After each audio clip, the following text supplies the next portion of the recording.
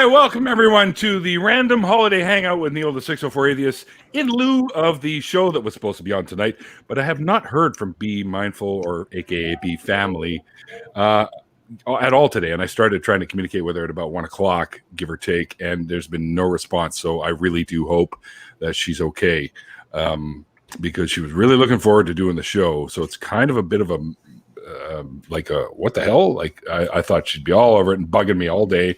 When's the link coming? When's the link coming? But yeah, unfortunately, she's a no-show. Something probably came up that prevented her from being on the show, most likely. So we will reschedule. All right. So just so you guys know, it will happen. I will adjust the time for the show on the deconversion story stuff when the time comes and we settle on a date, which I imagine won't be till towards the end of January, because B prefers the Saturdays as far as I remember. And so it'll probably be the 23rd at the earliest. Oh, look, we have nobody in the Hangout right now. So, I'm talking into the air. You're talking to future viewers. Welcome to the future, man. Oh, no, but it says there's 4 people. But that could be like us, because I'm also on the. Also, am I looking at it? I don't know. I'm not, so it's not me. Derek Cruz sent a $2 super chat on the Be Mindful deconversion thing there. Derek, if you're in the chat right now, thank you very much, sir. You've always been one of my favorites. All right, I'm going to close that fucking window, and I'm just going to hang out. Anyways, just so, what the hell is Mikey doing, for fuck's sake? I forgot my drink. Let's just shut his ass up. All right. No, that didn't work. Oh, hey, David. David, you should jump in here with us, if you can. Mind you, it's getting pretty late over your end. And I keep plugging your book, buddy, just so you know. Anywho, there's Mikey. Okay, so far with us in here, we have, of course, my producer extraordinaire, who's muted, now not muted, Mikey Salmon. We've got the wonderful Jenna Miu, who is a co-host with me on the nonprofits. So go over to the nonprofit channel and give them a plug, or a sub, not a plug, a sub, and also give them a plug. plug into the nonprofits. There we go. Right in the socket. Right. Oh God. And my very good friend who rarely comes in these anymore, Mr. Red Ventures, with us. Yeah. But you have to go do another show or something in a couple minutes, don't you? Yeah, I got my stream here, so I got about 10-15 minutes before I got to go launch and start that up. I was gonna hop on last weekend, but I got recruited to go do X's show on Utah Outcast. Oh, cool. X is good people. Yeah, he is. No, he's not. I actually sent him a link to join us, so he may see that and pop in, but I know he's probably. Oh God! Yeah, there's Saturday night recording stuff. So right, but he may pop in for a little bit. Hi, Andrew. We are doing a random holiday hangout because I have not heard from B, and so hopefully we'll reschedule. Of course, we've also got the one that everyone knows as the Miracle Baby, Mr. Irish Swede. And just joining us now from across the pond is the amazing Sam Chaos, who has joined us. I literally got home 4 minutes ago. Perfect timing. And already opened a bottle. Like it. Yeah. You're 3 minutes late. That's why Sam's allowed in here, because Sam's goes right for the booze. That's what I was yelling from the kitchen. I was like, I forgot my drink. Is the drinking age 16 or 18? And when I was in England, I was drinking in the pubs at 14. So I've got friends who were drinking in the pub from 12. Legally speaking, if you've got an adult with you, you can drink with a meal from 16. But the drinking age is 18.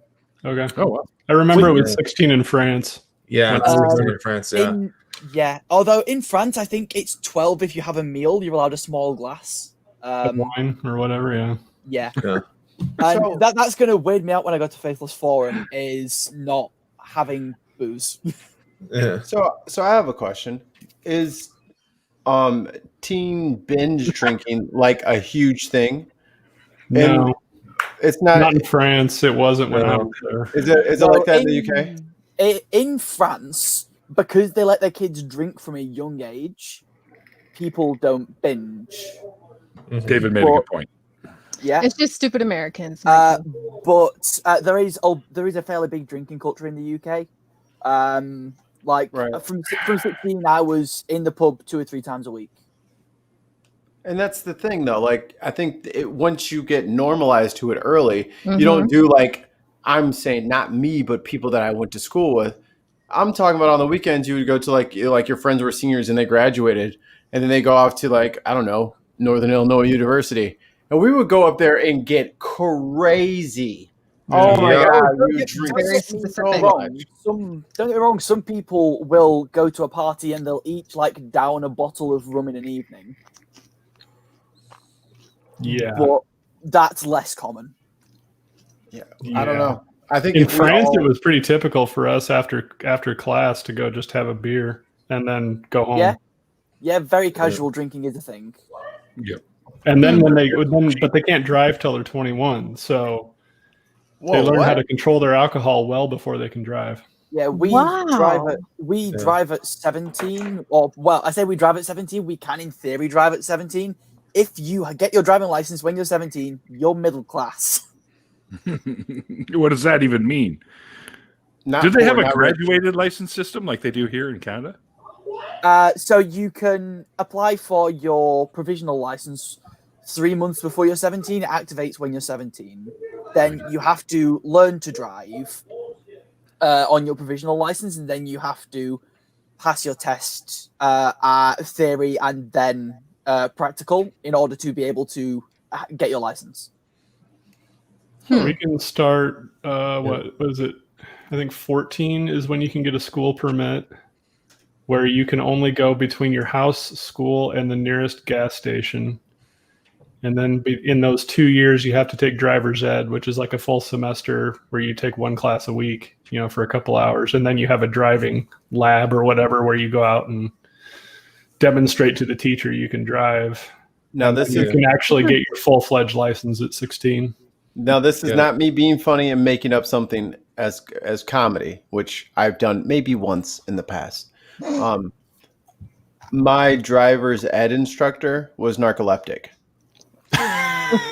What? Are you kidding me? He would fall asleep while the little girl was driving. Like we're at the Ford, like the I still remember like the gray Ford Taurus. I remember like it was yesterday.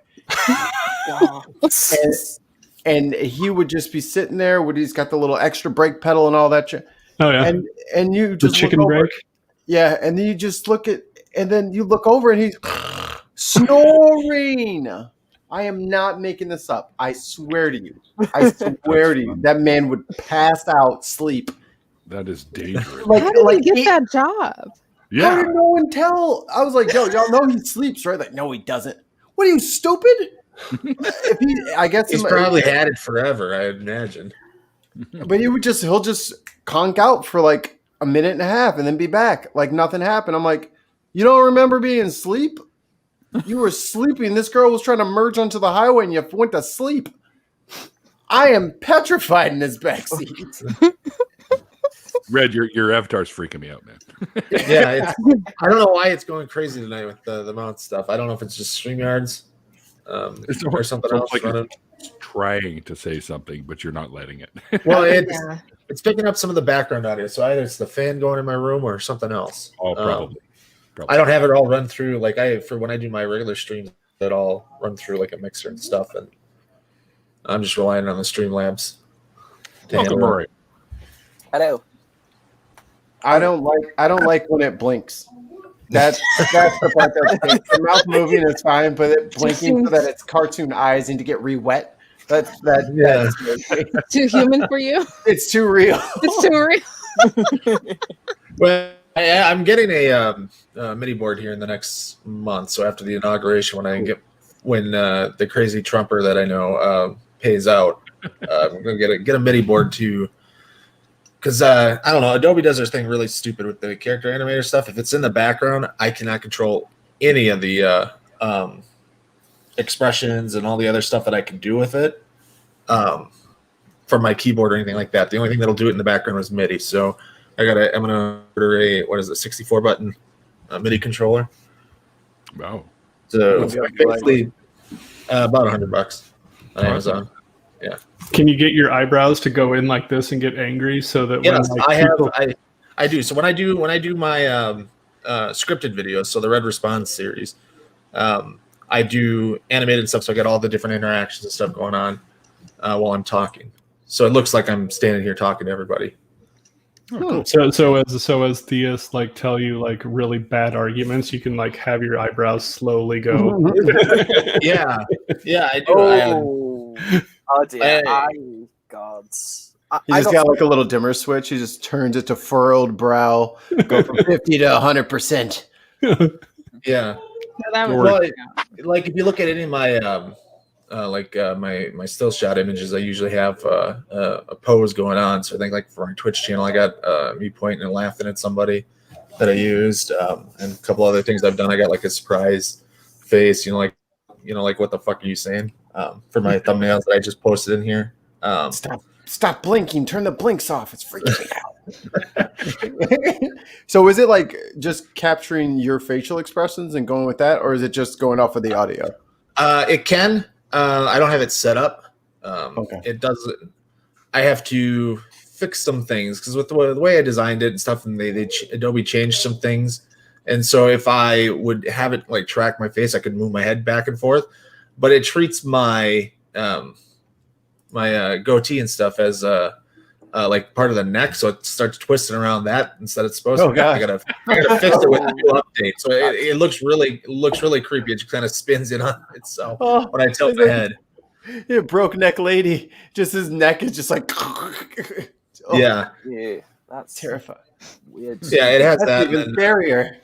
and then it can, when I have my camera on, although I usually wear my glasses when I'm streaming, so I got to take them off if I want to use like eye movements. I can follow my eye movements. I don't blink with my eyes and follow my eyebrow movement and other stuff. So I can get really fancy and creative with it. That's quite cool. Yeah, I like it. It's a lot easier to animate and stuff when I do the scripted videos and stuff like that, because it's literally like if I want to do like a different face or do something like that, it's a click of the button on the keyboard, click of the button off. While I'm watching it, I just enter the audio in, and it'll pick out all the mouse shapes that I have, and it'll just automatically generate those. And every now and then I got to make a couple corrections to those, but for the most part, I can leave it as is. Saves so much time. That's Whereas like, I'd like to Someone- see it where you could like turn your eyes into flames. Oh god. oh, we can do all that. Like there are so many. Like if you look up, OK Samurai is one of the guys on the Adobe character animator team, and he does tutorials and videos and stuff for all the users out there to try to kind of promote it and stuff. So you can go through. They have all sorts of different puppets that are really creative that you can do all sorts of fun stuff with. And they have a bunch of like sample ones that so you can learn how to set everything up when you do it and stuff there. So they got sample ones where they have, like flaming eyes, or they got a cat that you can drop its mouth to the floor and do like the love eyes pop out and stuff like that. It's literally just a couple of triggers that you click on the keyboard and stuff to record. So what I do is I record my audio, I edit it down, get all the background noise and stuff out of it, and put it in, get the voice, and then I can record over the top of that, literally just tracking like my expressions. So I can change and do all that other stuff and it'll react. It's Zero. It's a good time. It's good time saving. It's the time consuming part is setting up the puppets originally, right? So the first part, getting all the pieces put together and all the frames of animation in there. But once you have it in there, it's locked in there good, and you can just add a few things going forward each video, each month or whatever. If you want a new expression or something, put something new in there, and then you have everything else you've ever done with it, and you just go record a new scene for a video. Sweet. There's this really amazing dude on he was on Mixer. I think he's on Twitch now, but his name is Dorak, and he's this little red Elmo monster looking puppet, and like he has like an actual puppet that he'll like hop on cam with, and then he's got like the Red Venture like face mask puppet thing, and it all like it tracks his face. Now I'm like, bro, I have a green screen. What the fuck are you? You have an animated puppet. Yeah. Cheating. I don't think anybody is streaming on Mixer anymore. I think it's no. zero now. Well, I mean, my it's monetization Facebook is over. I made $1. It's Facebook Gaming now. Ah. Facebook bought out Mixer. Rest in peace. Who cares? It's Facebook. Was it a lot better? Was it better than Twitch, Mikey? Yes, it was the best. It was the best. Like they had a delay on their shit of 1.5 seconds. You want to talk about interactive audience, or when you could I could do like how we have the screen now. If all of us were playing Call of Duty or Halo or something like that, we could all stream together, and all of our streams would be on screen together. Really? And everybody shared views, and it was the fucking best, and it's gone now because we didn't love it hard enough. Yeah. But free market. But competition. Yeah. God. It's gone now.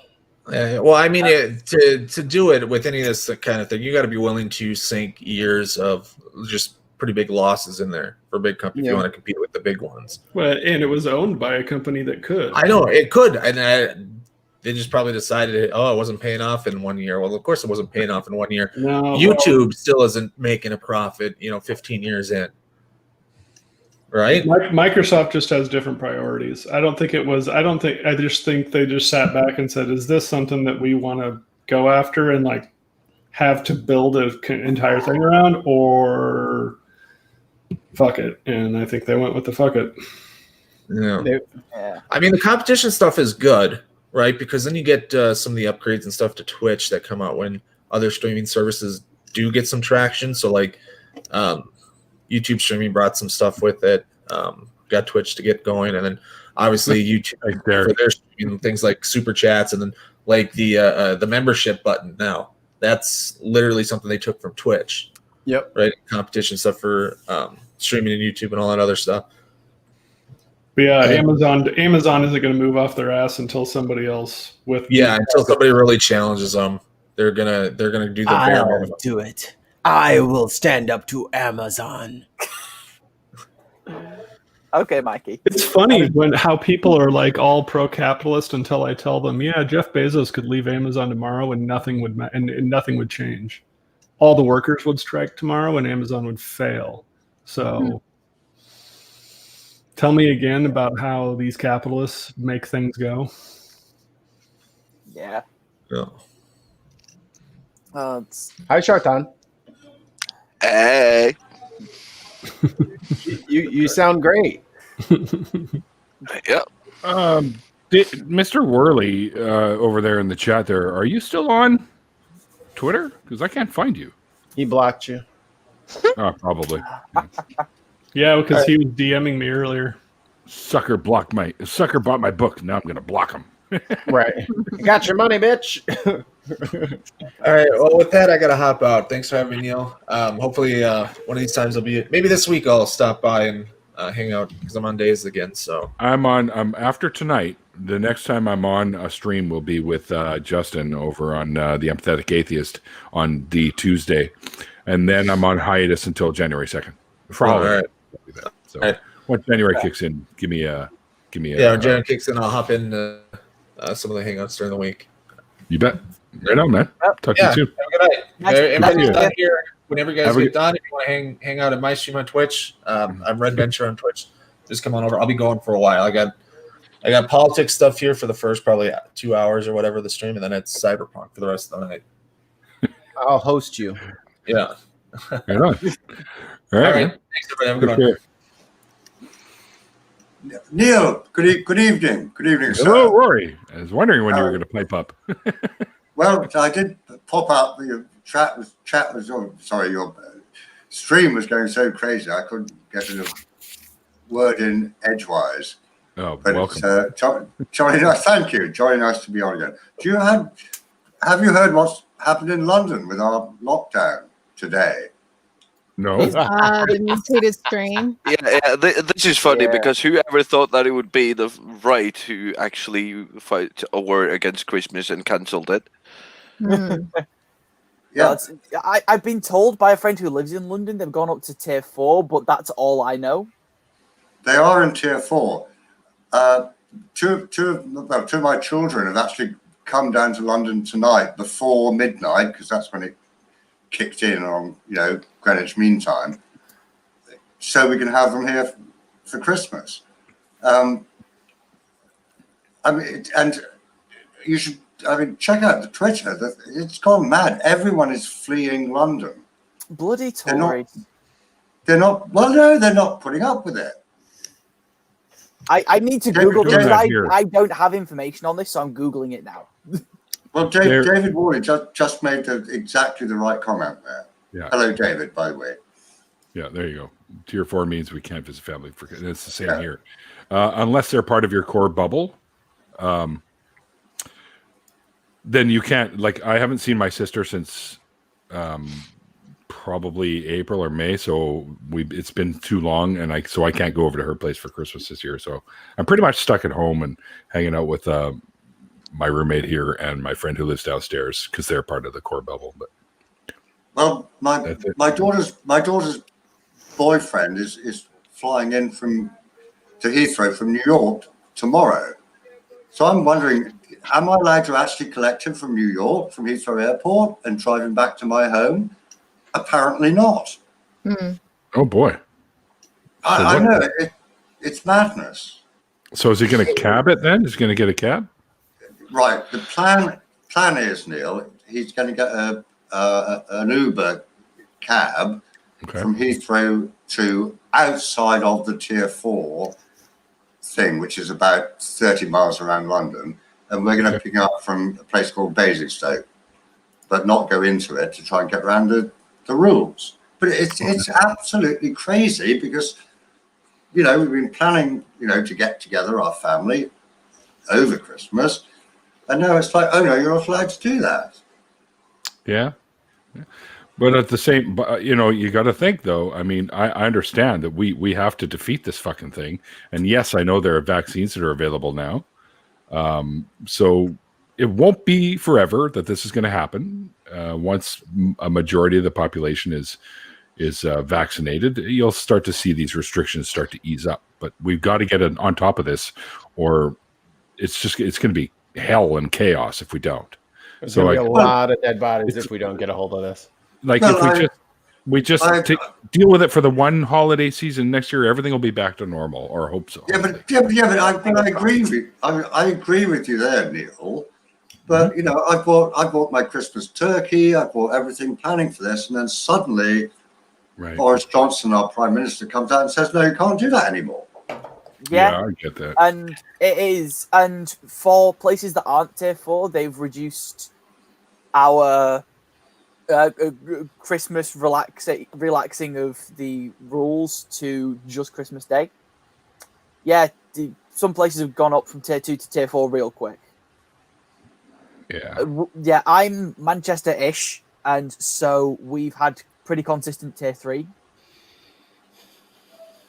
So what does that mean, though, Sam? Like, what are the restrictions?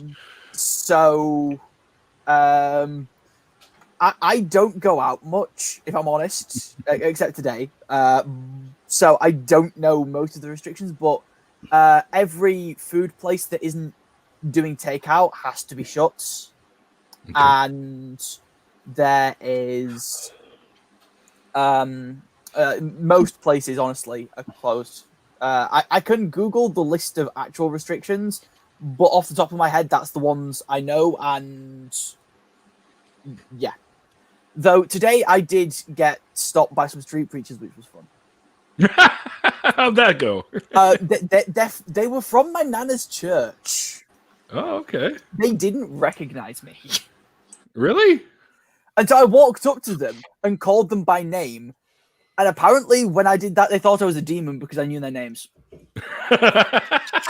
And so there's a story. We won't here tell them you that guys... you really are a demon, though. Oh, there's a story here if you guys want to hear it.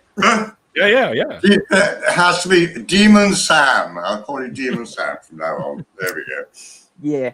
So, I walked up to this guy and I was like, "Oh, hey, Luke," for argument's sake. And he was like, eh? And then I stopped and I spoke to him and he saw this, which is my pentacle necklace. And he freaked the fuck out a bit. And then I stopped and explained who I was, and then he saw the fact that I'm wearing a dress and went, "Wait, are you cross-dressing or are you one of the trannies?" He said. Trannies? Really? That's really what he said. Yeah. Oh fuck. And so I said, "No, I am trans." I didn't bother explaining I'm non-binary. You would have gone over his head. Probably. So I then Popped a circuit breaker. and then I explained that I'm not Christian anymore because I grew up in this guy's church, and he saw the pentacle necklace and he was like, "Oh, I hope you don't wear that around your mum. You'll freak her out." And it's like it's just like I haven't so far, but I will. I got the ring. Hey, So there you go, nice. And so then I kind of spotted one of my nana's closer friends stood further across speaking into a mic. So I walked up to him. He did recognize me, but he was really confused. And he said, "Oh, have you come to help spread the word?" And it was like, "No, mate, I'm not Christian." And initially he mistook me for an atheist. I don't know whether to be pleased or insulted. But he did this, and then it was just like, no. And then I tried to explain, and I had to explain 3 or 4 times that I do in fact believe in gods. And then we had to have the conversation that, no, I don't believe in any gods that are all powerful.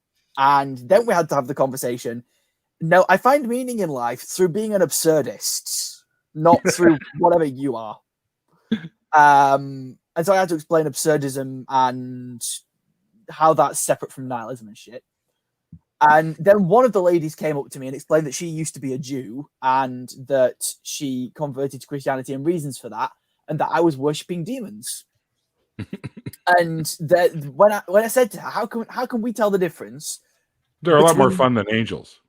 Yeah, I said, how can we tell the difference between it being demons who want to hurt me and it genuinely being other gods? And she said, "Well, have you been anxious or depressed? Because that could be a sign of demons." And I said, since I left Christianity, I've been significantly less depressed and anxious. My mental health has skyrocketed since I left Christianity. And she said, "Oh, well, demons can do that. Demons can be nice to you to trick you." Right, of course. And it was just like, okay, so how can I tell then? And she just said, "Well, you just need to pray to Jesus." Oh. And we went around like this for about 20 minutes before one of the other guys who'd been speaking into a mic came over to figure out what the fuck I was doing. And it turns out that he's an apologist. And so he knows who like Matt Dillahunty and people are. And so I mentioned that like I'm kind of in those same circles, and he kind of shuddered, like visibly. And he gave me like a list of apologists whose names he recommends I should check out. Half of them I know. It's like Craig and Churik and what's going on, Andy? whoever. What's up, man? And it was nuts. And these people that were then like, "And are you trans? And are you homosexual?" Yeah, pretty much. Pretty much. What if it's a demon pretending to be Jesus? And actually, I explained to them that technically, if you're going by the Greek definition of the word, Yahweh is a daimon. He was part of a pantheon, actually. Yeah, the thing with the word daimon is it just means a spiritual entity that interacts with humans. Fair enough. And so I walked them through the etymology of the word demon and where Lucifer came from, because it was not actually a Semitic thing in the first place. Nope. And I explained to them why homosexuality is in fact not wrong according to the Bible, because at the time the Jews didn't actually have a concept of homosexuality. And I gave them resources on that and they ignored it completely. And I tried to be nicer to them because I was half expecting half an hour later to get a phone call off my nana. And so I was gentler with them than I would have been to a regular street pastor. But if they try some of that shit again, like purposefully misgendering people, I'm not going to be nice next time. Yeah, you shouldn't be. You shouldn't have to be. The thing was that I happened to be in Manchester because I was meeting up with a couple of my friends from school who are Christian. Mhm. And it's like, they're chill. They don't care. I walked into the guy's apartment wearing a pentacle necklace and he was like, oh, hi, Sam. Awesome.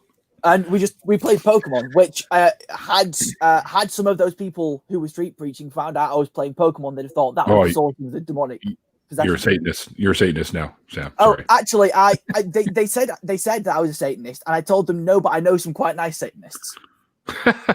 As do I. Yeah, in fact, I actually know a couple of really nice theistic Satanists as well. You got to think Satan was actually, in my opinion, if you look into the book, how many people did God kill? Literally millions, especially when he flooded the earth. And Satan's, I think his kill count is 10. And then there's the fact that Satan is actually a title, not an individual entity. The initial term was Hashatan, which meant the adversary. Yes, so it was a title for someone who did stuff to challenge or oppose humans. It wasn't necessarily negatively connotated. And, That's right. I've learned far too much about Hebrew just to argue with street pastors. I can speak Hebrew if you. You should start yelling at him in Hebrew. Oh dear, Start screaming. That'd be something. I know Yiddish. Does that count? I know a little bit. Yeah. And so they try and they said to me shit like, you just need to ask Jesus, and if you ask Jesus, and it's like, I was in your church, I did it in front of you, I spoke in tongues. Yeah, nothing worked, and it was just like, and I explained to them that, like, you know how you think your God exists? Yeah, I think my gods exist. And they didn't like that. And they said, your gods do exist, but they're demons and they want you to burn in hell. Of course. It freaked them the fuck out. You just got to have the right gods. Not yours, ours. So I found that most people who want to tell you about their religion have no interest in learning about yours. That's like pretty common. My policy tends to be, if someone asks, I'll tell. Hey, Terry, how you doing? Terry Davies just jumped in. What up, Terry? Well, Terry is in the chat, sorry, not in here. Yes. But Andy did just jump in, though. Hello, Neil. Andy. Hey, Andy. We don't right allow behind you. Australians in here because they did the right thing and shut their country down, and now are partying and having concerts and like hanging out with each other and they did it right. having orgies and. That's it. I'm moving to Australia now. Sounds like fun to me. Hey guys, They won't let us in. That's the bad part. They won't let us in. What is there, like only 40 confirmed cases right now something like that. in like the entire country? And like New Zealand has next to none. I think they have like 1 or 2 or something. Yeah, so they were 0 for the longest time, and they have like 1 or 2. Oh! Can we get back to the orgy part? So Sure, Andy, for you, Gartan, we'll do it. So Andy, tell us all about the orgies that you guys are having in Australia right now. No, it's not Andy. It's I am not Australian. I am here in Boston, and there are no. I can guarantee you, I can confirm that there are no orgies going here in this house. Thank God. Well, I do have friends in New Zealand, and I am very jealous of them whenever I see pictures of them living their best lives. Fair. Andy. Most of my interaction is with Americans, Australians, and Canadians anyway, so I don't get much physical interaction with them. Well, it's kind of hard via the internet. We could try, but yeah, just like yeah. Question for the group: who has a Corsair keyboard and got the problem yesterday? I do not. Nope. I know. Okay, Microsoft pushed in an update yesterday that caused the blue screen of death loop that caused your computer to do nothing but restart constantly. Oh, wow. And it was a conflict with the Corsair driver for the keyboard. Oh, so they had to roll out a patch. They rolled out another patch about 4 hours later that fixed it. But for like 4 hours, everyone's like, my computer's unusable. I wish you would have told me that yesterday. I would have been at work like, oh no. I got the thing. I gotta go home and get another. I would have tweeted about it, but my computer was restarting. Oh, Gods. isn't that the way it goes? So I didn't really do my announcements before this show, but first of all, I want to let everyone know that I will be taking a break for the holidays after being on the Empathetic Atheist show on Tuesday. And I'm not sure the time, but I think it'll be around 5 or 6 Pacific time. And then, of course, Randolph and I are going to be doing the call-in show sometime in the new year. So check over to the channel there and give us a sub there. And okay, enough, you guys. Andy is with me actually right now here. And once a month, Andy, myself, and Seamus and a guest usually put on a little shindig called Atheists Drinking Out Loud. And it usually airs sometime. Well, for me, it's usually about 2 p.m. Pacific time, 5 p.m. Andy's time. So, yes, that's right. I get drunk early on Saturdays once a month. So I'm nice and primed for the interview on that Saturday. But Andy, are we doing one this Saturday coming up? Yes, we are, sir. I'm still right. looking for a guest, but we are locked and ready to go. What type of guest do you want? I think someone down there is having a little bit of a fit because Hey, that's a You sign of might- COVID. That is. sorry, Mike, if you're going to come on the show, you're going to have to wear a mask. Damn it! It's in my car. Oh yeah, sure, you can jump in, Susan. We got lots of room. And Russ apparently is going to jump in once he goes and gets some smokes. Nice. I will send you a link. Boo. I'm going to mute a minute while I go downstairs and find more drinks. You betcha. I'm gonna mute Russ when he gets in here. I will be on Dave Warwick's show on Tuesday. Are you really? Nobody Cool. cares, Swede. Nobody fucking cares. Shut the fuck up. Oh, it's on. It's on. Whatever, COVID boy. Yeah, Mr. Stuck I'm in out there. of quarantine. I got eaten by a bear and it shut me out, clean as a fucking baby. It's actually an improvement on your smell. I can tell. Oh, shut This is not smellery shit. It's not smellery Oh, shit. I forgot. I'm on the No, wrong but- camera. Neil, you're supposed to be on top of these things. Wait, what? Oh, on the- yeah, the points, right. Yeah, I gotta set it up. Many have been gotten. So I think you're gonna have to give everyone here just a couple to start with, so we have a sort of an even. I'm gonna start us all out at 10, but today you can lose your points for bad jokes. I'm going to have 0 points by the end of this then. So, Last point standing. so you can keep 10 if you don't tell any jokes, right? Sure, we'll go with that. Okay. But someone else might beat you then, because what if they get one? Nobody's beating anyone on this stream because if they do, I'll reach through the fucking lens and punch you in the face. Well, what if someone else scores more points? All right, there we go. Oh, Rory's here. Rory can stay. It's an improvement, though. I like the gray. Everything is gray. That is the exact color of the blind spots in my eyes. So that's kind of weird. Really? So it's like I you're picked looking at a blind spot? Mm-hmm. Wait. How do you know what it looks like? Wait a minute. Something's not adding up. It's a strange voice coming from. I don't see anyone speaking. Must be coming from that gray area. Shades of Gray. Let me get Jenna in. It's a great Billy Joel song. Shades of What? Gray? Yep. Oh. All right. Can So we just talk about the I- fact that Swede just said a great Billy Joel song? I'm rather fond of the River of Dreams album, but, you know. Hey, Susan. Hi. Susie. Can I be so- officially jealous of you, Susan? Because of Mandy Satamas. Yes. right. Oh my god, that was the most fun conversation that I've had since Neil was on the show. That Really? was fun. See what I did there? Because I didn't want to say ever, because then Neil would be just all like, "What am I, chopped liver?" No. No, I it would was a lot of totally fun. get it because Mendisa's fucking amazing. Yeah, so. she's awesome. Did you message her already, Neil?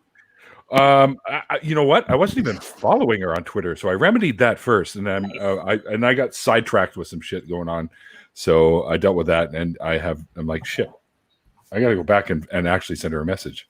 Oh, Yeah, was it, and- oh, really? I didn't even hear that. We're friends on Facebook, so that's sort of how I connected with her. Everyone's starting with 10 points. Is this a work down thing? So if we tell bad I'm jokes, just- we're gonna lose points. Or? Oh That's shit! what I'm gonna that's be what I said. negative. Okay, Yeah. okay. Yeah, if you got I'm gonna go. it. I'm gonna go That negative is the- real quick. That is the point, Neil. Look, Tons of Mice, I know all your goddamn pseudonyms. I'm just giving those points to you. I'm not going to keep making new names here. Yeah, no, just give him the tons because It's going to Tons. Yeah. Happy belated birthday, Tons. Just I had the one more announcement thing to talk about because Jenna over here is a co-host with me on the Nonprofits. So that is something you guys should definitely go over and check out the Nonprofit Show. Didn't I say that already? You did. I Did think I? I just like saying it. Oh my god! You know, I tell you, this beer is just going right to my head. Yeah, it's the beer. Mhm. Yeah. It's the beer. Yeah, sure. What Beer. Beer. What else could it be, Shartan? What else could it be? Don't know. It's illegal. It's the fucking beer. What else could it be? I gave a pair of these to Randolph, and I swear he started crying. He's like, "This is the best gift anyone has ever given me in my entire life." Because he saw them and wanted a pair, and I didn't tell him right away that I actually got two, one for him, one for me for the show. But I realized as many times that he put it on the last after show how excited he has been. Yeah. every chance he has, like, Now I get it. Now I know where Randolph he got puts it. his heart on his sleeve, man. He really sit hard does. on. He lives happily He does. and thoroughly. Working himself to death. He does. He actually really does. And every moment he gets, he starts, working on building the studio for the show, right? So when he's not working, he's at home working on the studio. So Neil was like, "You know what? You've been working really hard. Here's some Thug Life. $1.75 worth of sunglasses for you. You've earned it. And he's like, "Thank you so much. I love Please, sir, can I have some more? just working him to the bone."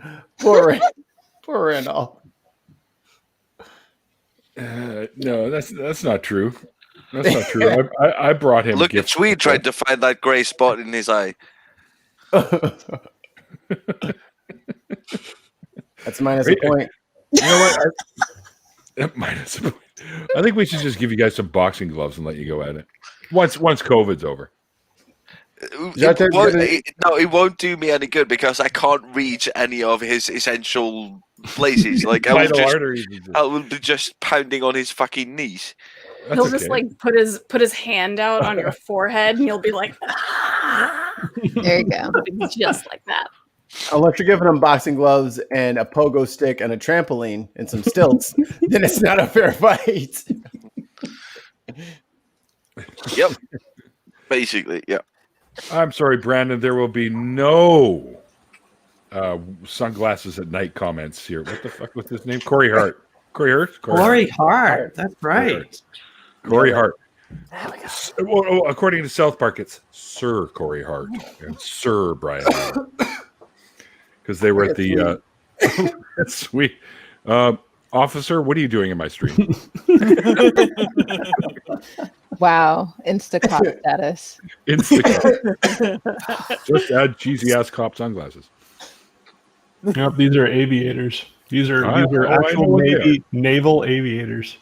Damn, fancy. So you're a Navy plane cop. My second cousin actually was an instructor at Top Gun. Oh, Andy, that was good. Yeah, you kind of remind me of Andy gets Goose, extra. but Goose had the good taste of actually dying. So Carl's Oh around. my god. But That still was kind of dark. Kinda? I don't know. I've heard a lot of dark humor in the last 7 months. So Jimmy. Is it a good thing I've started on the, is it a good thing I've started on the stronger booze now then? Yeah. You might be better adapted. Yeah. Malibu, absinthe. Malibu and absinthe. There we go. Well, wow. That's like flirting with disaster. Right? it's like Malibu and absinthe. I can hold a bit. Already the strap's starting to fall down, Sam. What's going on here? Like, what kind of booze is that? I need some. Not from me, but, you know. Are you in quarantine or are you out of it now? No, they, they let you out of prison? Yeah, they let me out of prison. No, so there's this, like, rule that if you can stay with family, you've done 7 days, and you did, spitting. And you did test the day that you left, so you can testify to that. So then they can release you early, and they released me 2 days early. So awesome. That's not bad. Good to have you back in, like some semblance of normalcy. Yes, it is very good to be on something on StreamYard that got. Yeah, this is all chop your ass up. Like, yeah. Oh, Jesus Hey, Christ. Gorilla's in the chat. Gorilla, I sent you a link if you have some time to join.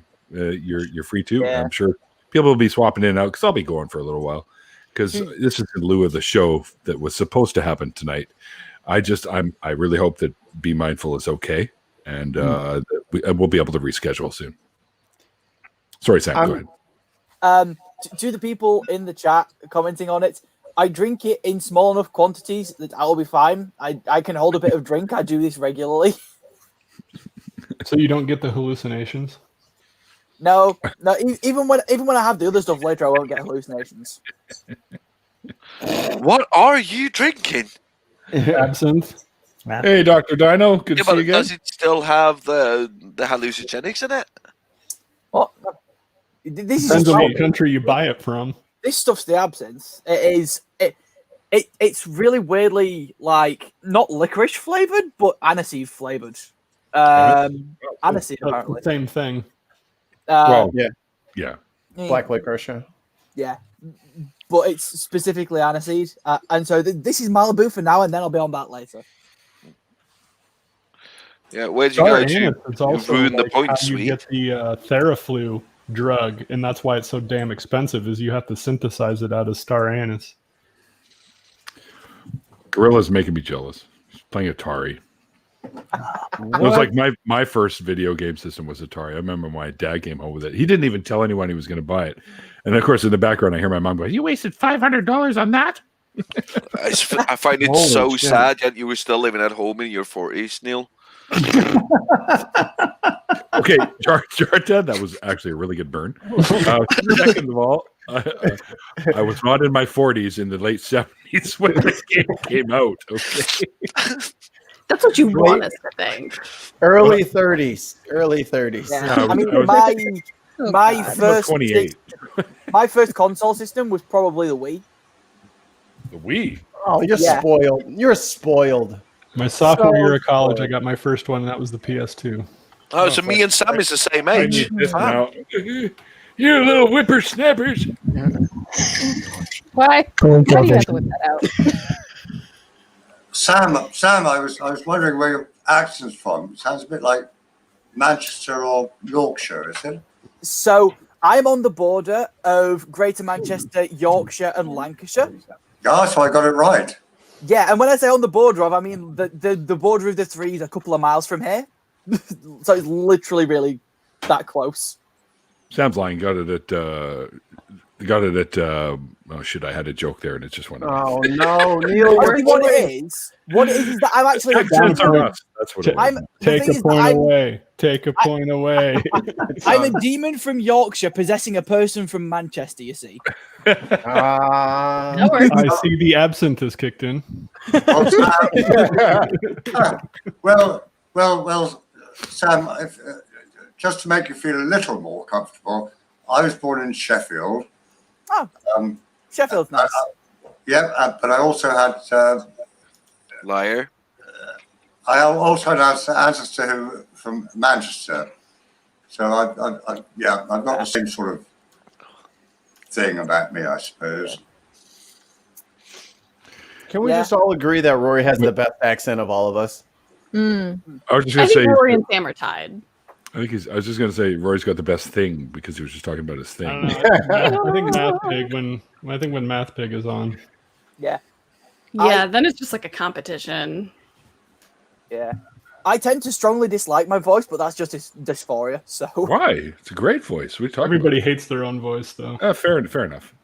Well, I've been told that Seth Anders and I should get together and do atheist ASMR. So anyway, be mindful. Yes, is Astromouse everywhere. That is who was supposed to be on. I have not yet heard from her, so I don't know. I don't know what's going on. I'm sure she's fine, and something probably came up, and she didn't have an opportunity to let me know. Or she forgot. But I can't imagine that being the case because she was pretty excited when we set this up.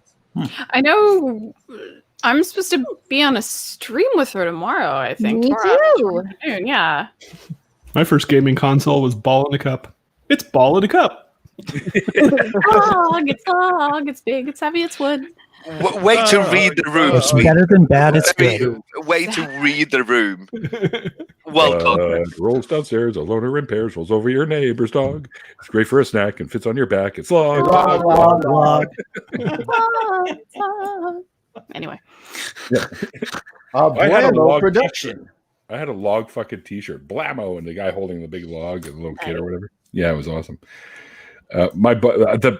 Since it's the holidays and this is a holiday stream, let's talk. I want to bring up a little subject here.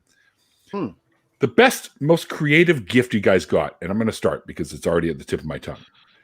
Back in about 95, I was living with a buddy of mine named Todd, and we were all about the Ren and Stimpy. And I got the t-shirt with the log stuff.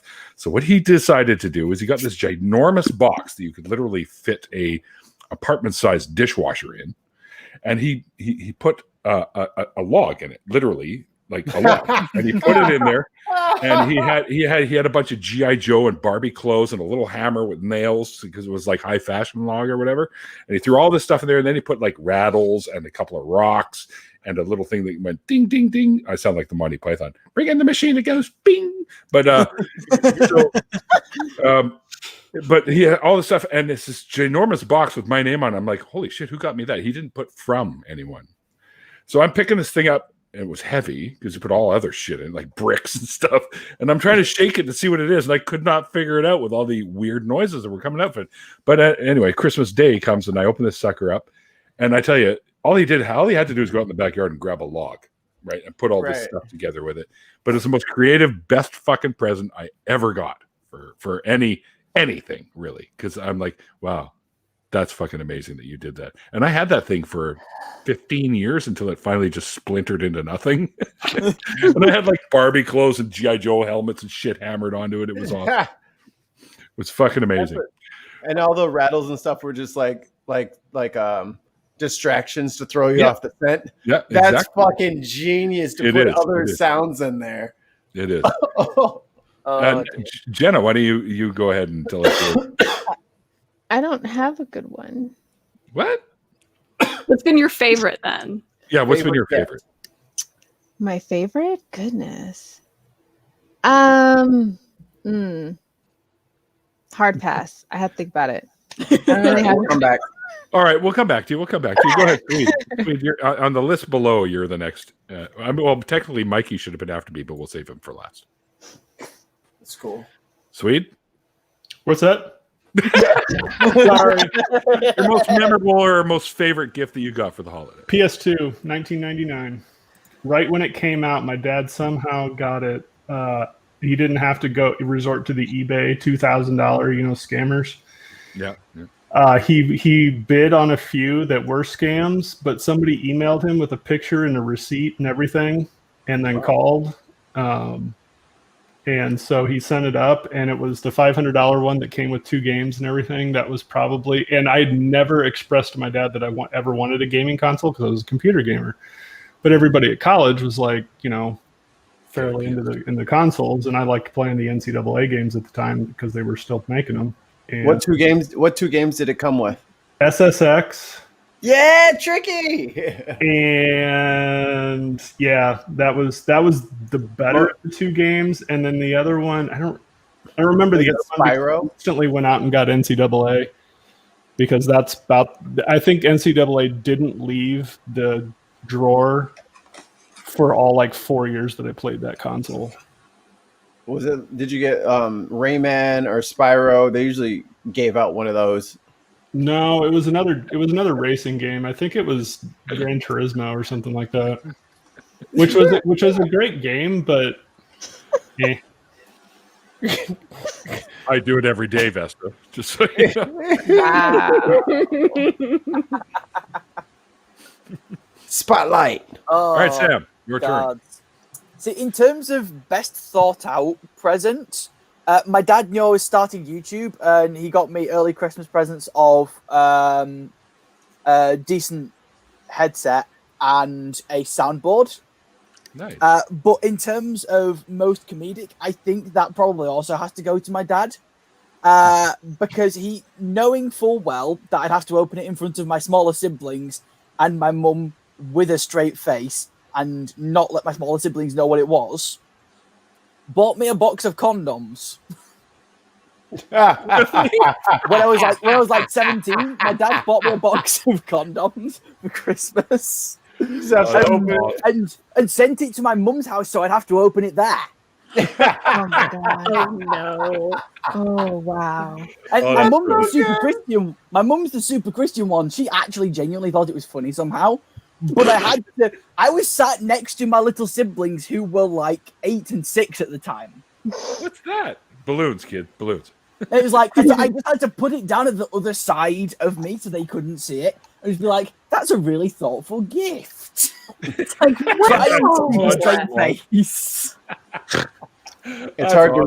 It's hard to read, but Sam's dad just got 35 points on the board because that is hilarious. That is funny. That is justified. That's amazing. Because you can't show out and be like, what the hell is it? You have to just, oh, thank you. Oh. Your turn, Mr. Rory. All my family ever give me for Christmas are socks. That's basically it. You know, I can't tell you any wonderful stories about these fantastic video games or everything. No, it's like I might get a sweater from time to time, but that's about it, unfortunately. Oh, damn it. What's your address, Rory? I'm going to send you something cool. Well, I'm sure I can send it to you. Thank you, Neil. Yeah. Do we all just have to send Rory some random shit now? So Jartan. Oh, it looks like you got eaten by the bear again. maybe we'll come back to him. And we'll hit up Andy now and see what's going on with Andy. Hold on, Neil, you're at 20. There we go. Adjusting the score. And Andy. Hey, well, I have a two-part answer to this. My girlfriend this year agreed to watch Die Hard with me 3 times before Christmas. Yeah. Had she not seen it yet? Oh, she had seen it several times. That's good. But I caught her maybe in a weak moment. And so we just actually finished watching Die Hard for the second time this holiday season, and I'm up for one more. So that's one of the great gifts that she's given me. The second one is what she did a little while ago, and that my daughter had when she was in second grade. My daughter's now 15, but when she was in second grade, she was in an art contest. She did this called Kitty in the City, just this kind of a picture that you would, seventh grade. It wasn't anything great. It was wonderful, of course, because I'm her dad. Yeah. But what my girlfriend did was that she put it in a frame. Mm-hmm. And now it's hanging in our kitchen, and it was a lovely job and very sentimental. And I told her you don't have to give me anything else for Christmas. Actually, between Die Hard and a framed Kitty in the City, that is fine with me. My holiday wishes have come true, and that's really maudlin for me, by the way. But if I can't be funny, I'll be maudlin, I guess. Yeah, it works. I'll give you 2 for that. I like that. All right, now we can swing back to Jartan because he's back. Yep.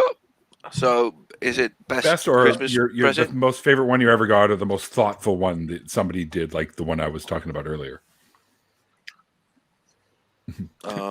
People suck. I hate Christmas. Yeah, people suck. I hate Christmas. I think Tons of Mice actually hits it on the head. It must have been the beer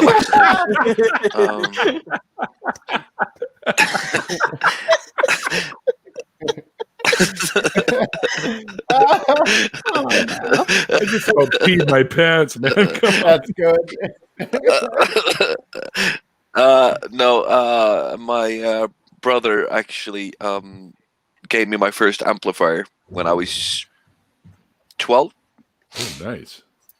Yeah, I got his old PV transistor. What was it? What were they called again? Like PV Monster. It was like a small, like 15-watt amp. It sounded like absolute fucking shit, but it was my first amp, and Sounds awesome, man. Yeah. You must have been ecstatic when he got that.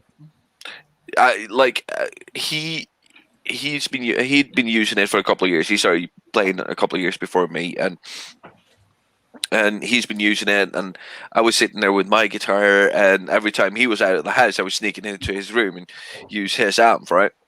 And then he bought like this big, it was a Jubileum version of the Marshall JCM 800, 100 watts with a 412 speaker in it. And I was like, "Can I have your old amp, please?" And he was like, "Nope, I'm gonna keep it." And I was heartbroken. And then Christmas came, and it was this big box there, and he had like done this elaborate thing where he'd like given me this big box, and in it was just a note, and I had to do a treasure hunt. And nice. while I was out, they carried that amp over to my room, and when I got it to my room, which was the last one, like my Ibanez was standing there with the amp next to it, and that is awesome. Yeah, that's a good memory right there. Yeah. And what about you, Susan? So I'm not just saying this because you just walked back in the room. I like how it was on Jartan while I'm talking. I'm a little insulted right now. It takes Mikey's getting used to the new controls. It's okay. It takes a second, just 1 second. Was it a Funko Pop, Susan? It had to do with Funko Pops, actually. So last Tell him I say year, hi. I see his hand working overtime in the background. yeah, he's actually like working right now. I was like, "Are you going to join?" He's like, "No, I have work to do." I'm like, "Oh." So last year, Nathaniel started me on this like Christmas scavenger hunt thing, which but it started out with a Whataburger Yeti, which is the one that you see. It's right there. You see it right there. It's Whataburger Yeti. And then I would find clues as I went around. Like each thing had a clue that was stuff from Parks and Rec. So like he had lines from Parks and Rec that would like lead me to a bunch of different Funko Pops, and then the final thing was, so I had a charm just like this that was a little Texas with a heart charm since I was in high school that I lost sometime during the year last year, and Nathaniel got me a new one, and it's got my name on it, and I was like, "Oh, thank you." So that's awesome. That's awesome. He's a keeper. He is a keeper. And we just had somebody join us, which makes it 10 now, and I think someone else is trying to jump in now too. I actually have to go get groceries. Like my grocery order is ready, so I'll hop out. Okay. Well, when you come back, if there's room, you're welcome to jump right back in, Susan. Good to see you. All right. Bye, y'all. But tell Nathaniel we don't want. Tell Nathaniel we don't want him in here. Don't fuck off. Just go do your work. No, give him a big holiday hug for me. All right. I will. Bye, y'all. Right. Yep. Good night, Susan. Have a merry holidays. Rory takes the spotlight. And here's Randolph. Randolph, what we have been doing, welcome, by the way. What we have been doing is talking about our most memorable or most best thought out Christmas gifts that we've received over the years. So why don't you kind of think about it for a second and tell us what your best or favorite one was? Oh, okay. Yeah, I'll have to think about that. Right. Well, we can come back to you. We can let Mikey spill. Yeah. Because I've been holding off, and we'll let you think about that for a couple seconds. Hi, Mikey. Hola. Yeah, that was interesting. Next. Here, take your 2 fucking points and leave me alone, you damn bully. Fucking piece of garbage. Wait, who the hell is Sam's dad? Sam's dad from the story. Oh, gets the automatic 25 points, right? Yeah, 35. Wow, some big so points here. Yeah, we all started with 10 because It's Christmas on the scoreboard. Yep, everyone got a gift of 10. And everyone thought I was a little points Scrooge. Oh shit! Here we go. So we're all in trouble. Yeah, and we got sweet on the board for once. All right, hang tight for a second, Russ. We're all doing the best or most thoughtful Christmas gifts or favorite Christmas gifts. And Mikey's up, and then we'll do you next, and then we'll come back to Randolph. So think about what your favorite one was. All right. We'll do you next. We'll do you next, Russ. Don't get me all hot and bothered. Oh, like you're bothered. Hella gross. So this isn't a Christmas gift, but I used to be in a band right after high school, and me and my best friend at the time, Tony, like we made this band and we rocked our little hearts out for like 4 years, and it didn't go exactly the way that we planned. And then I started DJing. He got into another group. The bassist split up. We all went our separate ways, but we've all remained really, really close friends and brothers to this day. And last year or the year before, it wasn't like he said it was like a birthday, Christmas, everything kind of gift, just because we hadn't hung out in a while. And his parents had divorced, and they sold the house that we used to practice in. And he fucking produces, but from behind his back, a fucking frame, and it was the lyrics to our favorite like song that we used to perform that would make the crowd go crazy. It was like a handwritten lyric sheet that I had written like fucking like 8, 9, 10 years before that he had found when they were cleaning up. So he framed it and gave it to me. I was like, dude, oh, that's awesome. It's in my it's in my office. It's rather on the other side, but that is the coolest thing. I don't even know how anyone could top that. Like, that is pretty cool. That is really my youthful energy all caught up in one picture frame, and it was very cool. Amazing. That's very cool. That's a thoughtful gift. I still have all of my original handwritten lyrics somewhere, and as well as my first versions of typed ones. I didn't have any white paper, so I had to use pink paper. That's not really better. It's also very, when you carve stuff into stone with metal, it's very hard to erase it. Okay. All right, listen here, Jartan. See, it's not funny what happens to you. It fucking is. Oh, it's hysterical. I love it. Yes, as a matter of fact, my computer actually says "Made in Bedrock" right on the back of it. Do you have any of Easy's customary rats running around in there to run like a generator? Yeah, little prehistoric hamsters on wheels. Yeah. So it was chiseled into the back of your computer. Is that what you're saying? That's right. Correct.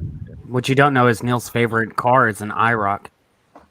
Wait, what? Oh, shut up! You're losing a point for that one. Boom. No, give him 2 for that. That was that's one of those jokes where you're like, wait a second. Oh, I see. Yeah, you had to think about it because of the Camaro. No deducting points unless that was specified ahead of time as a possible risk. And it was, Randolph. It was. It was. Yeah. Okay. Got him Why am I on screen? So Randolph's down Because to it's 0. your turn. It's your turn to talk about your favorite or most gift. I've got mine figured out if they want some more time. Is it just a gift or in general? Yeah, or like it's a holiday stream, dude. Holiday Christmas present, best one you ever got. Your most favorite. Well, my cousin. It's not a puzzle. It's not a what?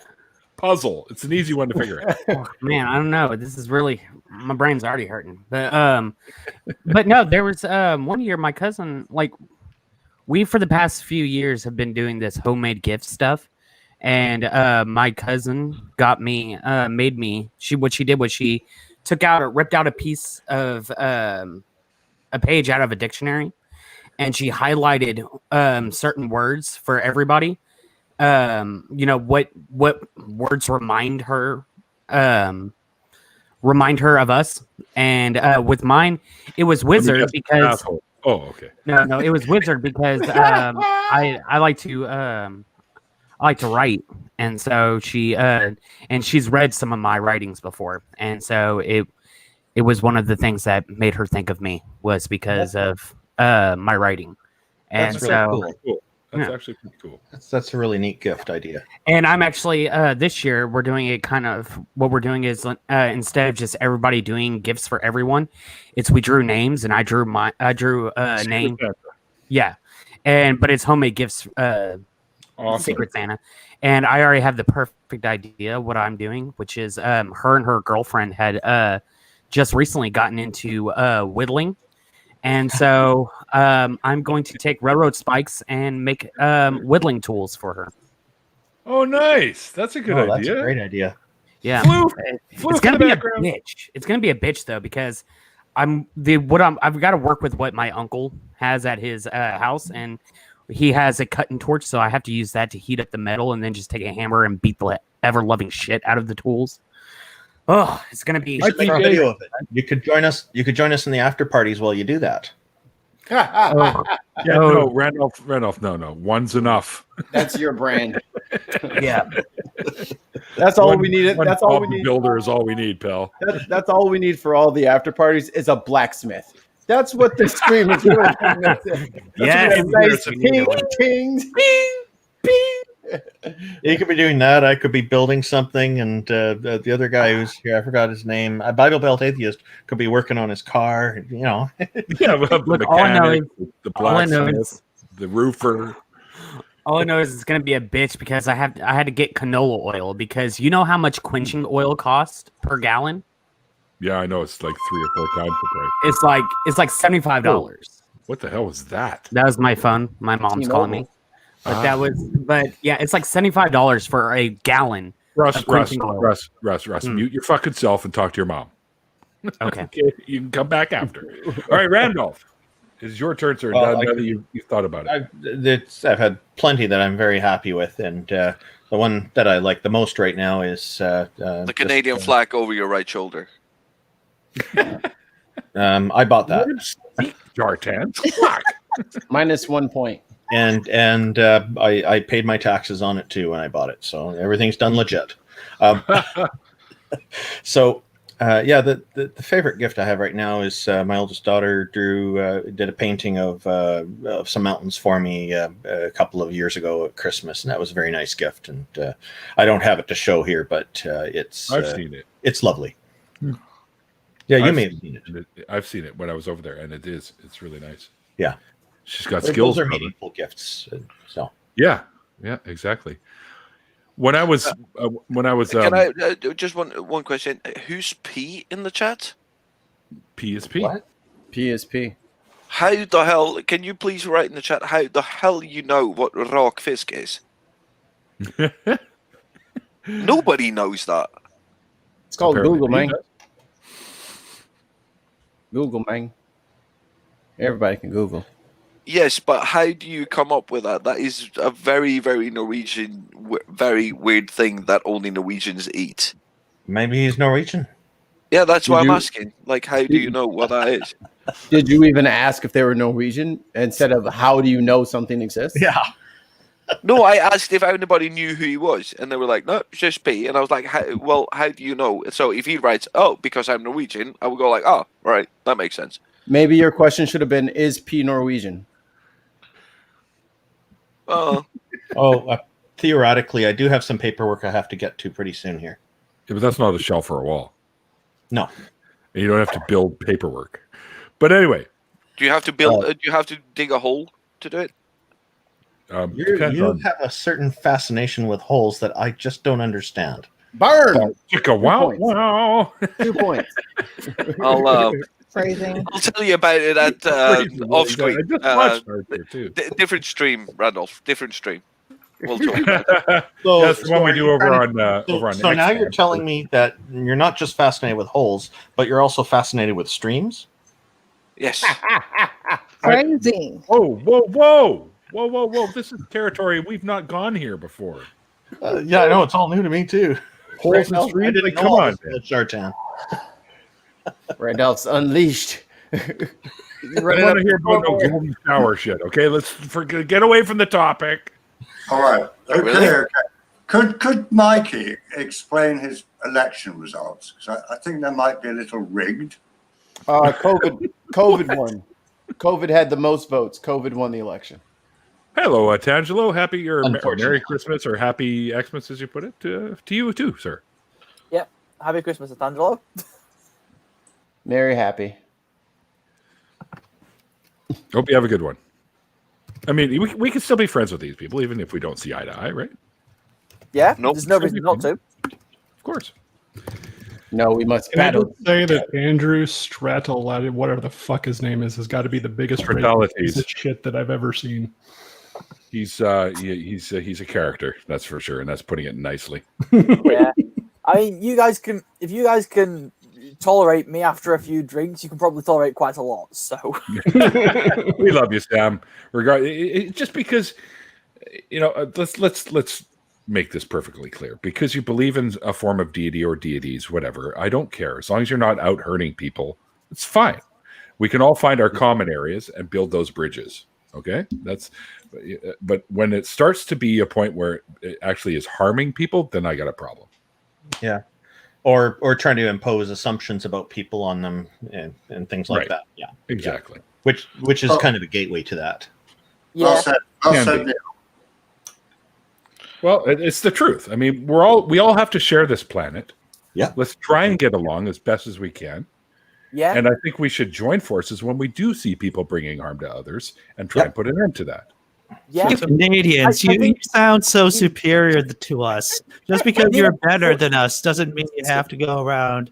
And so long as No, we no, can, not about we that. can- No, Andy, just because we're up north doesn't mean we're superior. and we can share the Yes, he important fucking things. does. You know what he is Fuck you being, on about. Andy, he is being too calm and rational. Let's fight him. Sam was trying to say something. Go ahead, Yeah. Sam. Get him. We can share the important things like booze and cheese. yes, I'm all over that. And Kinder Surprise eggs. Oh, wait, the U.S. can't have Kinder Surprise eggs. See, and That's this right. is why we'll you share them think with you're you. better than us. See, Yeah, us and the Brits, we'll get together and do our Kinder stuff. Yeah. Has anybody started leave it out. watching? Michael. Oh, sorry, How much, Jenna. how Go much ahead. further north you can get from British Columbia? I mean, Alaska, I suppose. the polar bears have claimed Alaska as theirs. Because there's well no ice said, around. Angelo, and I'm 100% on board with that. Yeah, I aim to build rockets. I like what Otangelo said. I just wish he would could get his head around the concept of absolutely nothing. Yeah. Oh, but the problem is there's no such thing as absolutely nothing. Well, that's not a real thing. Well, he keeps trying there's to no put such thing as definitions on absolutely it. That's the nothing. problem. As far as we're concerned, there's no such thing as absolutely nothing. There could, I guess, theoretically be. We just wouldn't be able to perceive it. Even the most best vacuum, and we built one that's better than the vacuum of space. Yeah. And we've sucked out every particle we possibly could with the CERN thing or whatever the fuck it is. Yeah. And there's still in the square foot, there's still at least a dozen types of particles. Oh, yeah. So I'm not saying nothing does not exist. Is it I'm not down saying to that low? we can't find it. Wow. I'm not saying we can't find it. I'm just saying I'm not saying we can find it. I'm just saying we can't prove it doesn't exist. I guess. Even like Yeah, there'd be well, no. so far there's not been an example of it. we've Well, not I found do actually disagree. Have you ever seen one of Swede's CT scans? Oh my God! There it is. There it All I is. was doing was taking a dig at Otangelo there, a friendly dig, because we had a conversation about this recently. Yeah, I love how the things go way off. tangent. Otangelo has actually nailed it right there. Absolutely nothing is the absence of anything. Whoops. Is the absence of anything, which is correct. And since we're here, there has good. never been a state of absolutely nothing. Finally got There's through to him. always The been last one time he form was of it. defining all kinds of characteristics and properties on it. So it's good that he's not doing that now. Excellent. But his conclusion, though, is the only thing that we disagree on. That's all. Yeah, we can disagree on conclusions. That's a thing. Sure, of course. But if he was here in the room with me right now, I'd crack him a beer and cheers him and say Merry Christmas or Happy Holidays or whichever version he wanted to, and we'd have a couple of beers together. That's Yeah, it. I'd do pretty much Festivus the for the same rest thing, of but us. probably with hot chocolate. Yeah. That's because you don't drink, Randall. I crack open a cold can of hot chocolate. So When now the he's not question looking, though, I'm going to now- dump a little fucking Kahlua. So now in. the question is for Otangelo, do you prefer beer or hot chocolate? Hot beer. Mm. I chocolate share, beer. but I've run out of ciders and I don't That's keep a winning beers, solution. so I'm down to yeah. Oh, you like? Oh, he said Angelo beer. likes beer. There you I go. wish you were here right now. Yeah, Breer. Minus 1 point for Arcangelo. Right, and just to let you know, ladies and gentlemen, we do not have a war. No. It's solar they- temperatured. No, it's not What? warm. It's hot. No. It's chilled in the cellar, and then it's pumped, Because obviously. there's actually in the pub. there is actually a regulation as to temperatures pubs have to keep beers at. Oh, And Yeah, I really? know this because I used to work at a pub where the boss got a bit pissy with me because I accidentally left the door open in the summer and it got too warm in the beer room. And so we weren't allowed to sell any beer for a bit until it re-chilled. So what is like cold? Bad It's not technically cold for you guys, but it's not like cold for us is like 45 degrees Fahrenheit, which is what Celsius. What is 45 degrees Fahrenheit? Let me Google this. Shartan, you're a regular fucking barometer over there. Tell me what that is. No, you have to add about 30 degrees plus 6. So for me, 45 Fahrenheit is about this. What? Oh, Bro. 7 Celsius. No. Yeah. Yeah, so that's much colder than the beer that y'all serve. Yeah. Right? I'm asking. This is a question. That. I don't think so, unless like the pubs around here are especially cold. No. No, I'm with Sam here. Yep, I'm going to defend my country. Defend it all you. Let me Google will suss this Well, out. didn't you do that in the First World War as well, Rory? Whoa. My grandfather was wounded on the first day of the Somme, 1916. Really? Yep. Shrapnel wound to the head, unfortunately. Ooh, Was he one of those who like got back in the game because there was like real honor back then to when you got wounded you didn't go home, you actually went back into battle again? He was taken back to England to a hospital. I don't think he ever. Yeah, he ever returned. Even if he tried, he probably would have been forced back. Yeah. Whoa, what the hell is this shit? This is a CT scan of a dissection. You wanted to see it there, Jartan. Oh God. Oh dear. Yeah. The true lumen is where the blood's supposed to be. The false lumen is where the tear has been and where the blood is flowing into where it shouldn't be. Otherwise known as an aneurysm. That's legit. I'm looking at all your farts in there. Yeah. Jenna, you probably know how to read this a lot better than I do. I see your shoulder blades, your rib cage, Yeah. and your farts. Your farts. Look, all that black spots. Those is farts. Those are indeed farts. Yeah. Yeah, This would I'm be not. how wrong. it works. That's how it works, clearly. I'm not a medical professional, but I think Mikey is spot on with that. The D- black dim- areas and farts. Dim right there is farts. Yeah, that's the only explanation. That is the medical terminology. Thank you. Dim is farts. It's one word. See, even Jenna agrees, and Chemistry, we call it methane. methane. Sorry. Excuse me. I did read an article. Apparently, married couples who fart in their own presence are likely to remain married for longer. Because they can't find Bullshit. it. I Because call they- that bullshit. No, because they can't find anybody else to go farting around in front of, so they have to just stick together. No.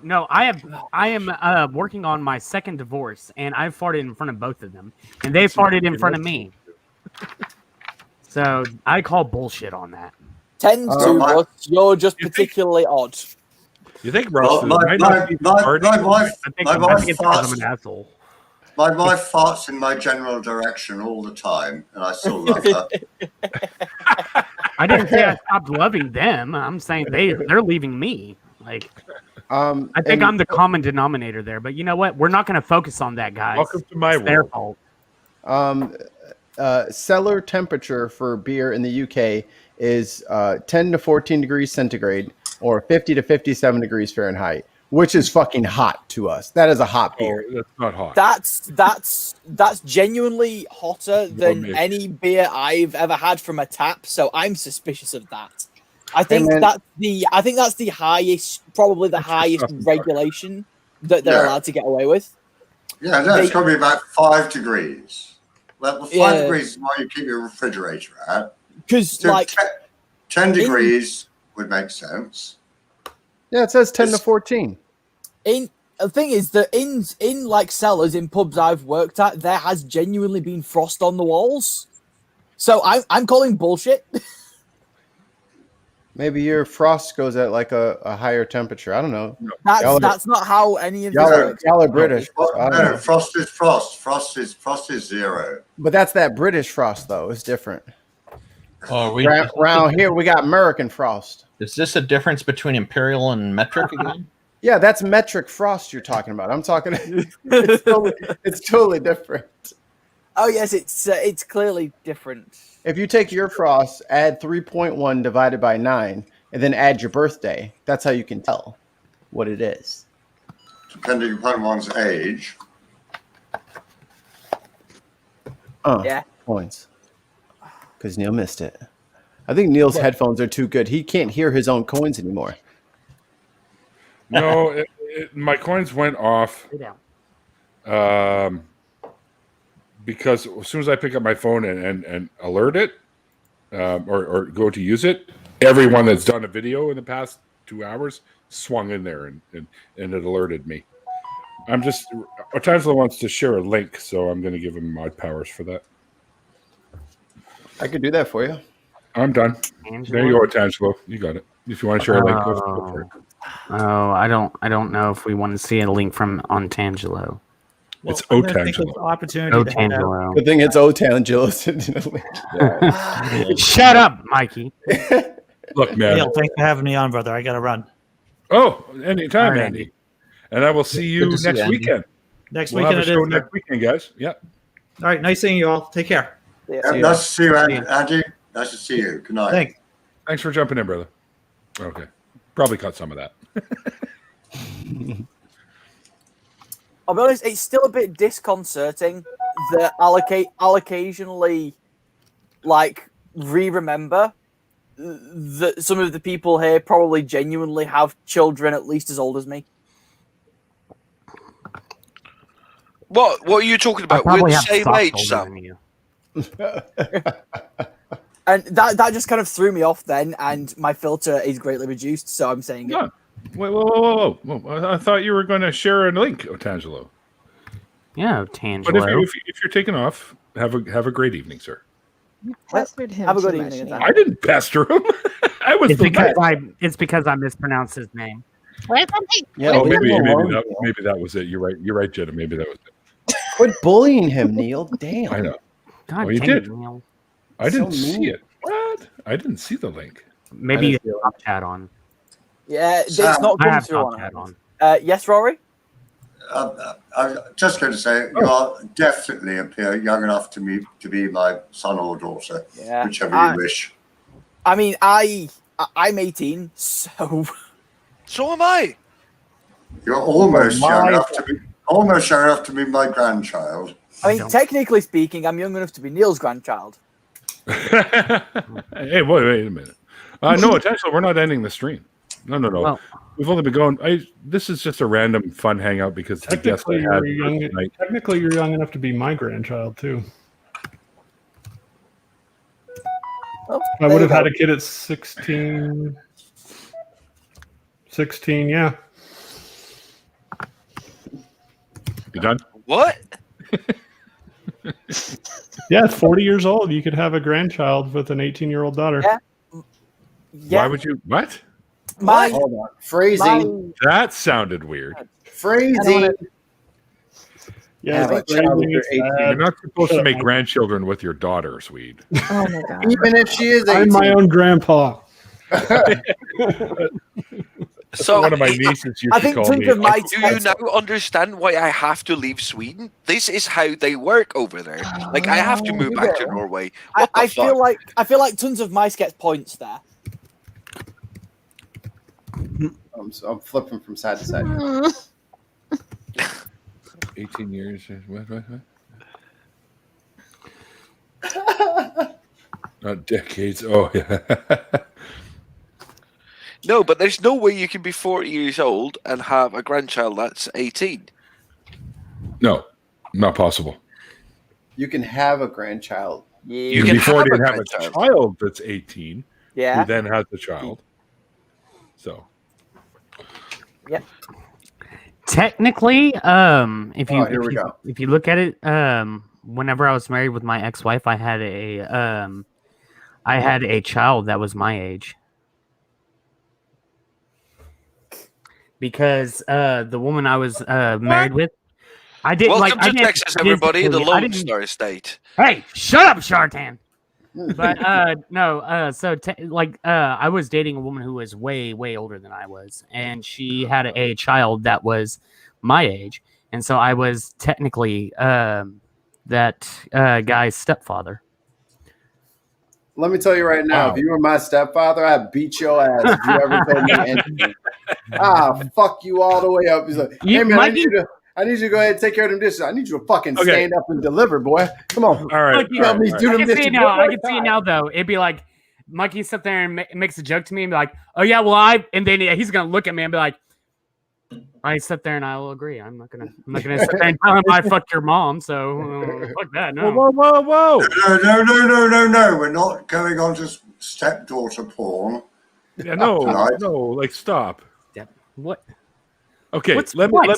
All right, I'm going to change the fucking subject right now. Okay, we've already talked about the best or most thoughtful kind of gifts that we got for Christmas. Now I want to hear the worst one you ever got. Oh, the one that made you go, "What the fuck?"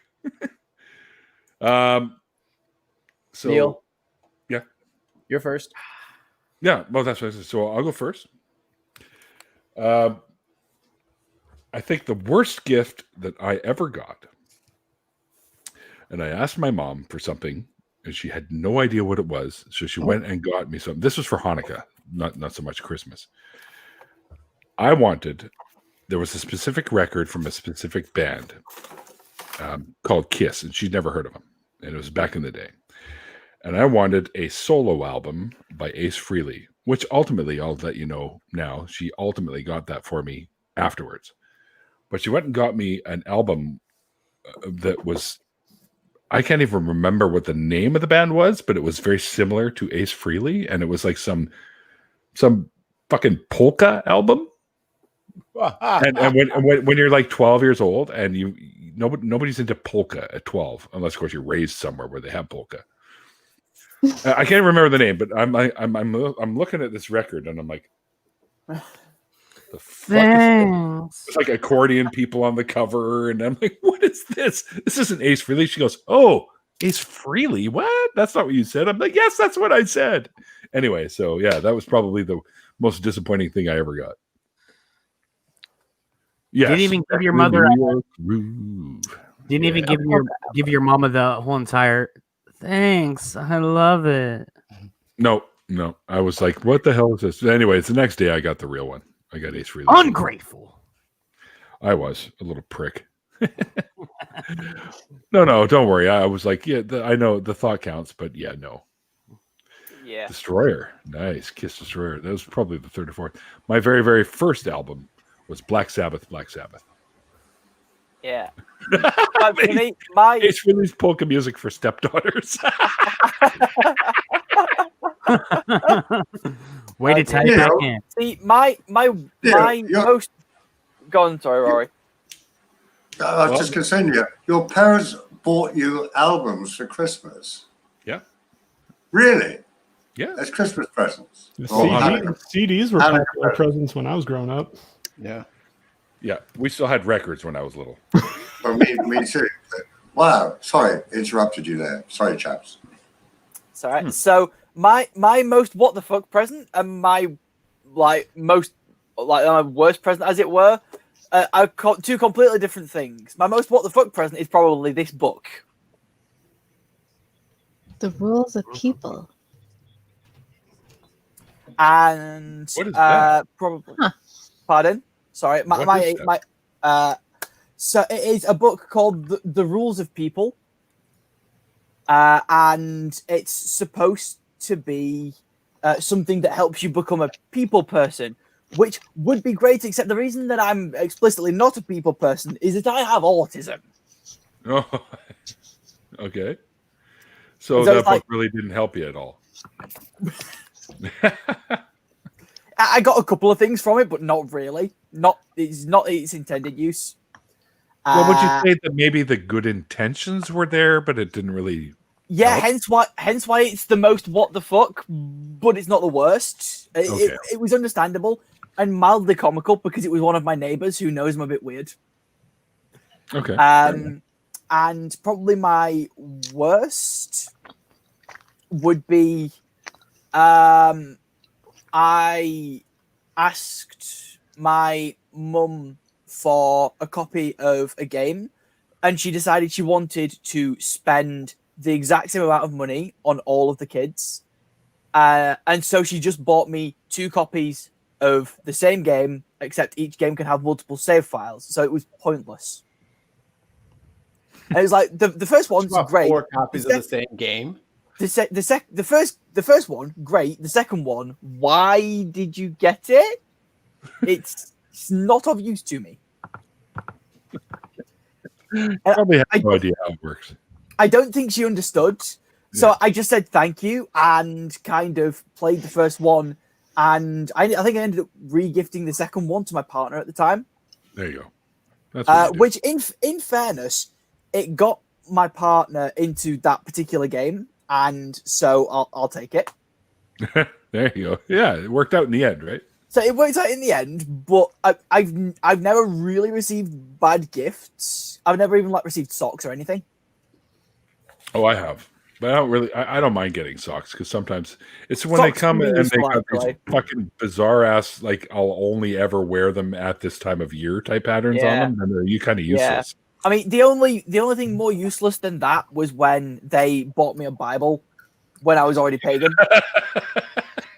And they didn't know that. They thought I was still Christian. In fairness. I see.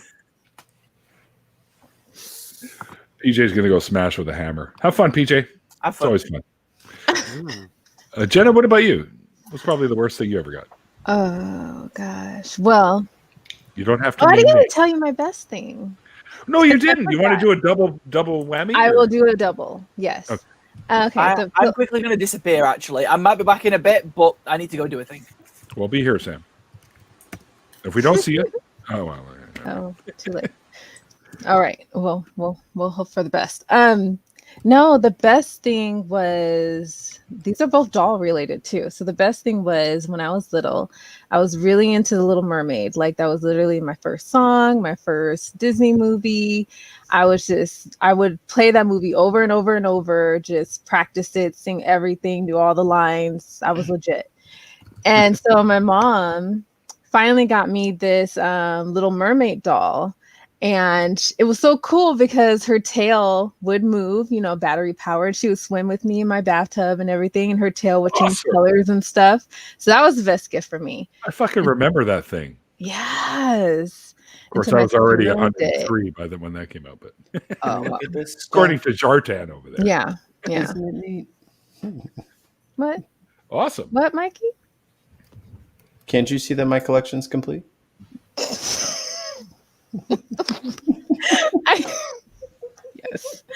I will ruin your favorite. It. Oh yes, thank you.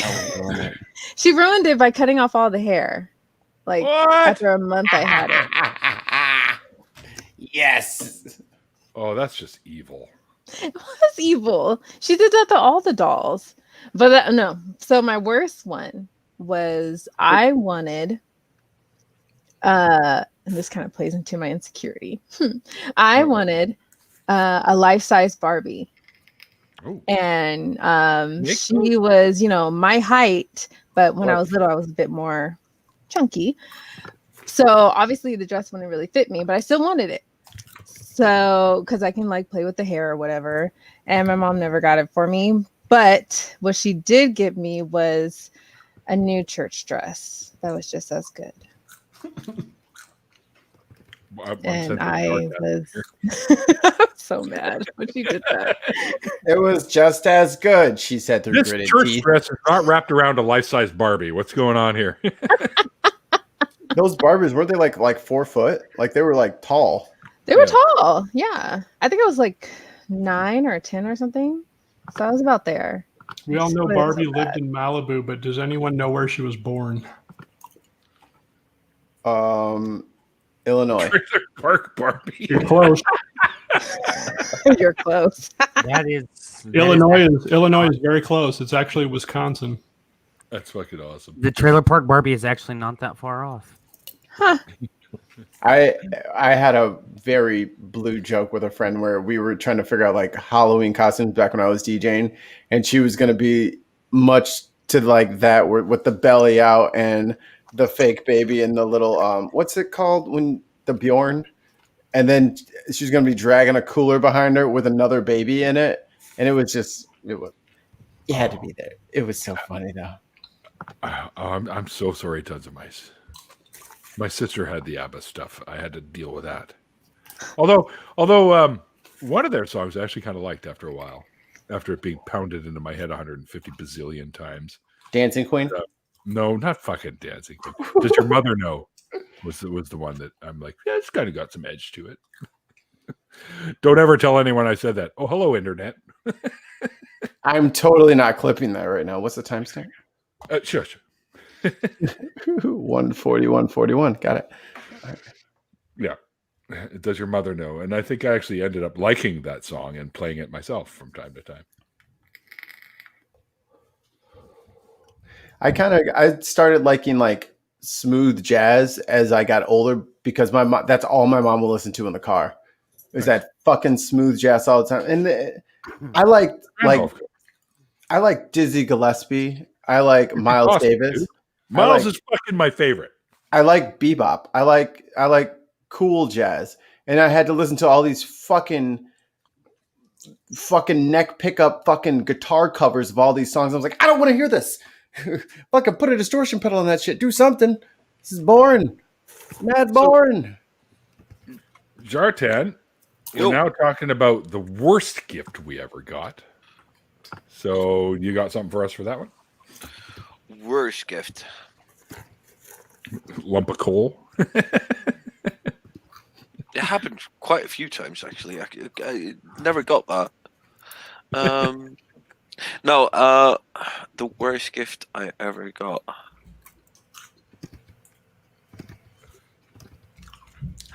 No, not really.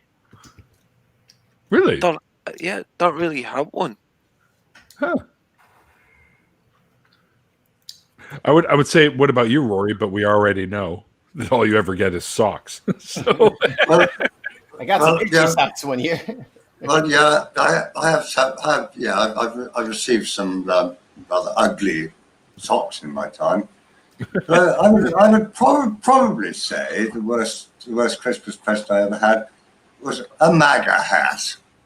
Really? You actually got a MAGA hat? Oh my goodness! I've never worn it. Neil, you know me and my hats, and you've never seen me wear a MAGA hat, have you? Nope, not even once. No, I haven't even seen you thinking about wearing a MAGA hat. That is a strange idea for a gift. Yeah, no kidding.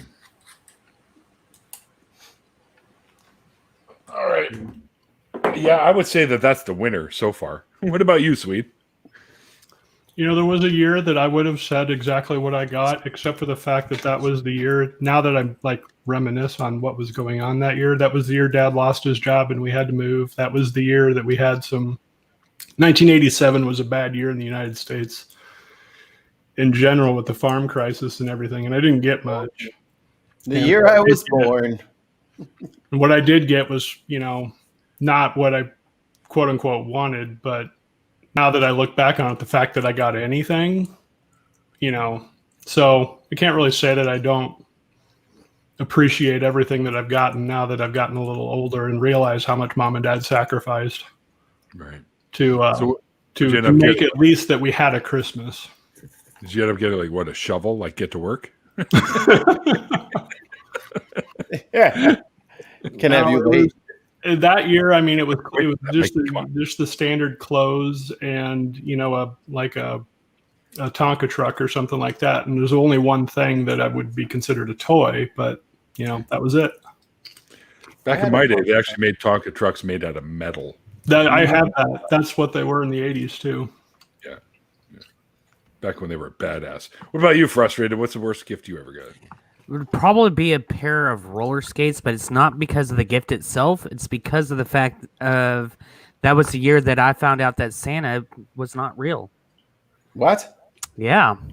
See, what happened was, well, I mean that Santa didn't give me gifts that year. That's what I meant.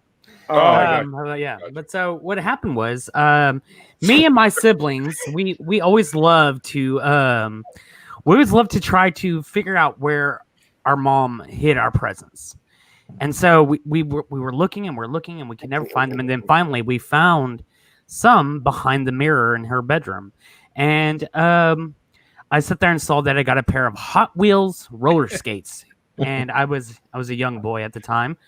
And so what happened was, come Christmas Day, I get a present that says that it was to me from Santa, and I open it up, and there was the roller skates that I found.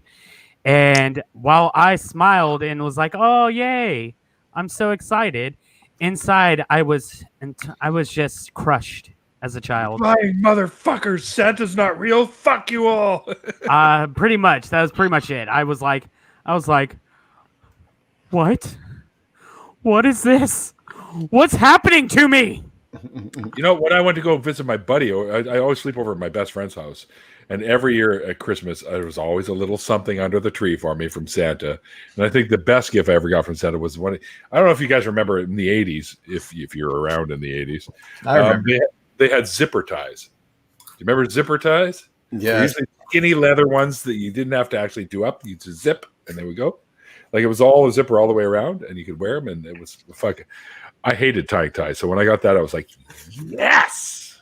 I heard the clip-on ties are pretty popular too. Yeah, clip-on ties look like crap. Yeah, They look like the clip-on. They look like sticking out in a funny way. Yeah, they do. What about you, Randolph? It was the worst gift you ever got. I can't think of one. I always enjoyed Christmas. Really? Yeah. So you didn't ever get a gift that you were kind of like, I was always grateful every gift I got. All right, fair enough. Never felt that way. So nice. Yeah, he's a true Canadian. Hey, don't call me a Canadian. I'm the same way. I didn't call you a Canadian. Fucking Jartan. Fuck off. Why would he insult Canadians But like here's the that? deal, like I Love remember all this this one Christmas Christmas language when, we're hearing here today. but I remember this one Christmas when my mom and dad was like really elaborate with our presents. So we got like pieces of stuff, but we didn't really get what they were because we got tent You have poles. to put them in all one. together? Or? No, they put them in like different. Like they broke up the packages and then they like gave us them in different packages, and it was just we were very confused. But when we realized that we got exactly what we wanted for Christmas, we were like, "Hey, fucking hell, it's great! We got camping equipment, cool." Nice. I love camping. Yeah. Except I prefer to have the posh tents with all the amenities in it, like electricity and stuff. So I go glamping. Is what I call it. That's what I want to do. Yeah, I we get generators where you can plug shit in and watch TV. It's all great. It's awesome. I actually have a tent that just fits my head in it, so I keep my head warm.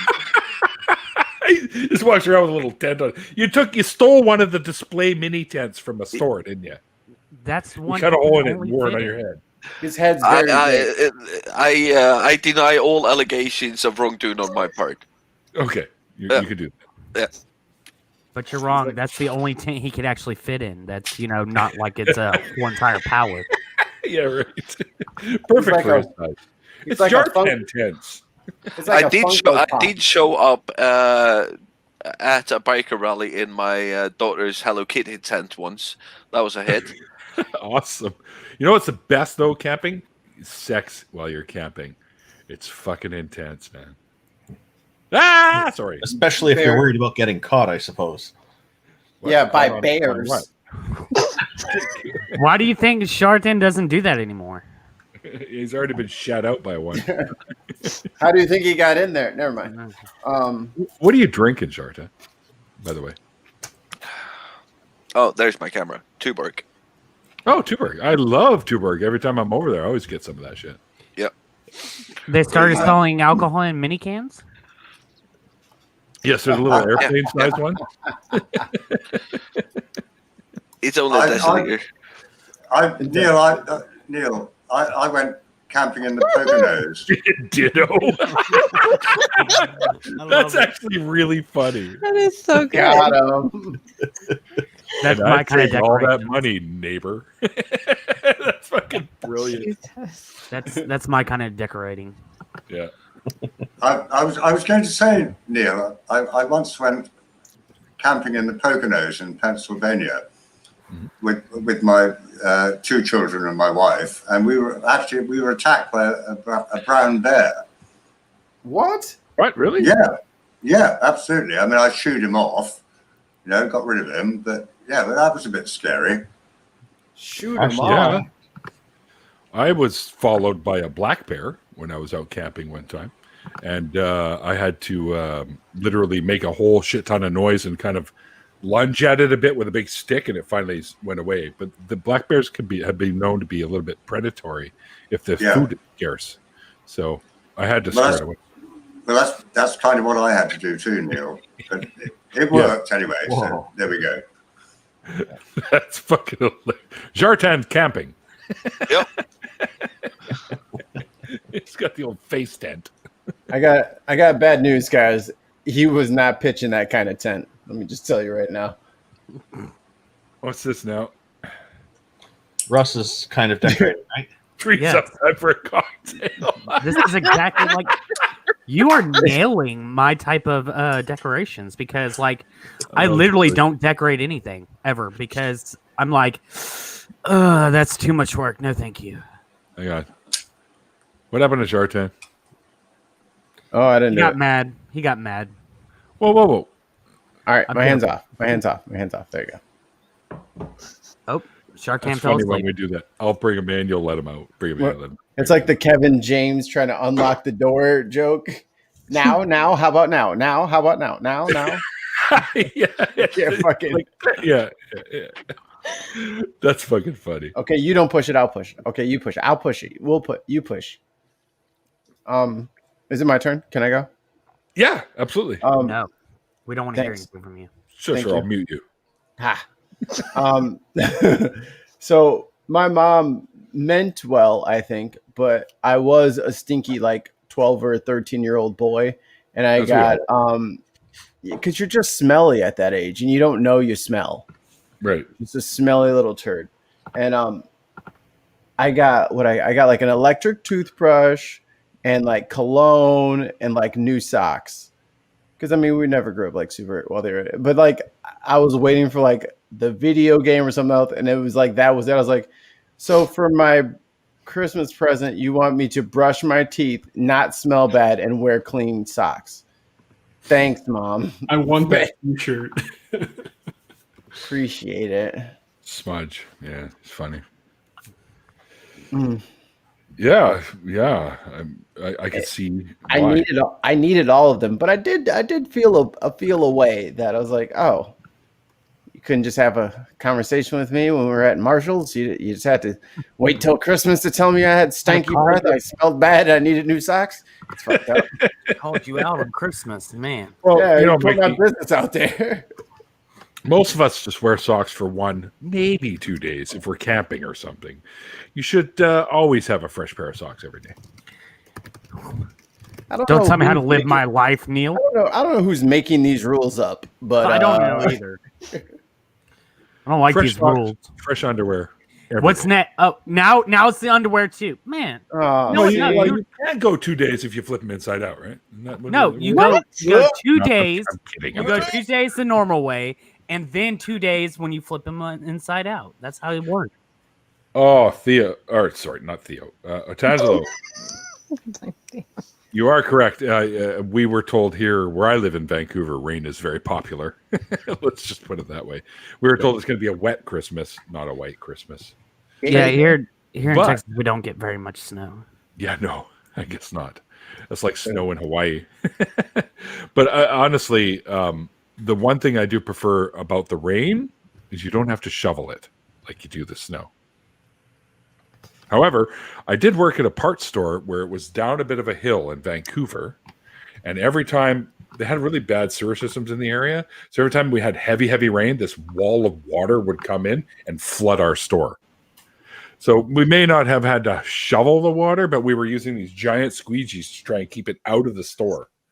Man. And all the shelves in the back were about a foot off the ground so that nothing was ever wrecked by the water, except, of course, the wood, which we'd have to replace every once in a while. But it only ever happened twice when I was there, and I was there for over 10 years. And now I'm a chemist. Sorry. Neil, yes. When I lived in Pennsylvania, one winter we had about 4 foot of snow. You know, wow. enormous amount. And you know, I mean, you couldn't do anything. You couldn't get your truck out of your driveway. Yep, been there before. So it was party time. The neighbors had a party. So we took my family out. We walked up the street into their house. A snowplow came down, and we had to jump into the, the snow on the side of the road to get out of the way of that. But no, we actually had an excellent evening. So snow can be fun. Yeah. Oh, sure, it can be. What we used to do when I go visit a buddy of mine in Edmonton all the time, when they get a lot more snow than we do. But we've had big dumps here. We've had dumps that have come up to my waist, and I couldn't even. Shush, you. You had dumps come up to your waist. No, man. no, this is Jurassic fucking Park. Okay, I'm talking about snow. I was working in the towing industry at that time. There was a day when we were working for about 24 hours, 22 hours, pulling cars off of a bridge that nobody could get over because the snow was so bad. Made a lot of good money that year. But anyway, shit. Actually, Neil, I bought a GMC Suburban, nice. And beautiful thing. And I did order it with the heavy duty suspension, so I could put a snowplow on it. But I never actually did it. But it turns out maybe I should have done, because you could make a load of money. Oh yeah, clearing people's driveways, supermarket parking driveways. Lot. Yeah, exactly. Yeah. Buddy of mine does that every year that it snows. He puts the plow on and he gets paid like fucking $50 or $60 for every driveway that he does. Or I agree with you, Rory. I like the Suburban a lot. It's what I drive. He does too. Literally, I've been in it too. Well, mine was a fully clothed people. Don't worry. Mine was a 1990. Mine was 1996. Ooh. I got 2012. So yeah, 1996 is a very different model. Yeah. My ex, she sat there and once told me a story about how they used to go horse riding out in the snow, and the snow would come up to the belly of the horse, and I'm just like, yeah, that's a big bunch of nope for me. Just nope. You don't know what snow is, Russ. Just shush. Look, I don't need to know what it is to know I don't like it. If I don't like the cold, you don't, how can you possibly know you don't like it if you haven't even been around? Because no, it has snowed a few times here, but I mean, it's like, oh yeah, this much snow doesn't count. Yeah, well, it's still like it gets cold. It hits the ground and melts right away. That doesn't fucking count. It stayed. There was one time it stayed for almost the entire day. Thank you very much. Oh, big boy! But no. We got a You've ever not been here. able to leave your house because of it? No, I don't think so. Oh, that's a ridiculous excuse. I definitely would not leave my house for that. If they sit there, drag your ass up here in the winter sometime so you can experience real fucking snow. If you do that, Neil, I promise you, I will probably stab you. I'll hide all the knives. But here's sort of the I will deal. come with knives. But here's sort of the deal about living as far north as me and Neil and Randolph do is that we weren't supposed to live here. We were just supposed to come here every like 2 or 3 times a year to ride snowmobiles and do stupid shit on skis or anything. Yeah, and then go back to where we actually are, where there's actual livable climate. But stupid as we are, we went like, no, let's build a house and stay. In the place where igloo. Yeah, where the sun is out for fucking 4 minutes every fucking day for half the year. You can't fucking grow anything, and you have to kill something to eat. We can grow indoors, the weed and stuff. So. My puppy's somewhere around here. It's illegal! I know. Why I keep bringing it up, because I know how much you love it, Jartan. Mikey, I want your dog. Come get him. Mine is somewhere around pet. here. Damn it. Mine is somewhere around here doing dog things. I saw him jumping around. Can I interest you in a Norwegian? Free We to got one get on home. sale down there. Actually, we're throwing the sale away. He's free now, so you can just free to a good home. Exactly. Yeah, there he is. He's right there. Reasonably shot by a bear, apparently. Yes. Smells like bear shit for the next Hey, little look, while. at least Google Eats that was doesn't here, come right? around here. Don't encourage him. See, even our buses can go in the snow here. Okay, so Look, look here in Texas. Look, unless you're on a we hill, can drive. We can drive when it We'll is drive on like hills here too. flooding. you should have seen the footage for that one, Randolph. All the buses going sideways down the hill on Boundary and shit. Oh, I've driven up Neil. Dawes Hill in Coquitlam when it was 30 centimeter thick snow. That's 1 foot thick, and the people were stopping and watching as lots of cars went off the side. But I had proper tires and all that stuff, so I didn't have a problem. But it was not easy to get up. It was a bit of a struggle. You had to be careful, but I made it all. Neil, Go ahead, Bruce. down here in Texas, like we made hydroplaning a sport because it's constantly raining around here. But you put Houston drivers in fucking snow, and I guarantee you will see people who are like the most idiotic drivers there ever will be. These are people who will sit there and be spinning in circles. It's like the ice carpades. Yeah. And they'll be spinning in circles as they're going down the freeway at fucking like 80 miles an hour. And they'll just still be like, oh, yeah, I'm a great driver, man. I'm a great driver. It's like, I'm sorry, what? You're a what driver? Those two words don't go together. Because like I have an SUV, but it's front wheel drive, and I have to load up like heavy shit in the back, like cases of water or something, just so I get that extra little bit of traction. Decent tires.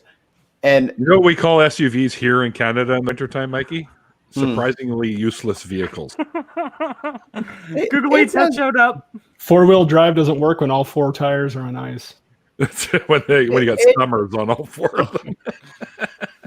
It does just fine. It does just fine. Now I got my tire changed there, but I was like freaking out. I had to take the highway to get to work for a little bit, and because they shut down some roads, and there's a good 4 inches of snow on the highway, and a dude in a fucking Hyundai Sonata fucking passed me going like 75 with 4. I'm like, only in Chicagoland do you get nutcases. Only in Chicago do you get nutcases, and cars completely not equipped for the snow. Just like, I can do this. Like there's like Southern folk who have no idea how to drive. People in Chicagoland know how to drive somewhat, but then just go completely buck wild with it. Like you can't control your car in that. The last year that I was living in Alabama, there was somebody I watched literally going downhill whenever there was snow. And he started going sideways and then stopped at the bottom of the hill and just kept going. And I'm like, dude, what's going on here? Did you forget how to drive, or what's going on there, buddy? Like, what's happening here? But no, they just kept going like everything was fine and dandy. And I'm like, You do realize you almost caused an accident, right? Like, almost. You were like that close. I just gave a link to Martin, Jenna. Martin's going to jump in. Oh, good. But I want to read this comment from Google Eats. Mr. Shartan's not here, so we'll reread it whenever he comes back. But it says, Mr. Shartan, your order of bear repellent has shipped. It may be arriving late due to delays from the holidays. Feels like, yeah. That's always what I think, Randolph. That's funny that you put that there. I love driving in this kind of snow. Punch it, Chewy. Exactly. Never tell me the odds. I'm sorry. What's this? Hello, William. I have no idea what you're trying to communicate here. God has a mathematical name now. Oh my goodness. Russ, how big was your nerdgasm when you watched Mandalorian? Oh my fucking god! This would matter if gods were real. Don't spoil it. I'm not spoiling it, but sweet, like my fucking god. That shit was come on, amazing. not just your god. Come on, Russ. Sorry. All the gods. Oh, everyone's gods. That shit was fucking amazing. I was like, as soon as I saw this one part, I was like, oh my god, that could only be one. And then I saw. I thought it could be one of two. Two beds and two. There's another lone. Yeah, but whenever I saw this one specific part, I was like, oh my gosh, it is. Just want to say, this is why snow is better than rain. Oh, what the fuck? Holy crap! Really? Yeah, that's the same side. The left can't be is the same definitely side. the left is definitely in Texas. It's funny because I was in whenever I was working. Ray Vaughn knows. Whenever I was working in when I was working in Alabama, there was a little light drizzle happening outside, and people were like, "Oh, it's raining." I was like, "You call this rain?" And they're like, "Well, what do you call it?" I was like, "This is nothing." Randolph, should we tell him? I was like, whenever it rains in Texas, it fucking floods. You have no idea what a rainforest is, my friend. I don't need to know what a rainforest is. I know what fucking rain is. That's the problem. You guys flood because you don't have any. When you get heavy rains there's nowhere for it to go. We're prepared. We have places for it to go. Yeah. Yet once in a while, we still get the odd little floods. Well, I remember when Right Rock was hit really bad, but I got a lot of work out of that. Neil, the thing is another. What? One at a time, guys. Yeah, what, Swede? You go ahead and say Does what you're saying. Olympic bleed into Canada? Is what? Olympic rainforest? Does it Yeah, go it's all, up we're all into- part of the same thing. Yes. Okay. And what I was saying, I didn't know that if it went up north that far. It's all BC, Washington, Oregon, California. It's all the same thing. and what I was gonna say is like, in a lot of places, like we know where it's prone to flooding, because these are the areas where like houses are up on stilts. No, actually, but we have houses. We have houses up on stilts, and it's because there's like a lot of bayous around here, and so the bayous get, whenever heavy rain happens, they overflow, and people love to be on the water because, oh, I can go and look at the water, I can go fishing, or I can get in my boat and go fishing somewhere. But then the flood waters come in, and it's like, oh, awesome. But then Houston itself is fucking terrible. Like they literally have no place to drain their water at. Well, I have a place to drain. Never mind. I'm not going to go there. Neil. God damn. Anyway, Martin, are you jumping in here or what? I sent you a link.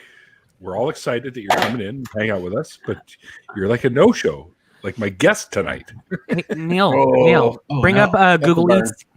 Bring up Google Eats message for Shartan. Oh, well, good. I got a back scroll here. I have no idea what William's going on. He's going on about something with mathematics. Problem if you want, is, I can just read it out. Just to read it out already. Oh, Puck is here too. I didn't even see Puck. And he brought presents. Well, it is that time of year. It is a holiday stream. You want to join us, Puck? You're welcome to join us, my friend. I love persons. I love what? Persons. Just to carry on the snow conversation. I used to own a 1976 Cadillac Eldorado convertible, and this had an 8.2 litre, 500 cubic inch engine with front wheel drive. And that was excellent in the snow, as long as you didn't get more than about 4 to 6 inches, I suppose. But where's your Nobel Prize, William? Yeah, that's exactly what I was going to say. Yeah. Rory, Nobel Let Prize. him finish. Let him finish. Sorry, Roy, I didn't mean to interrupt. Rory, you were driving. Oh boy, a 1976 Eldorado convertible Those are in the not my snow. tools. Yeah. that's a tank. That's not a car. It's made out of cast iron, giant engine. Those are You not could drive my that- tools you're hearing. You Well, could drive that. You could drive that through anything. You can drive that through lava. Well, that was my point. It's got this huge engine which must weigh a ton in itself. It's all on the front wheels, and it was front wheel drive. Yep. It did the job. Because that was all metal bodywork back then. Oh yeah. Oh yeah, for sure. Real metal, not the thin stuff that you can actually move with your fingers now. Yeah, but not William, only- hang on. sorry. William, if you have proved the existence of God using numbers, go get your Nobel Prize, because I highly fucking doubt you have. Well, I think it's hilarious that he thinks that he said that it's infinity, because infinity is a human concept. Like, that's a concept that we as humans made up. So the fact that he's saying that God's name is infinity is like, so you're admitting that God is a human-made concept, right? Well, Infinity is a trademark, actually, for a motor vehicle company. Yeah, the Q40. You shut it, Randolph. The Nissan Corporation. Yeah, there are Nissans. So- It's like Lexus is Hyundai or Honda. Lexus is Toyota. It's a Lexus. Okay, it's Acura that's Honda. Sorry. Yeah, it's Acura, Honda, Lexus, Toyota. That's right. Okay. Lincoln, I remember when all these Kia, fucking cars. pile of shit. Everyone, hold on, You because guys are great here. Swede They're is one of the the, highest selling vehicles here. Swede is the numbers man. Because William says no, infinity is a number. As a matter Infinity of fact, is not a number. It's an not a number. uncountable It's a concept. Can't concept. be a number. Like zero Scummer! is a concept. I just want to Jeff's hear in the from. chat. Jeff should jump in here. Hey, I just Jeff. want to hear from Swede, the numbers guy, that whether or not infinity is in fact a real number or not. It's a concept. It's not a number. It's an Concept. irrational number. Yeah, I know. It's a concept. But, yeah. Like zero concept. Uh-oh. So We got room for is one it more. a concept? Yeah. Yes. Okay. It It, is. So just we means, all- it just all means concepts. uncountable number. Yes. Minus infinity is not also a a number. concept. What are we talking about? Oh, infinity. yeah. Infinity. It's not a number. It's a It's a concept. Infinity More, doesn't please. have. Infinity is It numbers. it actually going requires on forever, context. ever. But that's not possible. So infinity is just a concept. Yeah, it Zero is requires also a context, even in the use of mathematics, because like the most famous example is as the denominator, x 1 over x limited as x increases 1 plus x over Exactly. Flow state. that. Captain. You have to say what is infinity as x approaches infinity. You're just saying x is just x plus 1. And even Plus even one, with- plus one, plus one, plus and one, plus turtles one. all the way down. Mhm. Zero even is with also a concept. It also can't be counted. That's correct, because it's nothing to count. That's right. yeah, and Which is even why with- it was illegal as a concept in Christian Europe until the 1400s. That's right. The Hindus got to them. No, maybe the early Arabs before when Islam was coming in, they had a lot of. It was a concept in mathematics and Chinese. stuff. It was Yeah. a concept in Chinese before Arabic. Oh, that's right. Yeah. That's right too. You're all right. You're right. All right, But- I'll be right back, guys. I'm gonna go and have a quick smoke, but I'll be right back. Are we having? Everybody talk about it. Oh, hang on. We are Is this now technical- full because is it- welcome to the stream, Martin. Are we Hello, having? Martin. Are we having Hey, technical everyone. difficulties? Is this technical difficulties? No, it's not This technical. is Oh my technical goodness. difficulties. No, please call me that. That'll be my Oh. name for sure. Oh no, that's Sorry, Martin's new guys. nickname. Technical I love difficulty. it. Hold on, I'm gonna, hold on, I'm gonna guys. steer into the Said skid to be here. back in a bit. We're gonna sort some things out. Just a couple of technical difficulties. Just do do beep boop doop boop doop boop. Oh, Yeah, I think my favorite. I'm gonna jump off. Neil, I'm gonna Neil, jump before off. you go smoke, Yeah. I just want to say a big thank you to you and everybody else who contributed.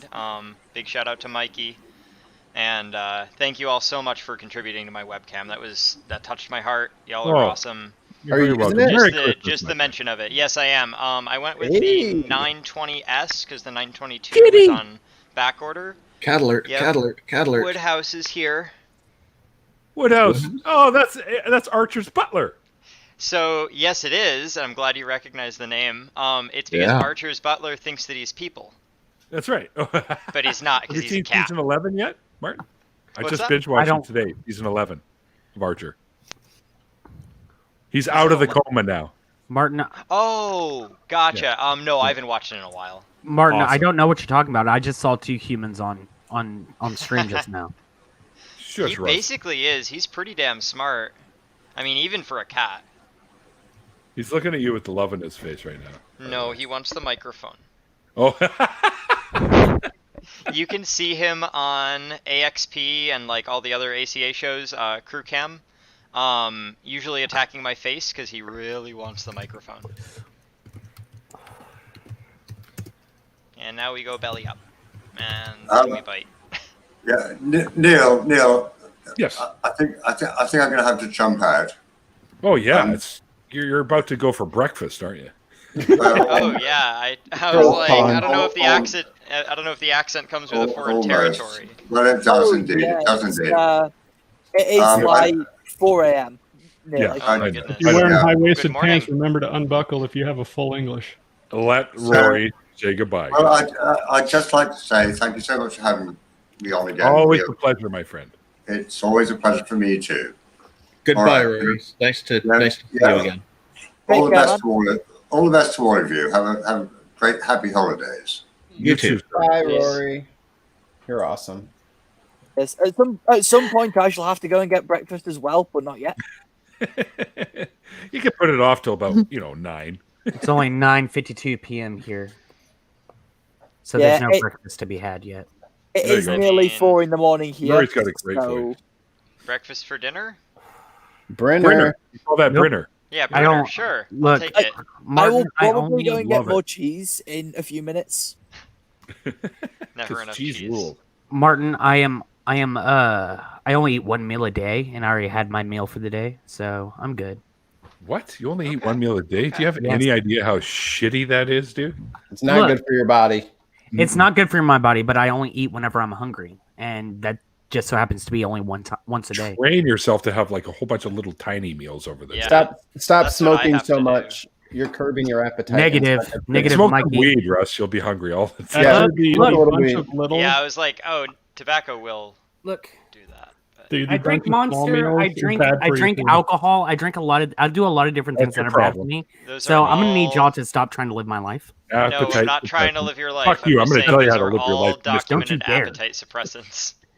Don't you dare try to tell Caffeine, me how to live my alcohol, life. and nicotine. Exactly, all of them. I'm I- super not Like, hungry. independent of what they're doing Sounds for you. stupid. I don't know you. I'm not trying to be a dick, but Martin, Well, I'm trying to be a tell me dick. how to live my life. I would I- never. I will live. I- I live it. In fact, I will pass the bowl to you, my friend. I live my life a quarter mile at a time. Oh wait, I just saw your name. Sorry, I don't know anybody here other than Jenna and Neil. So if anybody wants, and Mikey now. So if anybody wants to be like, hi, How I'm about blah blah say blah, and here's my dick? channel. So frustrated atheist. Yes. What's up? He was my very, very first guest on my show. I by the was. Oh really? Oh, that's Yeah. cool. way. Oh, I've he known stuck Frustrated around, for so I guess it It went really well. 2 wasn't. years now. But okay. He still put on me. Puts up with me, I should say. What's that, Well- Jartan? It really wasn't that cool. It was. Look, Shartan, I'm pretty sure you couldn't even see it because you have to sit there and you probably didn't have your books on You your had to look chair up. for you to be able to see the. You have your high So- chair, your booster seat. Whenever all you do is hear things. I mean, it probably was a terrible experience. I better Like- be getting points for these, Mikey. Like, what the fuck, man? I had to We keep take using away the screen. Randolph. I had to take away the point screen, but I will be logging them in my brain, and I will adjust the score in a moment. I have to. IQ gave me a massive fucking tractor trailer full of fucking memes, and I have to add them to the technical difficulty screen right now. Like I have to. It's Always down so for memes. good. Hi, Faye. I'm blah blah blah, and here's my Dude, like that. Well, I did say introduce yourself and plug your channel if you want me to subscribe to it, which I will. Anybody here. Oh, You don't do subscribed that. to mine yet? That's a shit. Yes, Yeah, Neil, but I guys, have. it's Okay. 5 o'clock in the morning. I gotta go. Love you all. Thanks for having me Oh, on, Neil. Jartan. All right, Take it well, easy. if I don't Take care, see you- Jonathan. if I don't Beforehand- see you, happy holidays, and I'll see you next year. You too, brother. Yep. See you Alright. next year. See you later, Shartan. I'm gonna buy you some high heel boots, my friend. Just They'll make put sure you at that you regular get them I'm in a talking size like 4. kiss boots, man. Kiss boots. All right, we're talking Get them in a size 4. I got freakishly small feet. Size 4 in children.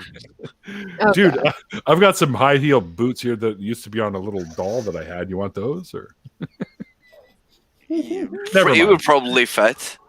Probably. All right. There you go. All right, guys. Take care. Bye. Bye bye. Take care. Love you, brother. I fucking love this. William sits there and says, George Cantor is considered to be the father of set theory. I found a flaw in his research. The flaw was he excluded change as a numerical identity. Oh my God. I love these people who always think that they're smarter than the experts, that when they have no actual, experience in the field. Well, I saw on Twitter that no. Yeah. Look, I saw on Facebook that, yeah. gravity was actually not a real thing. The only time people can do that I will agree with them on is anytime somebody brings up Thomas Sowell. I'll be like, yeah, his shit's kind of fucked up. That's Right, fair. Sorry. I was gone. I was quite comfortable disagreeing with the experts earlier when they started trying to explain intelligent design to me. Well, I don't think there's actually Because any it's not degree holding intelligent. intelligent designers. Mm. Well, no, I'm sure there are, but not in their field. I mean, like you can't major in intelligent design. Oh, Yeah. and now If apparently, intelligent design is bunk. It's just creationism with a new label. Right. and Yeah, now it apparently you is. can, Fancy label. but y'all, now apparently you can count to infinity. No, you can't. Hotel. It's in the Well, they're still definition. trying. It's Listen, uncountable. listen. Hotel infinity also carry with it a major flaw. The flaw is you can start anywhere on the number line and count to infinity. I love Right, the yeah. hotel, the infinite hotel room theory. That's an ridiculous. awesome. I love that. It's ridiculous. What is it? 'Cause No matter where you Product start, the numbers just keep going. It doesn't matter. Oh, I love this. I love this so much. I love the infinite number of mathematicians that walk into a bar too. So Is that first the beginning of mathematician it? walks into a bar and says, "I'd like one beer." Second mathematician walks in and says, "I'd like a half a beer." Third mathematician walks in and says, "I just want a quarter of a beer." And this goes on infinity. And by about the 60th one, the bartender slams down 2 beers and says, "This is your limit." Oh no. That's dreadful and fantastic. I love it. But Faye, If we Sam are likes making, it, I hate it. Oh gosh. Yeah, I think I hate that I love it. I'm still mad at that Sam That about the is so goddamn weird. monk joke.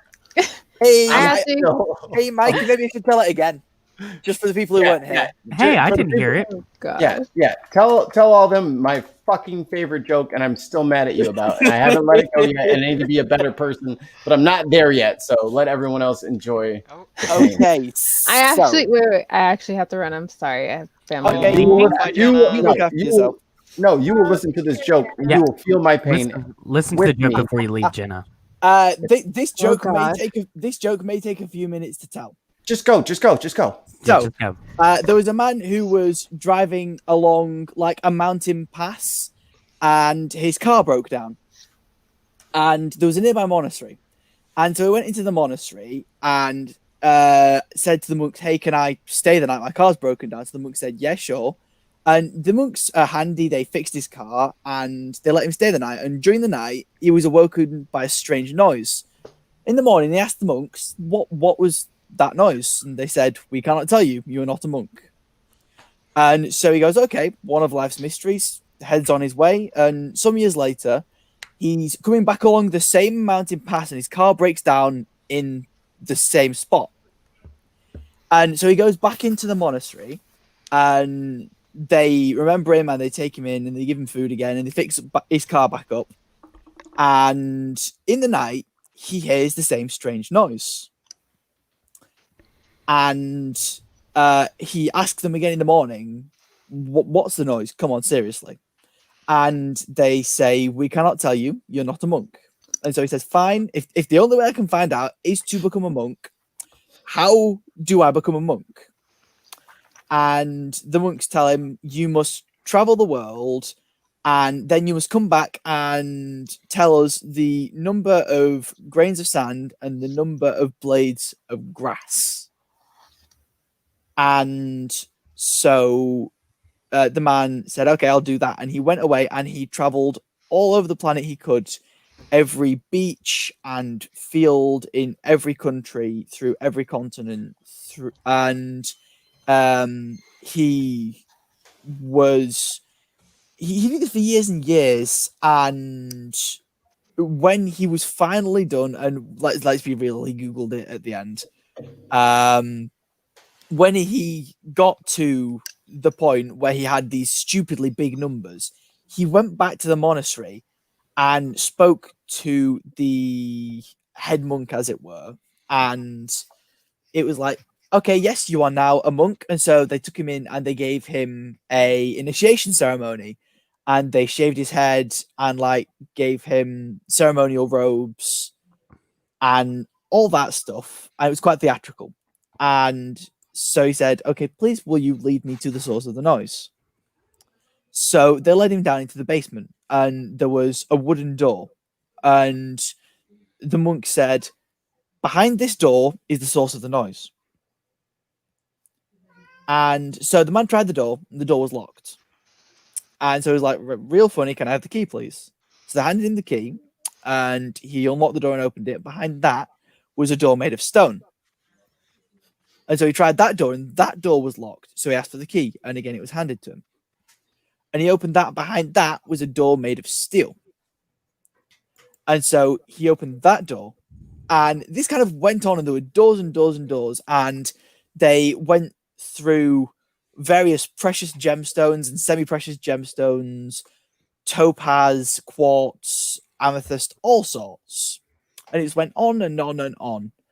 And finally, the monk was handing him a key and said, this is the last key to the last door. And so the man forgot my mask. Put the key in the door, turned the key in the lock, opened the door, and was amazed to find the source of the noise. But he can't tell you because you're not a monk.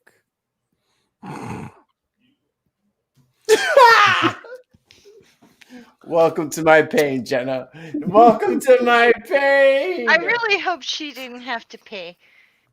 Welcome to my pain. That was the short version of the joke.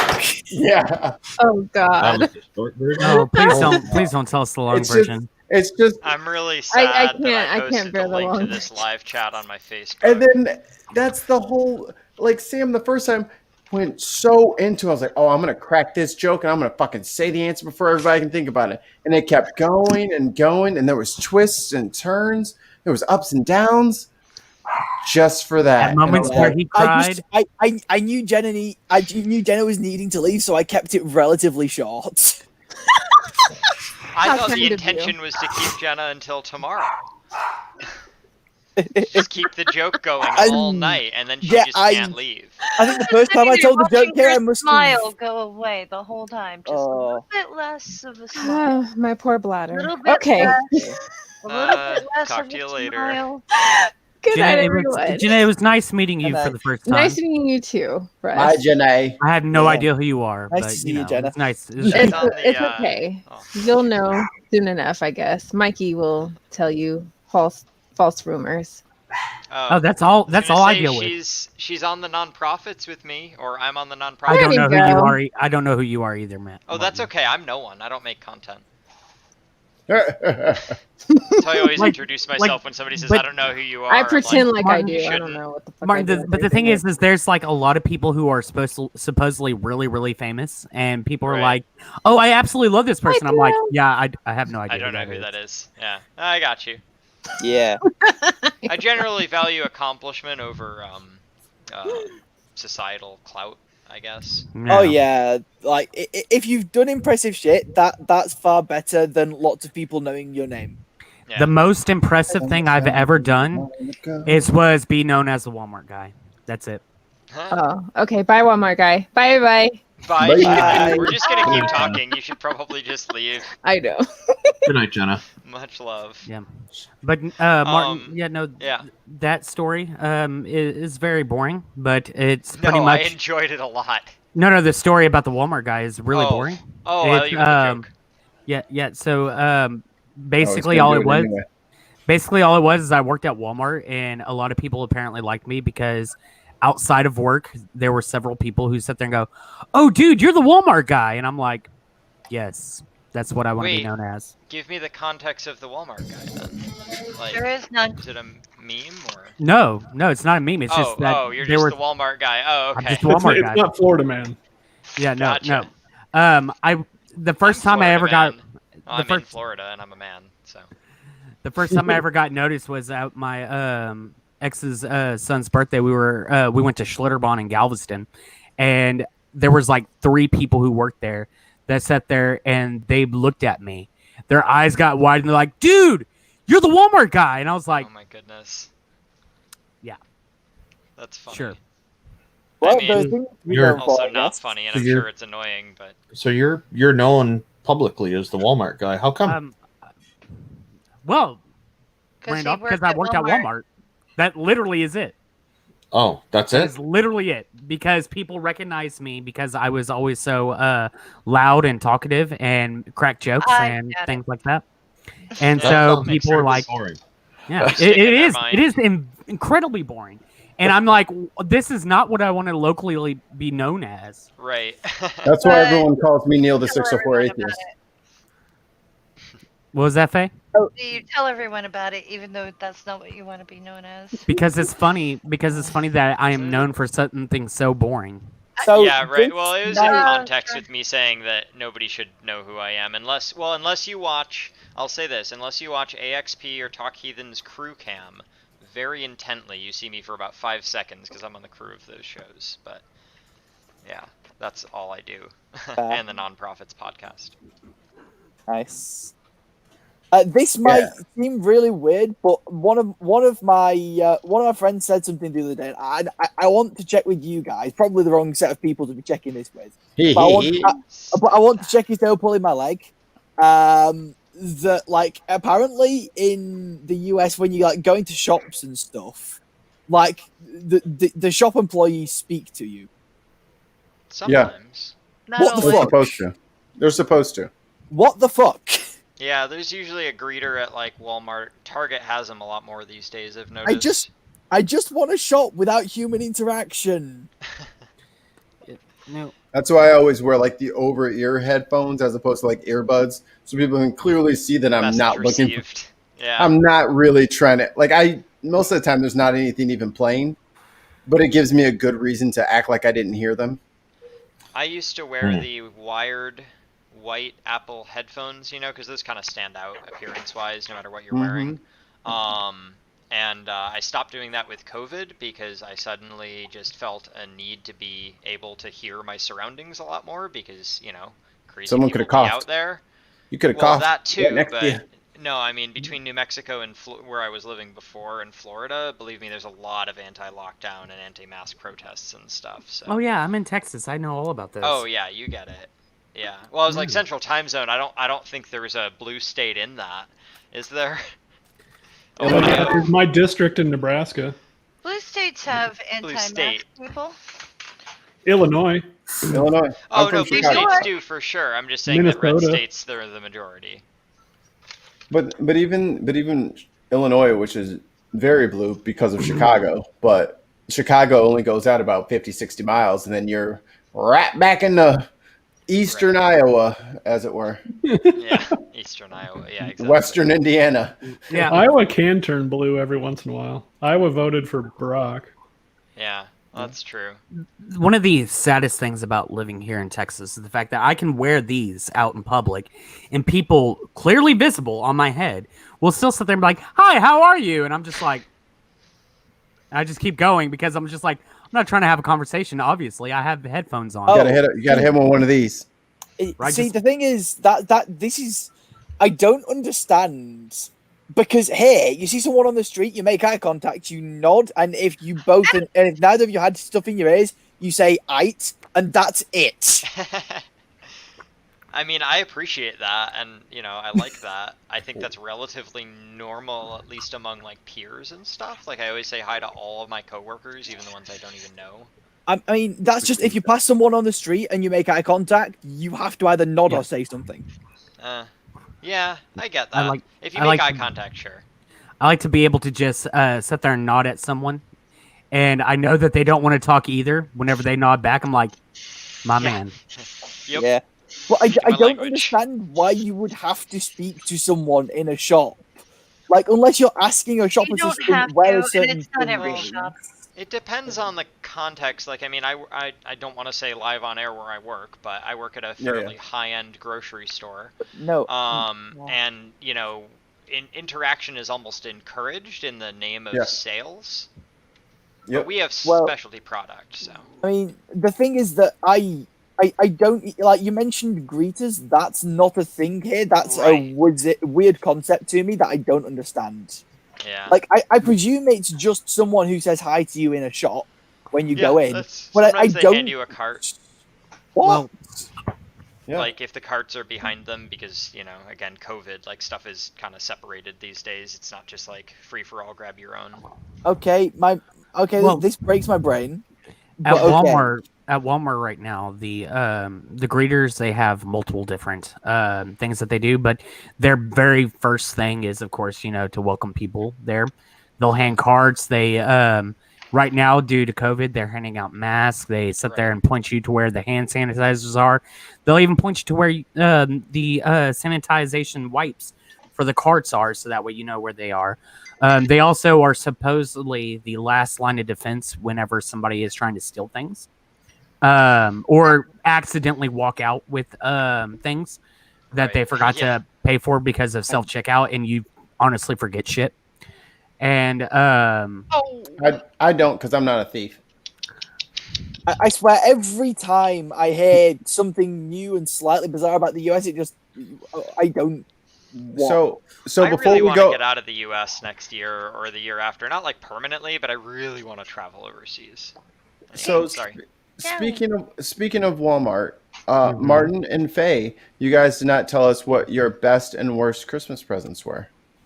Oh, Neil, Walmart. I love it. I love the segue from Walmart and best and worst gifts. That's great. What about He Christmas? doesn't have his headphones on. Your best gift you ever received, and your least favorite gift. We'll say it that way.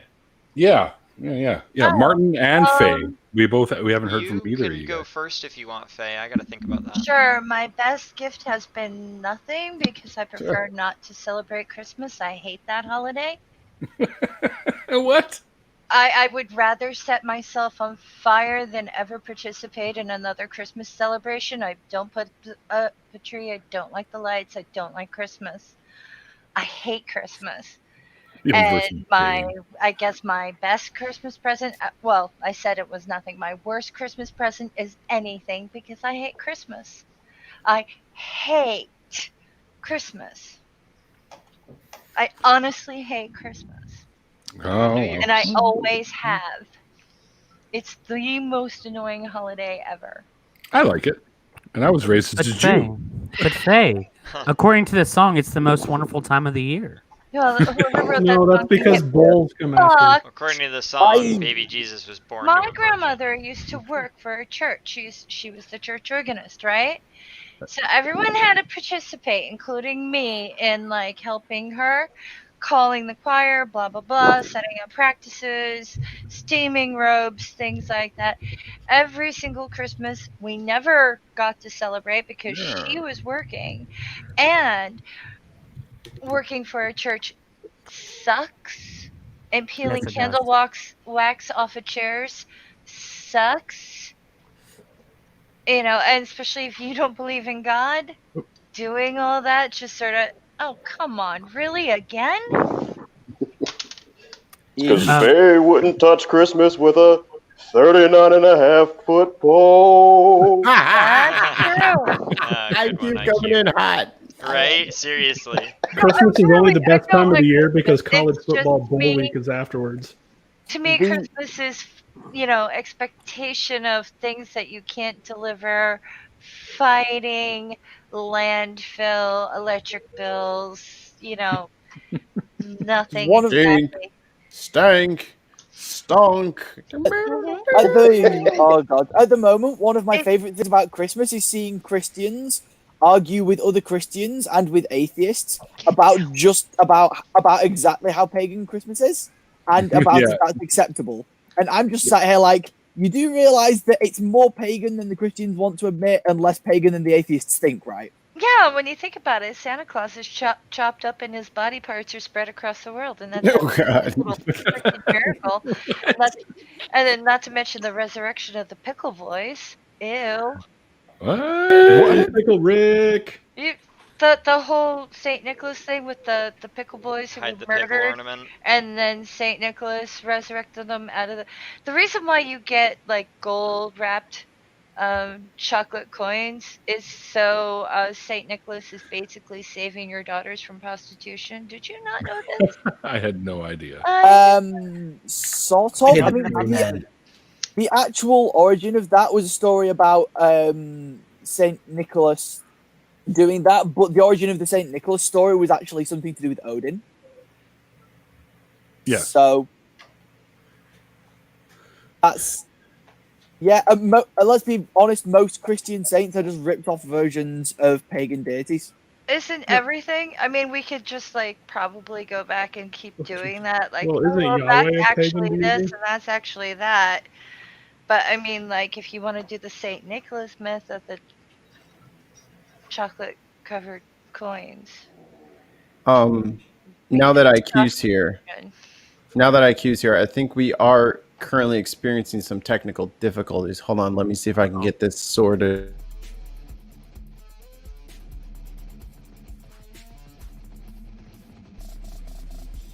All right, got that sorted out there. Oh, Lordy. There's Oh my so God, many there's not pictures in that one. Many of them. I've got at least 20 in there. Oh my goodness. Like you asked me for a meme dump. It took a minute. He's like, wait a minute, I got to get my other hard drive fired up. Hold on. I think my favorite one is, of course, is the one that IQ has in his avatar right now. Is the little fucking Grogu me. The Grogu with the Yeti is so fucking good. There's level to it. Actually, let me find one of those delicious little images and so I put still that need in to the answer the best and worst. Oh, yes. Yes. Shoot, I'm trying to think. I guess the best was when I was 5, and I was an only child at the time. My sister hadn't been born yet. And my parents got a bike for me. My first bike as a kid. It was really cool. Came with training wheels. And the way they woke me up in the morning was by ringing the bell. And like I slept upstairs, and the tree was downstairs, so they were ringing the bell. And like I came down the stairs, and like they hid, and I just saw the bike there. And it was like the coolest thing in the world, like right out of a movie. Worst Christmas gift when I went to Florida 3 years ago, and when I didn't live here, I moved here this year. But I went to Florida 3 years ago to see some friends, and the friends part was fun, but it was cold as shit the whole time, like below 40 every single night. In Florida? Yeah, the 40 degrees F. I realize we have a multinational group here, meaning that the U.S. needs to get with it and ditch. There's one of 3 countries left that use the imperial system. Yeah, seriously. But anyway, the other 2 countries are known for terrorists. We're talking about Fahrenheit, not the imperial system. Well, whatever. Same thing. Anyway, so it was like probably a high of 50 during the day, which is not very warm at all for Florida. So that was a really shitty vacation and it was for Christmas. So anyway, if you want to know what the Get down there weather and go like, forecast for "Where's the Florida fucking is, sun?" if you want to know what the weather forecast for Florida is, just go look at the orange futures on the Chicago Board of Trade. If they're spiking, that means it's going to be really cold in Florida because it's going to freeze and destroy the orange crop. Fuck sweet. I think I need to smoke a joint now. That's funny. What was I going to say about that?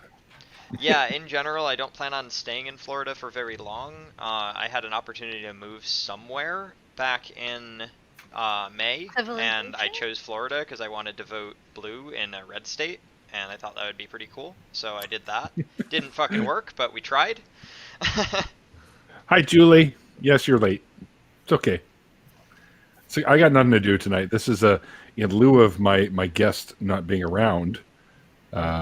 So I decided to do a holiday stream, and anyone's welcome. So love it. Yeah, get in here. Yeah, Julie, I haven't been in any of these for a long time. The Julie's fuck? a hater. Julie hates me. Hater. Why do you hate Neil, Julie? Come on in and tell us. Why do you hate him? Of course, Why I'd do you have to hate give Neil? Julie a link, but Shh! Don't be changing the subject.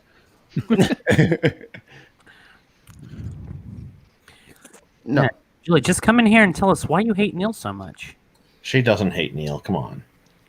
I think if you're gonna ask a leading question, it should be Totally Julie, for does. how long have you been hating Neil? Right. For how long have you been hating? I just saw the last There's time I sent no her. answer. I just saw the last time I sent her a StreamYard link, and it was in May. Oh, that's shameful. Neil, why do you hate Shame Julie, for Neil? destroy. For how That's- have you been hating Julie since May, Neil? Is that what's been going on? Oh, You you can know, Have you been hating Julie since May or longer? Which is it? Which is it? I've never hated Julie. very good. Very good, I'm Ryan. really Way good to at dodge leading the questions. question. I'd Way- be a good lawyer. Way to dodge We all the would. question, Neil. You were asked What, a by specific saying I've question. never hated Julie? You were I asked think a that does specific- ask the question. No, or no, answer. The you were question asked- with two options, and you There was answered two neither options. of them, so you're dodging. You're dodging. Clearly. Why do you hate the truth, Neil? Why? It's the And truth for how sucks. long? And for how long have you been hating the truth? Girl on my Oh, you shoulder. guys are giving me fucking heartburn. I'm done God. with this now. This is maximum goofball for me right now. I'm gonna take a gap of skunk. Maybe another question that could be asked of everyone on the panel would be like, what's your favorite gift you've given someone? Ooh, Yeah, I like that. that's a good one. That's a good question. Yeah, let's do that. I'm Oh, down. hang on, Not like Julie's I'm in here now. charge here or anything. I'm wondering how Julie! many of you are going Hey. Hey. Hi, Julie. Yeah. Hello. Yeah, what Cherries was the- blue, abba-dee-ba-da-da. What was the good question? I missed it. Well, actually let's let Julie answer the first two Yeah. before we get into the. I the- will. the I new will one. say. I will say. I have never hated Neil. I have never blamed no, that's Canada not for the question. anything. No, not that. And- Everybody blames Canada. No, Julie. The Don't question. blame Canada because they did it on South Park, so you're clear. You got a green card for that. All right, everyone- Objection, Your Honor. I'm so sorry. I Green had to card. tell Echo that was my fault. Hello, Julie. Mikey, I need to be put on the bottom because we've already settled this that I deserve to be on the bottom of every panel. The bottle of every. The bottom. I think there's a bottle involved. The bottle sounds more interesting than the bottom. I've got No. cans. Sorry. Unfortunately, my bottle. Nice cans, Okay, I'm gonna Neil. go grab a beer real quick. Unfortunately, my Let's bottle stay is up empty. a little bit. It All doesn't right, get go grab a interesting beer. until the bottom of the bottle. Well, like I said, my bottle's That's empty, points. so I That's can't. points. Pull the mud reference in 2020. That's points. I don't care what y'all say. Ah, I wish I Everyone had. is echoing. Is it because of me? No, I don't hear echo. Okay. Hello. I hear no echo. All right, Abram's got. I just heard gotcha. me. Me too. No, not talking about you. I'm echoing. Uh, What should I do? Was Julie, that do you like still have an audio the- reference, or is that because we're all atheists? Do you still have the stream playing on YouTube? Oh. Yep. That was it. Little light bulb went on. Listen, I'm the producer. Do you, Light still have the, bulb. do you still have the stream going on YouTube? Not now, but I did, Mikey. Okay, Sorry. well then I did. helped you. That was it. Thank you for helping. Producer Okay. with all the helps. Yes, Okay. congratulations, Mikey. You did so Yeah. well. Thank you. That, Thank you. Wow, that was total amateur of me. I'm sorry. one Whoa, of questions when do did you the want cop to- get here?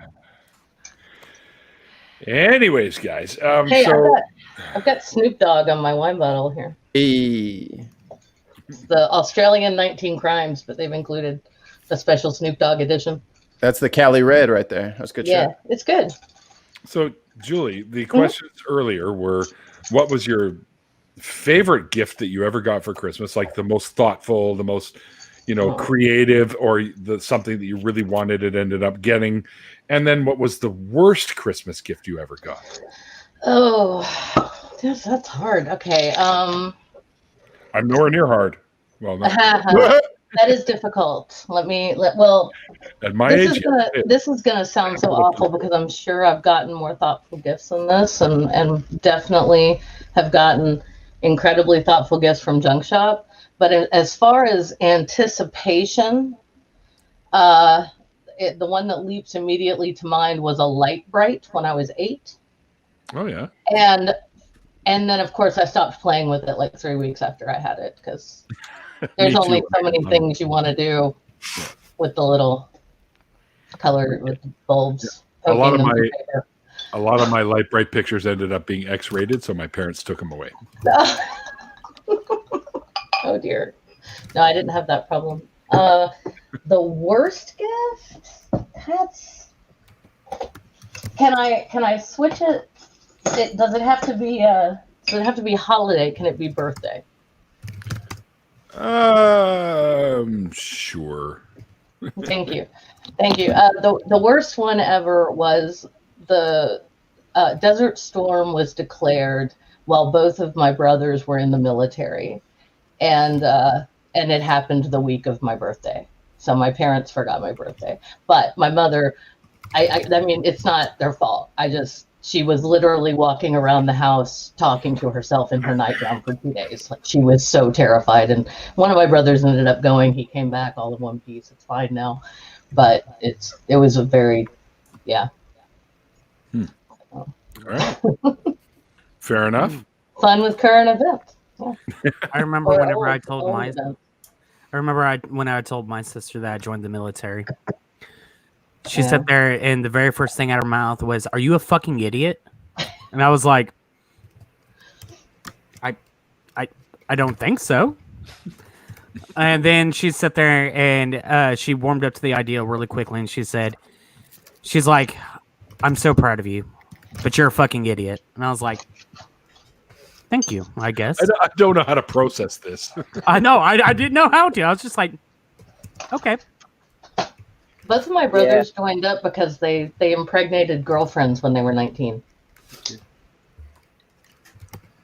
Oof.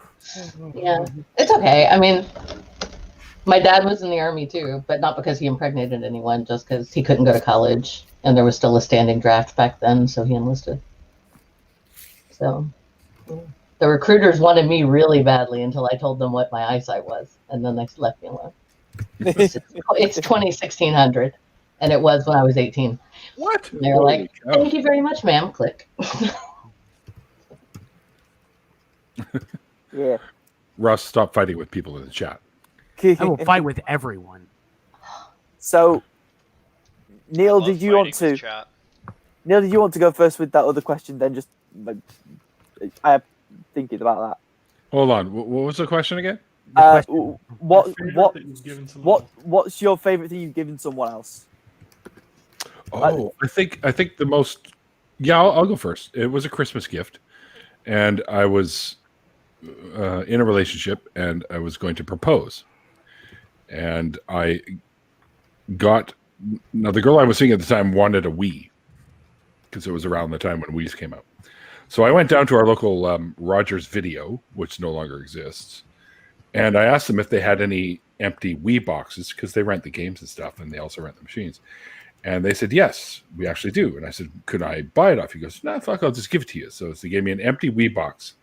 And I went home and I weighed an actual Wii at like Best Buy or wherever the fuck I was. And I found some books that weighed approximately the same amount as a Wii. And I put some books in the Wii box and filled it up with paper. And then I put the engagement ring inside the box. Oh, okay. So, I was about to hate this story, and now it's kind of sweet. And so she opened up the thing and she got all excited because she got a Wii. And then I said, well, open it up, check it out. It's really cool. So she opened up the box. She looked inside. She pulls out a book. And one of the books I put in there was the Klingon to English dictionary. I would have loved that. And she pulls it out. She goes, what the fuck is this? And I go, keep taking. She looked, pulled the other one out. I can't remember what the other book was. Then she finally found the ring, and she opened it up, and she went, "Okay, this is much better than a Wii." Needless to say, sometime later we ended up splitting up. But anyways, the thought was there, and I thought it was a pretty cool idea to do. So That's a good engagement story. I like it. Doesn't matter that it didn't work out. You proposed well. it's on video, Oh, and my parents, my biological folks, videotape it because we did it over at their place. Because being raised a Jew, we don't do Christmas at the Jew house. The Jew house. The Jew house. so you're the only one here who can say that, as far as I know. I would It's never his word. use that terminology. Yeah. Whatever. I'm an ex-Jew. I don't know. I know a lot. I know quite a few. Well, now, nope, not anymore. Never mind. I was about to say I know quite a few Jews who have Hanukkah bushes that are like Christmas trees. Like yeah, but honestly, no, that's not true anymore. She moved away, and that other dude moved away. So Normally, this time of year, my Twitter avatar becomes Hanukkah Harry. I always put him in there for my Twitter avatar for this time of year. I didn't do it this year because really, as you guys know, as you've probably seen all over the interwebs, hashtag Christmas is canceled. well, and War on Hanukkah Christmas isn't a is major feast day anyway, right? I mean, it's Yeah, not. There's no. It's war not a on it. huge. Yeah, it's Passover is much more important. It wasn't so much a war; it was an invasion. First, we started with the cups. No more Merry Christmas. And then we brainwashed the right wing, and we invented this pandemic. Yeah. And everything is going perfectly. Your Christmas is ours. The atheists will be the one who we will reign supreme. Did George Soros approve that message? Well, he hasn't paid me the dick, so I'm not doing anything he tells me to do anymore. You know what, Mikey? We are winning so hard that my lovely You're gonna get sick of all county- this winning. My county in my state is the hot spot for coronavirus in the world. We're number one, baby. New cases and deaths. All I'm saying is all we do is win, win, win. Wow, congrats, Julie. It's great. Yeah, I'm not leaving Yeah. Oh, good Lord. Mm-hmm. All I'm saying is all we do is I'd be win, like win, win. ordering a wetsuit online with a scuba, Yeah. and then you put your mask over the circle. At that point, I would just be standing at my front door with a power washer for anybody who tried to approach my house. Right? Sorry, buddy, I got to hit you with this 1400 psi before I let you any closer. And It's like you the got to dad fill it and with hand daughter of a- sanitizer. It's like the dad with a 15-year-old daughter waiting in the bushes with a hose for homecoming night with the teepeers that come by. He sprays There them you as go. they You try. start up a Where you store going? in your garage, but it's not for making moonshine; it's for making hand sanitizer. Yeah. You We know make what I it where I mean? work It's now. like, and the police are like, "What are you doing?" And it's just like, "Rub this on you. Rub it on you." Before you All come in over here, He puts the hand sanitizer on its skin. Or on Oh, that was great. There he is. Put it Good on. boy. Put it on. Put it on. I've got a fire hose, and I'm not afraid to use it. that's right. You take the skin right off your arm if you don't. You step one step closer. If I have to go to like Walmart and stuff, I got one of those giant condoms that you can wear, like the huge body condom. Nice. Put that Very on. nice. Is that the Leslie Nielsen body condom? Yeah. Yeah. That's right, yeah. Naked gun. Yeah. Thank you, Naked Gun. I was like, what? I know this movie. I know the name. I know the name. Title. Is he still alive? You need to put on a condom to go to Yeah, well, Walmart. I put on a giant, but I was doing that even before the pandemic because Walmart's just gross. So It's terrifying. Put on more than a condom. There's so Why many. is that not a thing?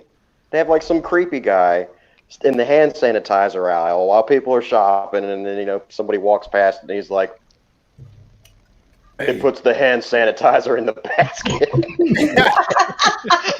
and they're like, Oh "What? my God, yes. Put the hand sanitizer in the basket." Oh, if somebody did that, I might just hand them a 20, like just for their trouble. Like that would be the funniest prank in the world. Yeah. Just put it in the fucking basket. Oh, I love it. During the worst time ever, yes. I love that it. would be okay. Here's your first tip in your comedy career. You know, there you go. That's fucking Hey, my great. man, you fucking made it, dude. You fucking made it. Oh, look, it's what troll yoga is it? Troll yoga. Yoga, Yoda? Yoda. I mean, jeez, I watch Star Wars. Not, Martin, not yogurt. I This isn't do not Spaceballs. want. It's Yoda. I do not want to fight you, but it's you not Yoda. never call him Yoga again. You're No, right. like seriously, dude, I can pull like so many Star Wars books from right behind me. Like, give me 2 seconds. But are they Yoga canon? from Star Battles. Him name is Grogu. I was Awesome. not lying, and there's 3 more handfuls where that came from. Look, So It is Okay, obviously. it's a good I've thing heard I'm that not before. Get married, or I'd want to date you. Hold now. on. That's- Hold it. Martin. yeah.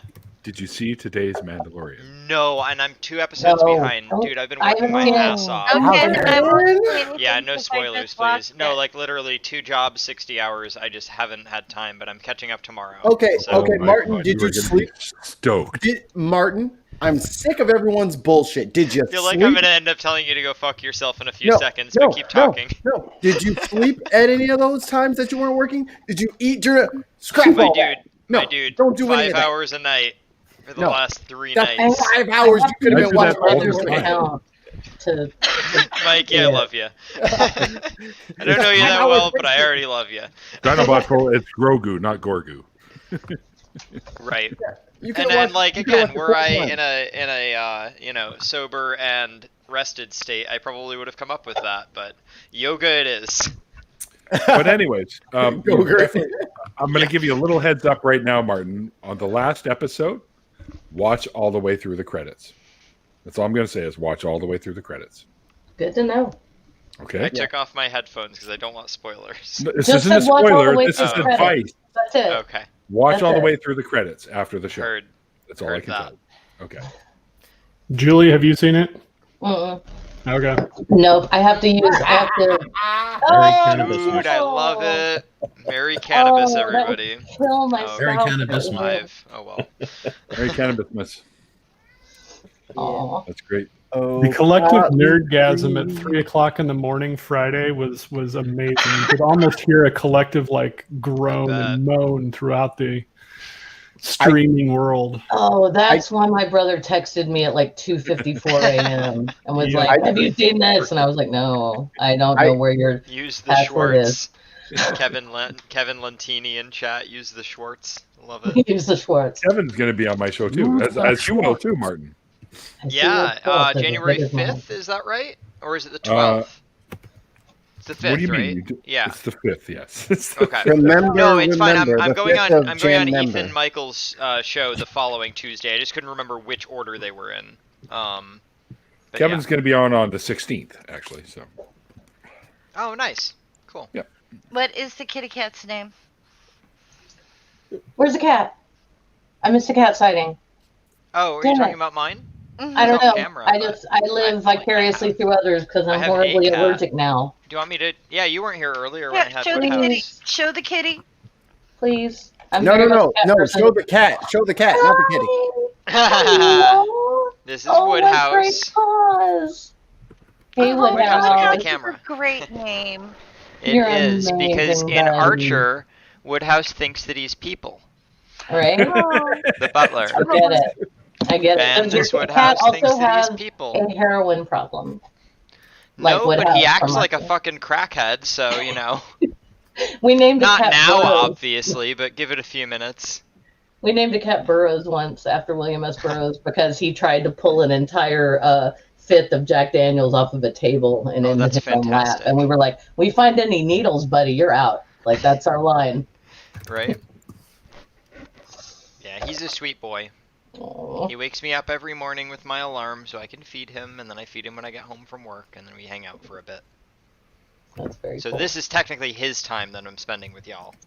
That's why he's on my lap right now. How dare us? Aww. I know, right? I'm sorry, Woodhouse. You know what's really funny? Just total anecdote about cats. So like this guy just started trolling me on my buddy's Facebook page for no reason, and of all things that he cites, he says that I'm probably a 35-year-old version because I have a cat in my profile picture. And I was like, my dude, Do you not have any love in your life? Like, Probably not. why would you lash out over somebody having a cat? Oh, Mike. Oh, no. Hi. There we go. But yeah, I was just like, that just caught me so unaware, because not only do I have no problem getting laid, but, you know, cats are awesome. I also have to say, there's usually more gender stuff going on there. Like usually, if you're a chick and you've got cats in your profile, they're like, "Oh, cat lady," you know, kind of thing. But which is also bullshit. But this is just a new layer of bullshit that I didn't know existed. I generally date men, but I think I could date a woman if she had a cat. I like all the chocolates. I'm like 3/4 serious about that, by the way. This is Dexter. Hi, Dexter.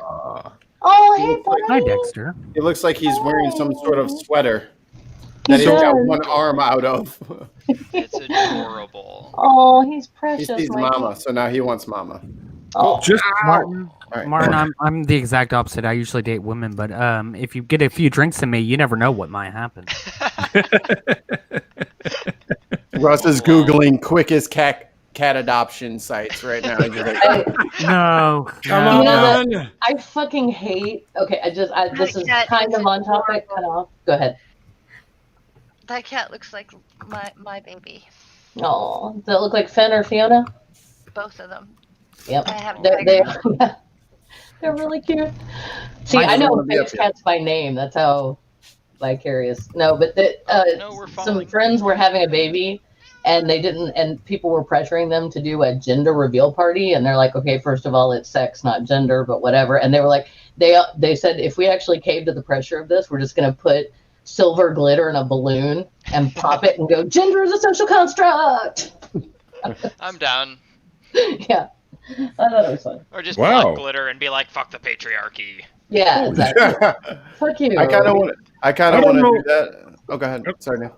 I don't know if you guys have heard this news yet, but I just found it in my Google thing that comes up with all the different news. Yeah. Apparently, more than 370 religious leaders from around the world are calling for a ban on conversion therapy.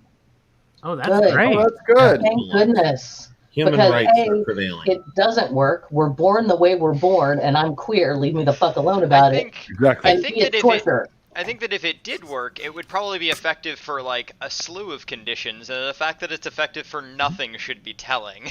Thank Well, you. actually, what I've heard is a lot of people who go through it just end up staying in the closet.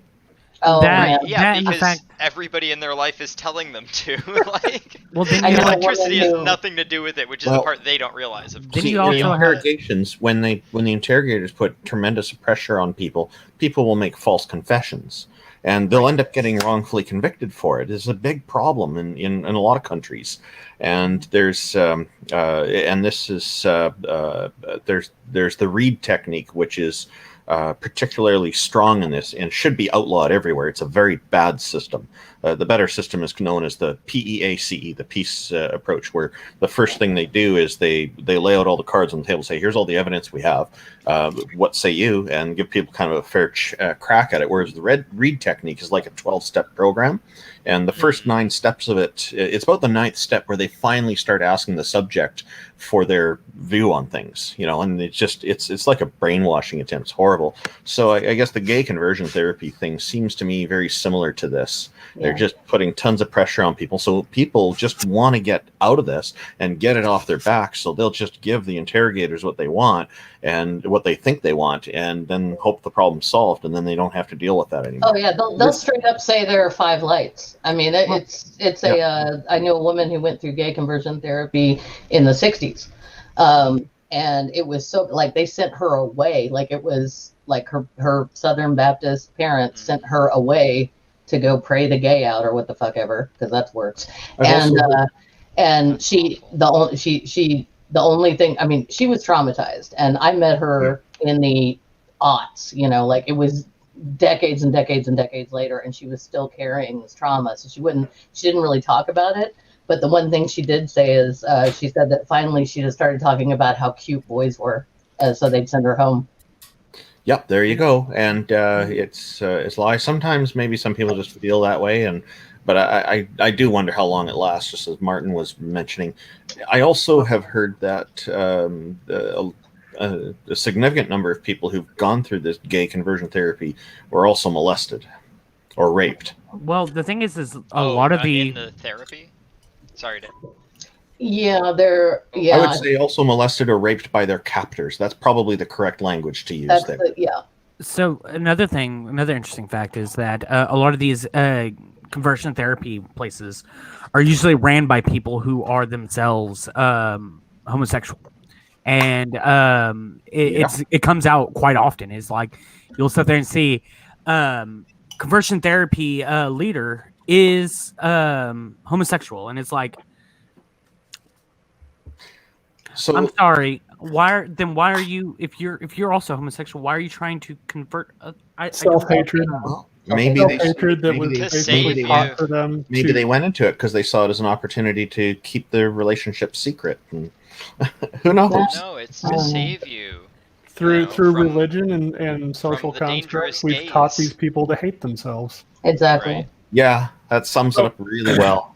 So, quick break here because everyone was showing their cats earlier. I got a Twitter message from Anjur about feeling left out. But of course, you could jump in here. You could, Anjur. But Anjur wanted to share her. Oh, kitty. Oh, Hi. thank you for sharing. There you go. Going back onto the cat subject, my sister, she had me watch her cat for a little bit. And by a little bit, I mean a few months. And she got incredibly pissed off because the cat absolutely fell in love with me for whatever reason. And whenever I went over to her house one day, when she had the cat back, the cat automatically jumped up over towards me and was acting really lovey-dovey towards me. And she was so mad. She was like, I've been trying to get the damn cat to do that for me. Why is it? She's like, this is not fair. Why is he loving you? You're What just did a you pussy do? magnet. I guess. Cats, She's cats like, don't like to be left. she's like, what did you do to that cat to make him love you? I was like, absolutely nothing. Every time it got near me, I told it to get away, and it just absolutely loves me. Like that. They do. Because my grandma, she doesn't like cats, and so of course the cat that we had growing up that wouldn't go near anybody except for my dad would also go near with the grandma. And like those are the only two people, and the grandma hated the cat, but the cat would always sit on her lap. Loki Russ just let her use the backup hard drive. Let her use the D. What? What? That's a nerd joke. Yes, I know, but the thing is that's a deep cut nerd joke. I got the joke. It's just that what were you saying that I was using that for? The cat? Is that what There's you a were saying? 5.5. There's a 5.5 inch floppy joke there. I just can't find it right now. But it's in the vicinity. Right. Look, sweet. The cat was a male. Size matters. Should be an 8-inch joke, 8-inch floppy joke. Like you remember, size matters. I think the 3.5. No comment. God damn it. Oh, there we go. So since Wonder Lady doesn't turn her camera on, I was sent pictures. And that was the best one, I there's think. Finn and Fiona. Yeah. My There's- brother. Those cats have thumbs. Am I- It's so awesome. They do. They have the. Am I saying their names correctly? Oh yeah, Finley and Fiona. Oh, Finley and Fiona. Okay. There you go. I There's the picture of the thumb right there. They're so cute. Yeah, there's the extra toe. Those are the back feet. Oh, that's the thumb. He's got two thumbs. So cute. Yeah, but it's interesting though, Faye. You were telling me that you have to make sure that you trim their claws carefully because of the extra toe, because it can get ingrown. Yeah, she's not so much of a problem, but his are, and he's got one of his thumbs on each front paw are serrated, so he has 2 points instead of 1 point, and he can't retract them, and they're kind Yeah. of flimsy, but they're also kind of really good at ripping my skin open. Yeah, that's what I was thinking. Ouch. But Okay. I make sure those nails are trimmed up because if they can grow into the paw, And I don't want the vet to say, oh, well, you can't handle this, so we have to declaw. Yeah, because you don't want to do that. It's like taking your finger off at the middle joint. Yeah, and I don't want to do that to my It's baby. vile. Yeah, He's don't do that. so cute. Yeah. Okay, sorry, Neil. I didn't mean to turn this into the conversion therapy / cat podcast. What? No, the conversion therapy thing that we were talking about earlier is actually really good news. Well, the thing is like, I put together a little like weirdness where it was like a whole bunch of people who lost their apartments during COVID decided to pretend that they were gay, and they got put into conversion therapy, and they're straight, but they're like, I'm gay, and at least I have a home now. So anyway, did that really I'm gonna happen? scrap that story now Yes, that all it did. those religious leaders have changed their mind. Shit. All right. Well, I'm not shocked. I mean, that's going to be. Well, we aren't in. We actually have a lot of support. So, but if I Always don't, going to be people that take advantage of this. yeah, there's that. But also, no, I was thinking about Hey, the rent thing, and in 2 months, actually, if I don't have if I or Dunk Shop or both don't have straight jobs by March, we're straight, no pun intended, but you know what I mean, regular jobs. We're gonna have to move in with my folks. That's our situation. We will not be on the streets, so don't worry. But that's gonna suck. I love my parents. I don't want to live with them. Conversion therapy for cats? Like, what would this be for? Like, what is? I don't know, Russ. I don't know. I just saw that and I was It's like, trying what? to teach cats that they're actually not the master of the house. So, Oh. you sit there and you're like, I'm going to eat first. And they look at you and go, no. And they take their paw and they take your food out of your hand and they go, bad human. Bad. Now fetch me my electric blanket. Bubastic would only steal food if it was tuna. If it was tuna fish, and I left it, she would wait very patiently on the floor, looking at me intently the whole time. And when I finished eating what I wanted, I'd give her the rest, right? And she was perfectly happy with that. But one day, I set down my tuna fish on a plate, and I had to run to the restroom and wash my hands. And I came back, and she was on the table eating my tuna. And I was like, "Okay, that's yours now. I'll get another." You can tune a piano, but you can't tune a fish, right? Yes.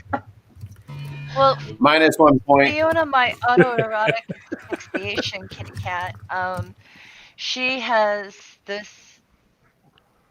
You know how some cats hesitate and they slink at your food? Yeah. She's just like a rocket. She just decisively jumps and takes. And Finley, with those great big paws of his that are like bags of gummy bears, he'll just grab anything right out of your hand and walk away from it.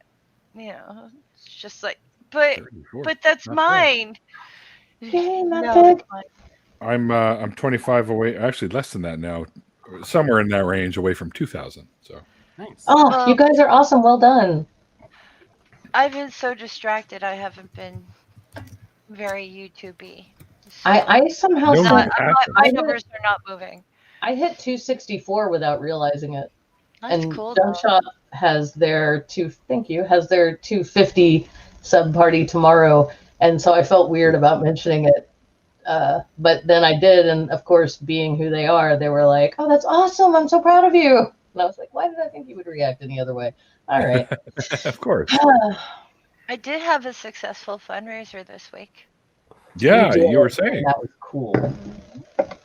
We ended up with Is there can people still throw money at it, or? I think so. I don't think it's closed out yet, but any extra, just let Ease know, and we can arrange a PayPal transfer. Speaking of Ease, where the hell is Ease tonight? I haven't seen these in a while. He was helping. He was helping Ape earlier, so. Oh, okay. Oh, And he okay. designed my logo, so Ease is awesome. So badass. Oh yeah. Shout out to the big homie Ease. The art is very good. Oh, so good. So good. I can't draw for shit. And yeah. He asked me questions and then had a logo that was perfect for me mocked up and like. This is one of Eads' right here. That's awesome. Nice. Okay, so I think he started a Redbubble. Like, Kind of want I think so. to draw me sitting on a Stuff. potato throne as a Swedish person. You get him to do it. He'll do it. Yeah. I'll DM him right now. He's just really, really talented. So I'm pulling up his Redbubble link right now. Okay, Yeah. somebody tell me what Redbubble is because I'm behind. It's kind of like Teespring, but they have more choices. Like they even have Yeah. dresses. Oh, that's why They'll this actually chick they'll that I actually follow. give you more of your sales than Teespring will. Right, and they have higher quality stuff. Oh, okay. So it's basically very, very worth it. I That think sounds that's good. might be where I do my merch from, actually. You should all get my optimistically stressed from Junk Shop's Teespring T-shirt though. Anyway, because it's cool.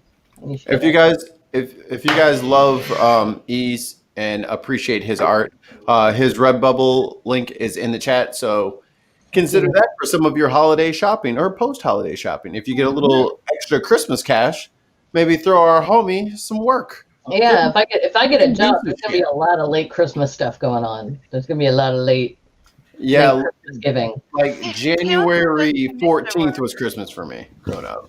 He also does commission work, so if you're a YouTuber and you need art done, you can always hire him.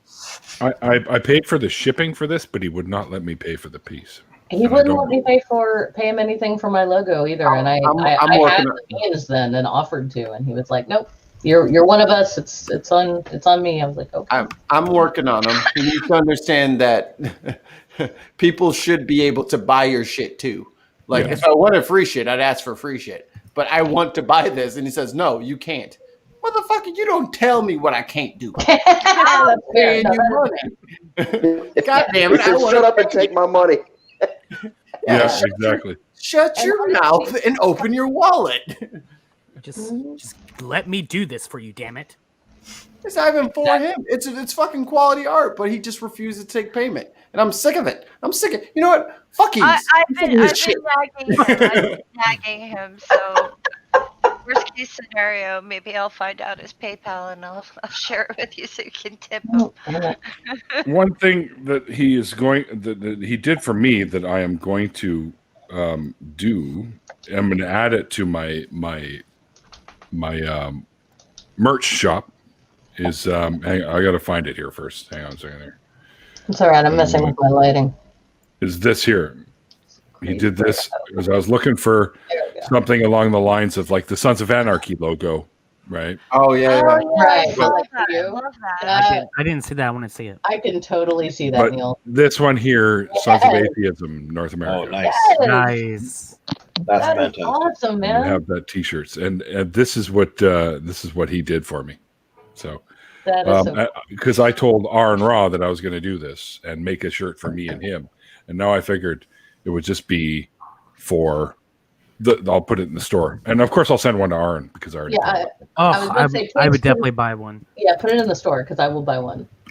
I want one. Neil, I know this is live, but still, production note: those should be bandanas as well. Ooh, Put them on, we can put the image on bandana. Badass bandana. And these. And the and koozies. masks if it'll fit. Oh, it'll If fit on a mask. It can fit on a mask. You just gotta spit on it; it'll fit. Oh my god, dude! Here, I'll show you. Quick thought: why is there not like Here's a a mask. secret Satan gift circle? Secret Satan. That's a very good question. You know what? There should be. But I mean, instead of like you got the whole anonymous thing, but the point is to give somebody the absolute worst gift possible. I'm sorry, who's talking right now? You sound like IQ. It is IQ. It is IQ. Okay, hi IQ. Sorry, I can't read. You sound really like IQ. All this stuff is really small. All the names are really Because small. it is. Hey, that bandana person I'm really looks a lot suspiciously like Neil. myself today. That person looks a lot like Neil. Yeah. Neil looks Yeah, like except Neil. his ears and are a I little look like big. myself. These two guys look like those two guys, three guys that I kind of know, sort of. I think That I've- frustrated atheist guy looks like a potato. I used to know. Sorry. It's okay. I can make my screen. I can All right, probably make folks. this bigger. It's Small. It's getting kind of late here on the East Coast. I'm gonna head out. All right, Martin. Yeah, it's late for Hanging you. out. Thanks for jumping in, Martin, and I will see you in the always. probably. Well, I'll definitely see you when I got you on the show. And Martin, by the way, guys, is one of the another one of the co-hosts for the new nonprofits or the relaunch of the nonprofits show. Oh, yay! I've Oh, worked no, with Martin and I've worked with Jenna. Jenna was in here earlier. And we have a lot of fun doing that show. It's a good time. So if you didn't know that this was a new thing, that the show's been revamped and relaunched, go over to the nonprofits channel and sub to the channel. I think Martin, you and I have done at least 3 episodes each now. I want to say, go as over there. a long-time fan of nonprofits, they are awesome. This I'm a information big is awesome. fan of And I'm Woodhouse. like, oh, thanks. I'm brand new to it, so like I like that I can bring kind of an outsider perspective to it, you know, because I didn't know anybody in the ACA. That's You are Atheist one of Community us now, Boston. Martin. Sorry, but Well, no, I'm just saying, like, it's so cool that One I didn't have to of move us. to Texas. One of us. Oh, I was trying to figure out how I knew your face this whole time, and now I know why. It's because you're on nonprofits. Yeah. So right on. Yep. All right. Well, take it easy, everybody. It's been fun. Yeah. Have a Sleep great well. rest of your night, sir. Take care. Take care. Bye. Good night. Seriously, And then there were good 9. cat. Yeah, the cat thing. Look, Mikey's just in the background playing his fucking guitar because he just doesn't want to deal with us anymore. I'm talking too much, so I had to shut up. So I was like, let me mute myself and play guitar so I can stop interrupting everybody. See, I don't even try not to talk. I was being That's fine. respectful, Neil, and you called me out. Damn you. Respectful. You're more like, these guys are boring. I'm just gonna Oh, play guitar. frustrated atheist. I know you. I'm sorry. No, you don't. I see you No, in side no. chats. We hang out in side chats all the time. Yeah, I'm not very noticeable. I'm not someone who should be noticed. You are awesome. Or viewed with the naked eye. Worst gift, incurable STD. Worst gift It has is been a while, Julie. You're like, who's that guy up in the left corner? I don't, dude. Yeah, Mikey, what song were you playing? I was just riffing. Just riffing. No song in particular. Never heard of that song. Just doing some playing. Oh, just to Stuff. plug a new person. Not new. I mean, whatever. Plug them, Julie. I'm Plug them, sorry. Julie. This is why This isn't Pornhub. Let's leave the no. Go ahead. I didn't say. Never mind. I'm not going to say what I did say. Anyway. What yeah, do you mean, new people? Okay.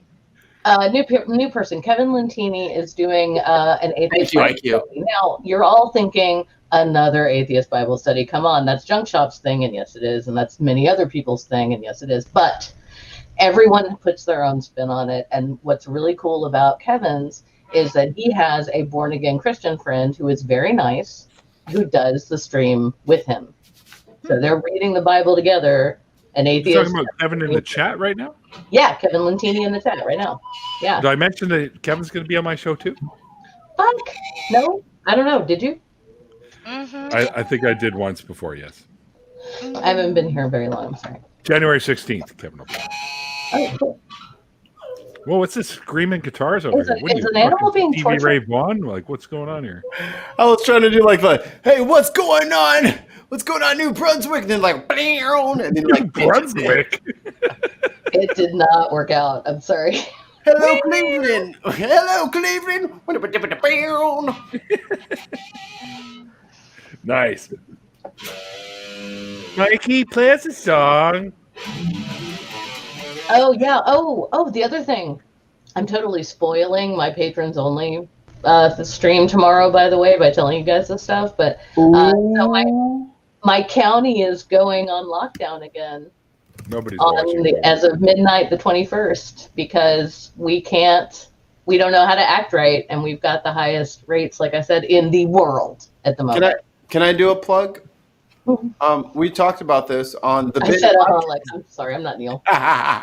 We did a show with this in it on Thursday on the Bin podcast called "This Is Why We Don't Have Nice Things."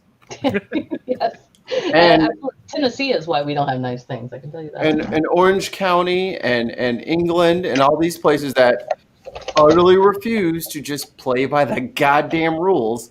This is why we can't have fun times, dude. Because y'all want This to is, fuck everything this up is for why. us. This is why I Dude. can't see my mama for Christmas. All Right. right. So BC yeah. was doing so good for a long time, and then all of a Right. sudden, everyone here figured, "Oh, it's all over with," and they all started getting together. And now BC's one of the worst fucking provinces. They done fucked it all up. Yep. Alberta's still got a Thanksgiving beat fucked though. us up. Alberta and Ontario is still the worst, Yeah. but we're now in third place, and we used to be in like sixth place. We've got there's a number of evangelicals here who are anti-mask. I know some personally. We haven't visited with them for quite We a got while. them in the building, Do Randolph, not. and every time I fucking see them in the hallway without a mask, I'm yelling at them every fucking Yep, time. that's the attitude I'm taking at stores now too. I tell them back off, get away from me, and stuff like that. And I then make a it's big so deal of it. hard because I know two people right now from my in real life D&D group. This isn't the one I play online with One Ring and everybody, although they're awesome. But I know two of them just came down with it, and the horrible thing is they don't know how they got it. It may have been that he may have gotten exposed at work because he works at FedEx, but they don't know how they got it. But she went up, or I'm sorry, she's non-binary. They went up to pick up their mom to take them to their sisters for Christmas for like the week and see the grandkids and stuff. Yeah. And the night that they got to the sisters after doing this long road trip in a car with the mom, my friend started running a fever and and was coughing and everything and got tested and tested positive. And now both of their parents have it too. And it's just, it's like wildfire. And these were people who are being smart and being safe and trying to be careful. And it's just so freaking. We should bitch about the people not wearing masks, absolutely, but also, it's just really contagious. My governor called out one of the towns close to me because they had a funeral and then they had a reception afterward. And of course, there was COVID bloom afterward, and Cuomo was just like, "No funerals." He basically called us out. It was good. I mean, we had 100-person wedding at the Pink Palace Museum here a couple of weeks ago, and one of my dearest friends works there, and now her boss has COVID, and another woman in the office has COVID, and she's terrified to go to work. My friend is terrified to go to work because, there were over 100 people there for a wedding because my stupid ass governor, Governor Lee, decided that there was an exception for religious activities and weddings. Oh no. Motherfucker. Sorry, Neil. Are you monetized yet? I don't even know. Oh yeah, I'm monetized. I'm sorry. I should watch my language on your stream. No, you don't have to watch your language. Fuck no. I live in the state that whenever people were like, "Hey guys, we should definitely do these shutdowns for just a little while, so that way we can get everything all kind of situated," Texas was like, "That's cute, kid. We don't care about the elderly. We don't care about anyone. We're gonna stay open, all right?" So, so whenever they finally did do a shutdown, which was just, "Hey guys, everything's just at X amount of capacity, and you have to go in there with masks." And Texas got tired of that for like the fucking week that they wanted to do that. That's when we saw major spikes in cases. And it was like, thank you. And I still have today people who sit there and tell me while I'm wearing a mask, they're like, you really won't be affected. I was like, sure, I'm most likely will survive and live, but my mother has health problems that it could kill her, and I'd feel like the world's shittiest son if I sat there and decided to not wear a mask, get COVID, be one of the people who are asymptomatic, and then give it to my mother and kill her. or even contribute to spreading it around. The mask prevents that. Yeah. And So- What Can I- amuses me is that, these people who are asymptomatic don't realize that they're still sick and there's still things that they have to deal with after the fact. It's not like you're asymptomatic and it does no damage. Yeah. It does damage. As the immunocompromised person in the chat room, yeah, I yell at people and I scream that I'm immunocompromised and to get the fuck away from me. It's I still have one client that I take grocery shopping because I have to. She can't do it on her own. She's got epilepsy. She can't drive. And And it's you know either what? that or she's not going to have food. So, I wear a mask. She wears a mask. I still take her. But one Hold time on. during the summer, because she was having issues, she was not walking well. So she kept falling on me. And this one woman ran up and she goes, "Can I help?" I said, "You're not wearing a mask. Get the fuck away. What the hell? Can't you tell she's not doing well? Don't breathe on her. Go away." Yeah, heart's in the right place. Brain is turned off. Did we just lose Sam? Yes, We lost somebody Yes, we lost. because it all did the. Okay. It's just go away. No, it was IQ. I No, have IQ been was right. rude It was about him. people. Oh, it was IQ. One person screamed No, at me. IQ's still here. One I'm person sorry. had screamed at me, "Oh, my Apparently I need another president smoke. doesn't wear a mask." And I said, "Well, your president is a moron."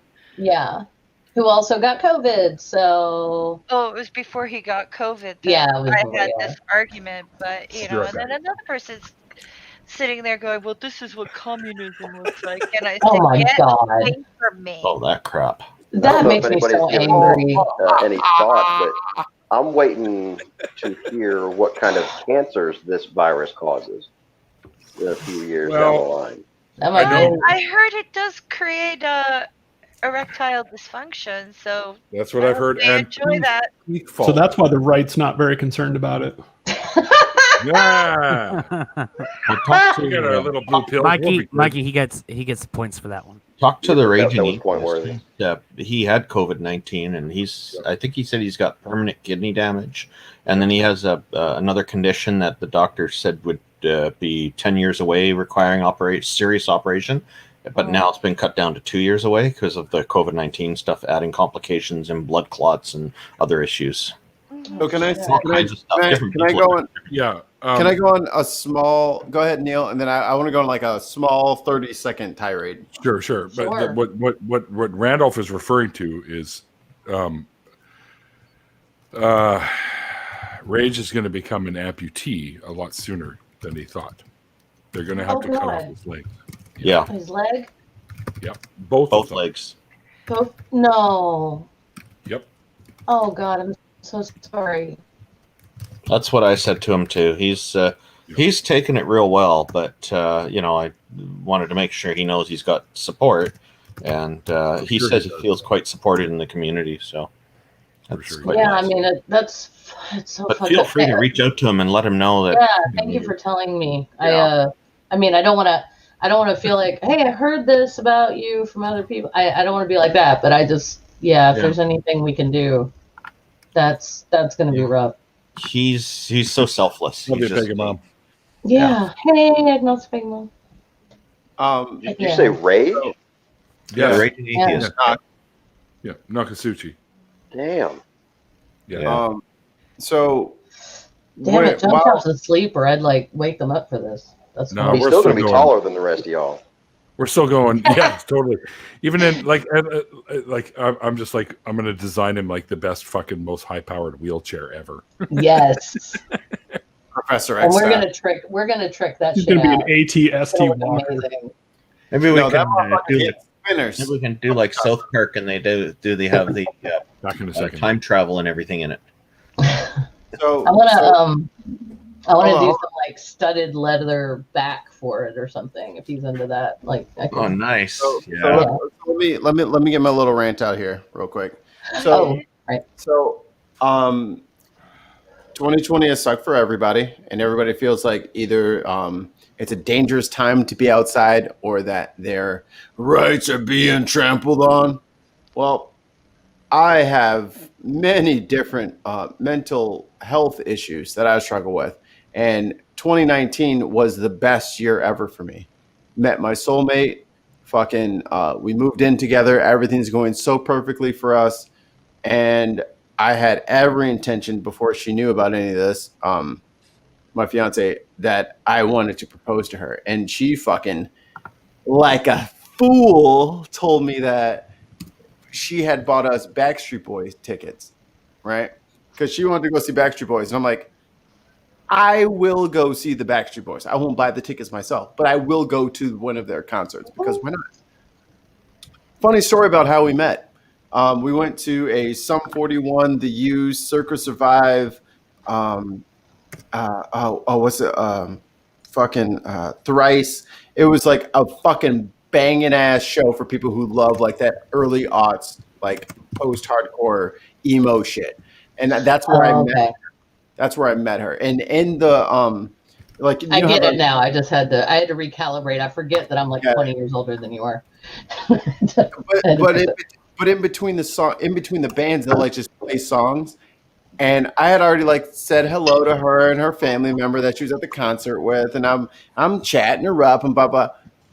So then fucking they on the in between songs they played "I Want It That Way." Oh my god, that is my guilty pleasure song. That is my fucking. That is a song that I will catch myself like kind of bobbing to. If I am tuning the stations on the radio and all of a sudden I hear "You Are." Oh, my fire. That's my shit.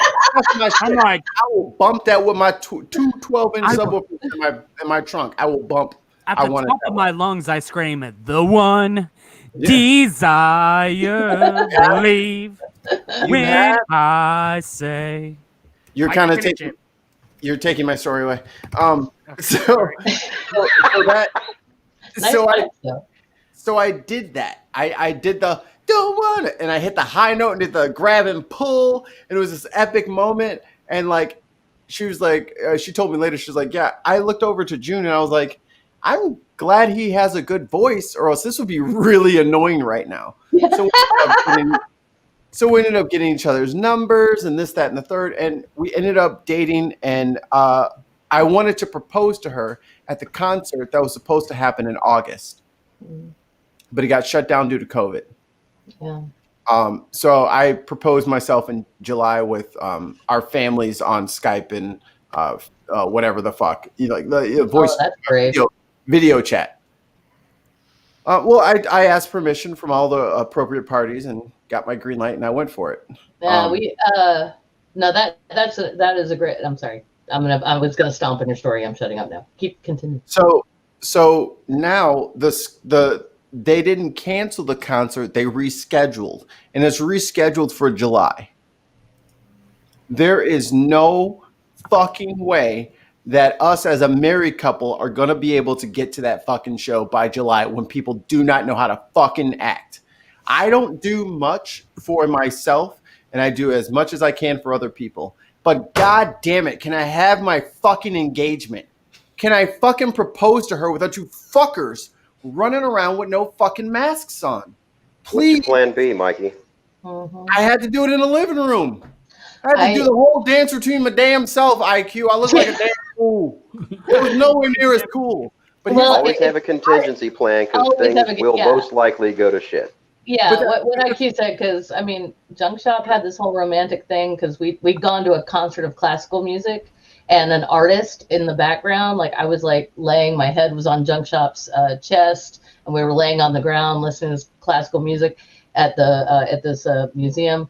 And this artist in the back like drew us. It was like something out of a goddamn rom-com. He like drew us laying there, and he used his own line to put like red highlights on my hair and stuff. And we have that picture framed.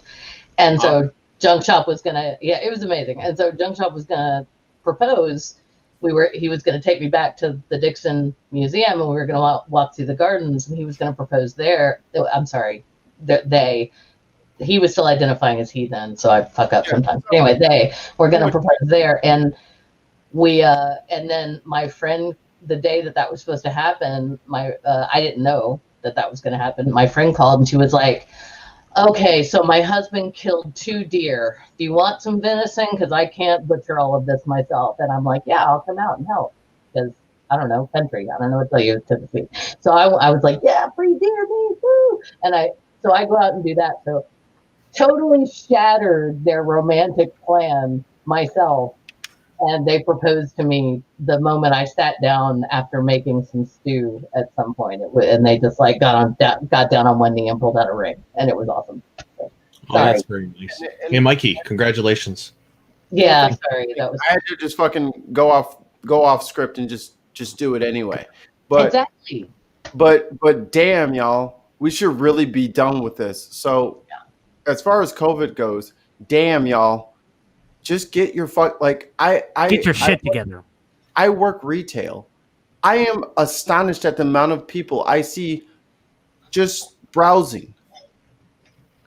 What the fuck are you doing in a heavily populated place browsing? Stay home. Yeah. Just stay home. If you don't need something right now, just don't get it. Just wait until you need it and then come out and get all the things that you need that you have on a list. You're in and out 10, 15 minutes.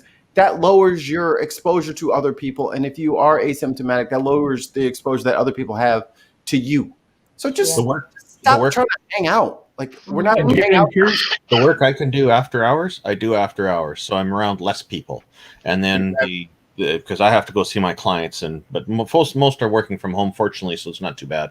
But there's also, like in the stores, my wife and I, we buy larger quantities of groceries now, so we don't have to shop as often, and we just don't want to waste time there. So we try to go at the time when there's less people, which we normally do anyway. But people should be trying to do all these things. I agree.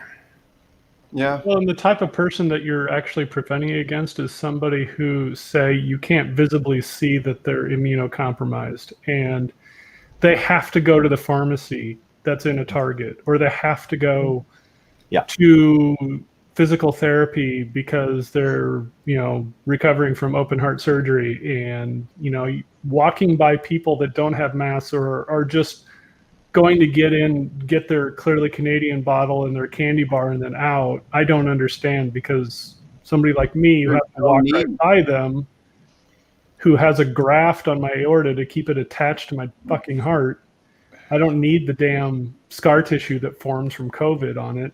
That would loosen the They graft. don't care. So, That's the problem. They just don't care. They're stupid. and I have to go to Target every once in a while to the CVS to pick it up, because that's where my insurance company tells me I have to go. Because I can't go to the pharmacy that is 2 blocks away from me on the the local one, because my insurance company tells me I can't. I can't Welcome get to my America. post office lady to wear a mask. I'm so sorry, Faye. Would you repeat that, please? I can't get the lady at the post office to wear a mask. Okay, that's fucking weird. And Well, that's because trivial. her response to me when I complained was, Jesus. Yeah. Okay. Oh, and I I- repeat when I I said wear we a were. mask. I wear a mask. I get a rash on my face if I wear a mask for a while, but I'm going to keep wearing it anyway because I don't want to be part of spreading the problem. Yeah, I get eczema on my face from wearing a mask. Fuck it, I'll deal with it. That's It's why I my grew my. face, and I'm a little vain, but it's okay.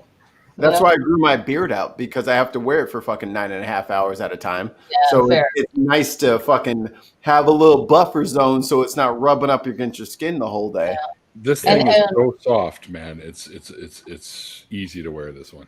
When I said we were in the same boat, I didn't mean to Triple imply layer. that our health issues were the same, but yeah, we have to go to a CVS that's in a Target for our meds too, and for us, it's all it's all psychotropic meds that we have to take or we can't function, and it's so that's I know the fear that you're talking about like going into that incredibly crowded Target and having to just go like to the pharmacy and get your meds and then get the fuck out as quickly as possible. It's terrifying, and I imagine it's more terrifying for you. Kevin, did somebody pass that that had a dissection? Somebody in the chat. Yeah, Kevin said that. Yeah. But yeah, it's crazy that And when I tell my friends this, because my friends, you know, we're Midwest. Most of my friends are still Republican, as I used to be, and more rights and all that bullshit. And when I go after them, like, okay, are you going to breathe on me? Because you know what I went through. And all of them all of a sudden start, you know, retreating from their position. And it's like, somebody you know shouldn't have to be the one hitting you over the head with this. But unfortunately, that's what it takes. And that's sad. It is sad. And you're because, right. Because you're going to kill somebody you don't know. And then it's not even going to really affect you. No. And I've said it before, but I mean, as Republican and conservative as my parents are, they're all about better living through medicine. Like because they grew up with people before the polio vaccine. And that was the big hitter for them was, you know, it restricted when and where they could play in the summer as children. You know, they couldn't go into crowds, couldn't, all that stuff. And then and they all mom and dad both knew people and had relatives who died of and or were permanently crippled or in iron lungs because of polio. So after that, my parents are like they're taking COVID super seriously, and they're fucking Trump supporters. It's a weird dichotomy, but it's the one thing where they're like, we're all in sync with this one thing. Like they called me and said, okay, we've made a decision. It breaks my heart, but please don't come for Christmas. Are you okay? And I was like, yep, I was trying to figure out how to tell you that. So yeah, I mean, the problem that my family faces is that my in-laws live 5 miles from me and my parents live 400 miles from me. Oh, wow.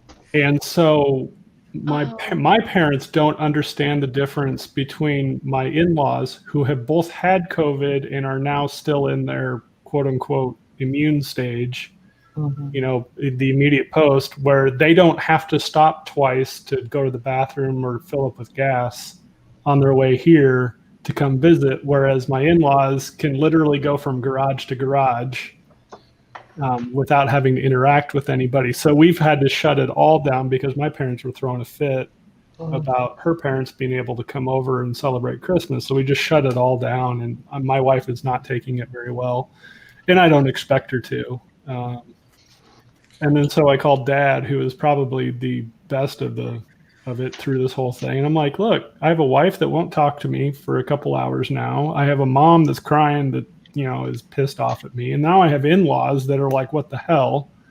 You know, I don't see a valid reason why we can't come over. We're both past this disease, you know, at least for the next couple months. And it's like, you know what? I don't know. There's no right fucking answer here. Yeah. So Christmas is going to be very silent this year. Silent night all the way. Well, sweet, aren't you doing a stream that we can all show up and have a little bit of Yuletide? I'm going to try to start my 24-hour stream Wednesday night at 8 o'clock. I'm going to try to be raising money for what's known as Marfan syndrome, which is what I suffer from. I know that one.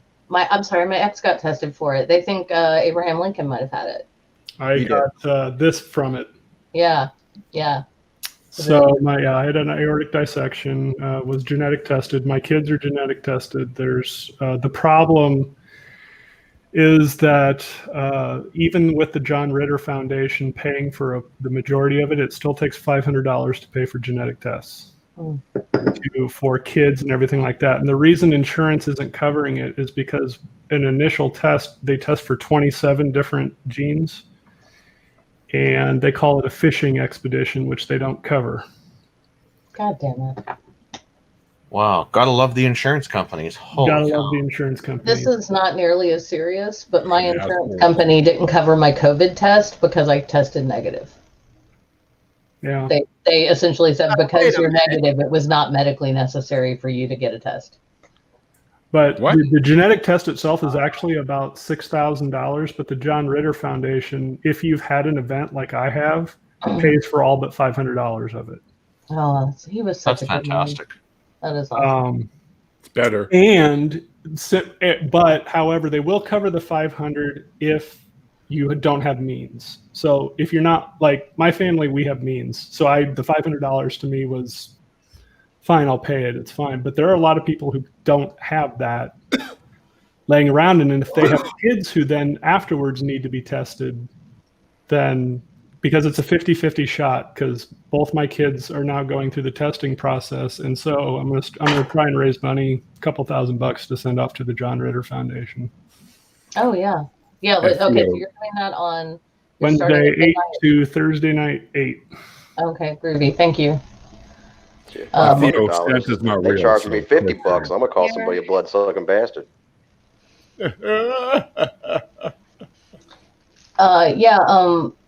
Is there a link to I'm your on it. stream in the description or On it. anything? I'm Oh, on you're it. on You it. can Okay, look thank up you.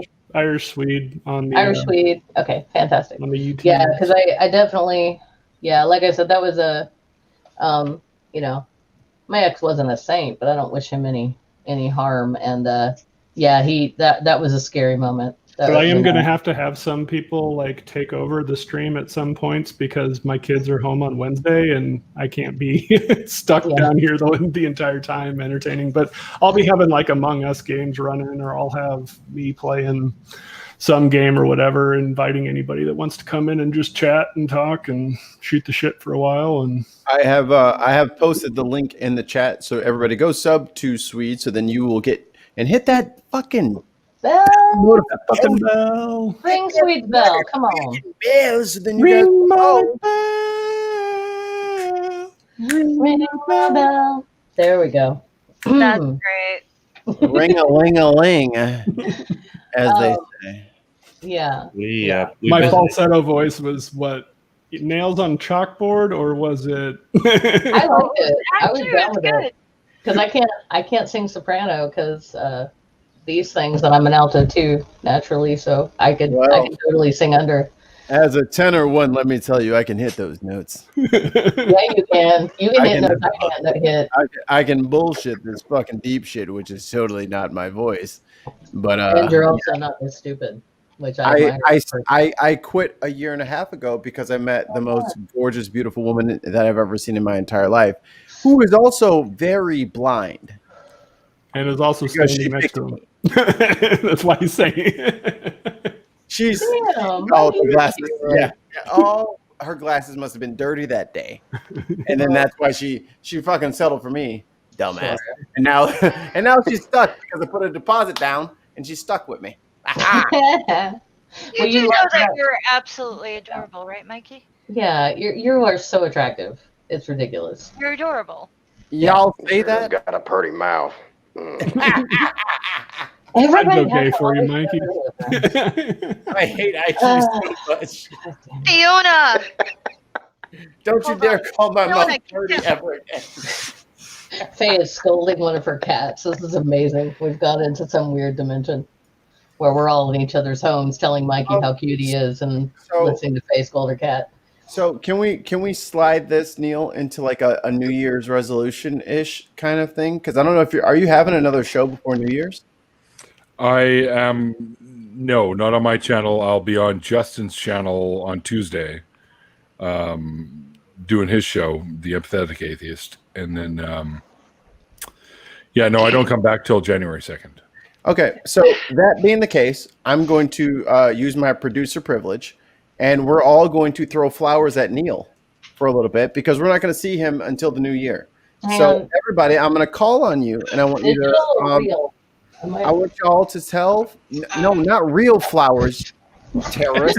There could be thorns on there. As a producer, I have to shut you down if you're going to throw thorns at Neil. I will not throw thorns at Neil. Randy. Kind of late tonight. But I'll go first because I feel like I'm important right now. Okay. I don't got any flour, but with some baby powder do. Oh my God, IQ, you're so nasty sometimes. No, I am not okay. I'm pretty fucking far from okay. A little Pulp Fiction going on there. Oh, that was good. So I will do large screen, Mikey. Hi, everybody. So what I'm thankful for in this 2020 is that I have gotten to spend so much time with someone who is literally the chillest motherfucker on the planet. Cooler than the other side of the pillow, some have said. Wait, you can't be talking about me. Neil, can you stop interrupting me talking about you? That's very rude. My bad. Thank you very much. You need to refer to it as the back side of the pillow. It puts a little stank on it. I'm just saying, go ahead. He got that booty side of the pillow going.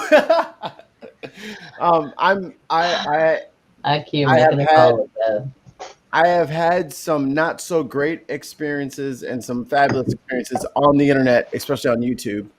And every day that I've been in the company of Neil has been an absolute fucking delight. Aww. Every day that I spend with this man is awesome.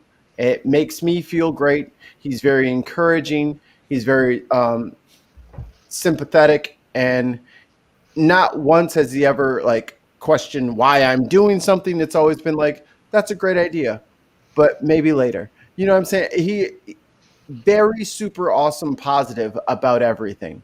And especially this year of all years, I am so glad that I found an awesome brother to fucking work with this year. And thank you, Neil. That's all I got to say. Well, feelings mutual, my friend. Who wants to go next? I'll go. Julie, you're up. You guys All are right, going to make me cry. So Neil, yeah, I'll make myself cry for sure. Neil was there for me when I was a new atheist, and I was angry, and I was confused, and I'd just been through a huge existential crisis, and here's this sweet Canadian guy who looks like he would give the best hugs ever, who's like, hey, do you and Junk Shop want to come on my channel and tell your deconversion stories? And we were like, what? People do that? That's a thing? Okay. Yeah. I had to get, not Neil's problem, mine. I got way too drunk on that stream. If anyone, yeah, Mike, yeah, I know you remember. If anybody goes back and stream, I've watched it. It's embarrassing, but I stand by it because I got drunk because I was so nervous. I didn't even know, what I was going to say. But Neil, you asked us this question, and the question was, what led you to being the activist you are today? And in the moment, I thought, I'm not a fucking activist. I don't do anything. Since then, I have done the March for Our Lives. I have, against all of my anxiety, I've started my own YouTube channel talking about atheism, religion, and how and current events and how they affect my area in particular, but how religion just kind of, to use Christopher Hitchens, poisons everything. And I've given money, and I've given time, and Neil is the reason that I am a proud and fulfilled person in this moment. And that sounds fucked up and weird, but it's because he asked the question, and I was like, well, I don't know that I am an activist, but I've always wanted to be. And there are things I can do. I can do things, and I started doing those things. So, Neil, you gave me that gift, and I can't thank you enough for that, ever. And someday, man, when it's safe, I'm going to see you in person, and I'm going to hug the shit out of you.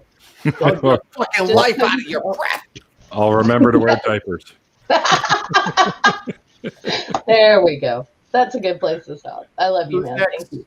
I can go next. Feelings mutual as well. Who's that? I'm up. I can go next. Randolph, and then IQ. Sure. Okay. I've met Neil through Twitter, and I've always been an atheist, but I greatly admire the work that Neil is doing with the deconversion stories, and I think that his video series is such an important contribution to the atheism communities throughout the world, because it provides examples to people of, here's a normal thing for people to leave religion. And it shows not just a few dozen examples, it shows hundreds. He's got such, he's been doing it for so long, and it really, I think it helps and makes it easier for people who may not be on his show to still make that step to to be honest with themselves and to embrace doubt as an ally, and to stop believing in things and something maybe they were thinking about but didn't quite have the courage to do on their own. But now they see this and it inspires them to do this. So it is a fantastic contribution to the community that we really need, and I'm grateful for that, because I do think it does help, and it does present atheism in a very good light. Because what I also see is just standard with atheism is that you've got a whole diversity of different people in the atheism demographic, and Neil is showing that by interviewing people in a very nice way. Also with the blood donations, I think that's wonderful too, and the other things he's doing, and really looking forward to teaming up with you and True North Talk in the future. So, but Neil, seriously, thank you very much for the deconversion stories. Even though I've never done this myself, it's been helpful to me to kind of understand at least a little bit better what it is like from some perspectives for people to have been there and moved away from it. Yeah, for sure. And I've very much enjoyed ever since you started going with me. We've always had a great time doing the blood donation. Oh, yeah. There's not words to describe how much enjoyment we get from that. And now Dave, Simply Secular, has joined the crew. Yeah. So and he's going to be there next time in 2 months. So yeah, for sure. So I'm very happy about that. And I'm hoping with more and more people, I'm hoping we can just fill that place up and make it crowded each time we're all coming. It seems like a whole group is taken over. That would be great. Yeah, I'm working on it. IQ, were you next? Thank you for the kind words, Randall.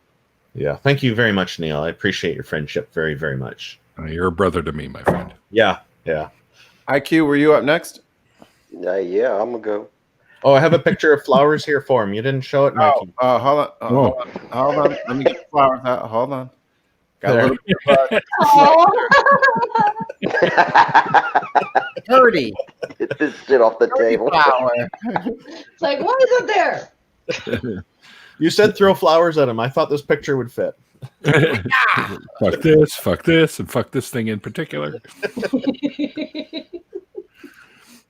Thanks, Randall. So we can pleasure. I can start off by thanking Neil for a lot of the connections that I've gotten. I am by no stretch of the imagination a celebrity, but I have connections to people because of Neil that they were like almost idols to me before I joined the community. And really what you have to think about, it's not, when you judge a friend, it's very poor attitude to have to judge your friends by what they can do for you or what they have done for you. But it's what they do that inspires you that really counts. Because if you judge your friends by what they can do for you, that's more of a using, like you get into a spot where, this person has this and this person has this, and you're not friends with the person. You're friends with the things that they have, the things that they can do for you. And that's no way to look at a person. Neil is inspiring. It's what he does for himself. It's what he just does because he didn't give me those connections. He's just doing what he does. And I was there for that. And he has always been there for everybody and has always been himself, no matter what. He's very ethical and he sticks to what he does. And that's very inspiring, and it spreads to everybody that he comes in contact with. And that makes a good friend, is somebody who is just there and you benefit from them just being them. And I want to say that's the greatest gift that you can give somebody, is to just be a solid inspiration. And thank you for that, Neil. Well played, IQ. Well played. Thank you. Sweet or Russ? Which one do you guys want to go first? XIQ means a lot. Go for it, Russ. You good, Russ? You ready? You're muted. Please don't do your whole thing muted. Yeah, no, I unmuted. I was just asking Sweet if he was sure, because if he wants to go first, he can. Russ doesn't have anything nice to say. Yeah, no. It all started when I was a young boy. Well, what I was gonna say was, Neil, I'll mute you.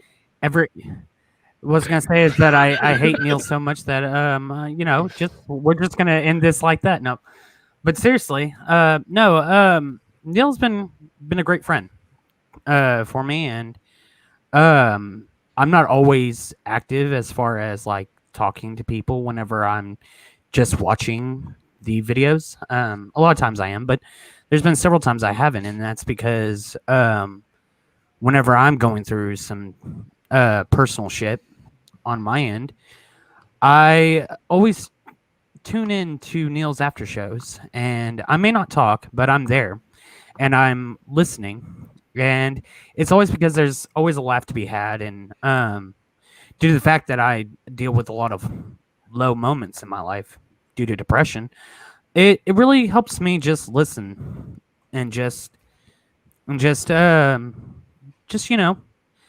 of get away from my thoughts for a while. And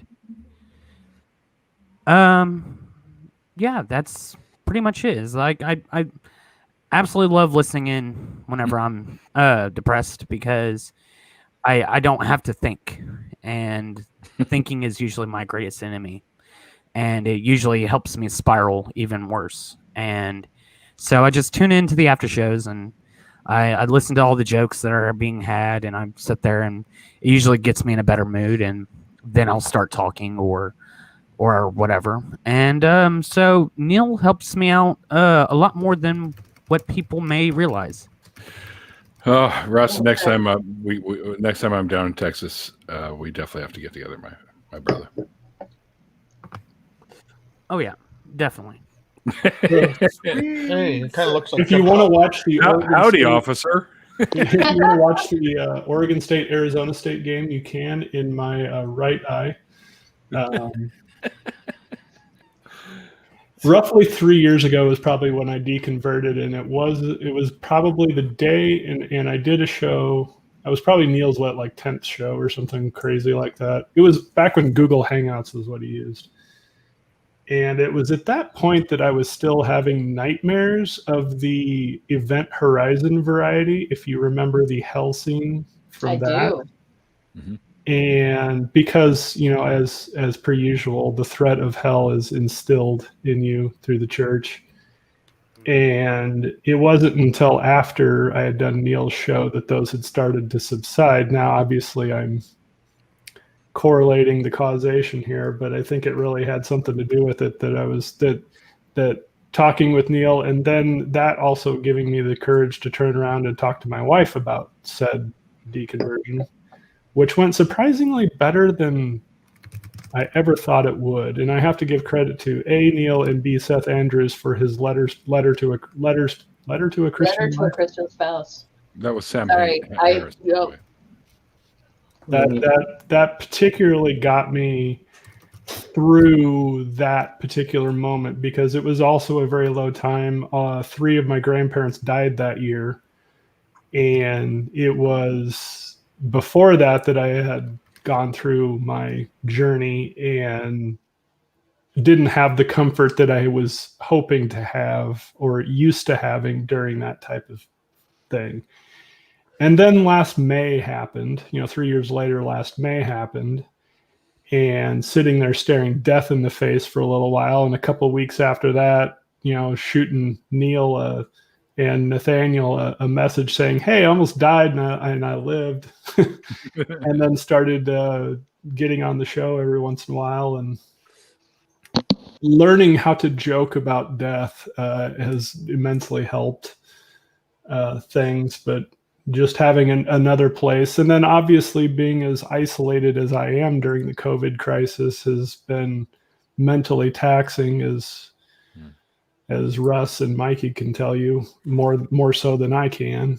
And just having this outlet for social reasons on top of the ability to have a community that, yeah, I can't find anywhere else. I mean, I'm in the reddest of red states where everybody's Catholic, and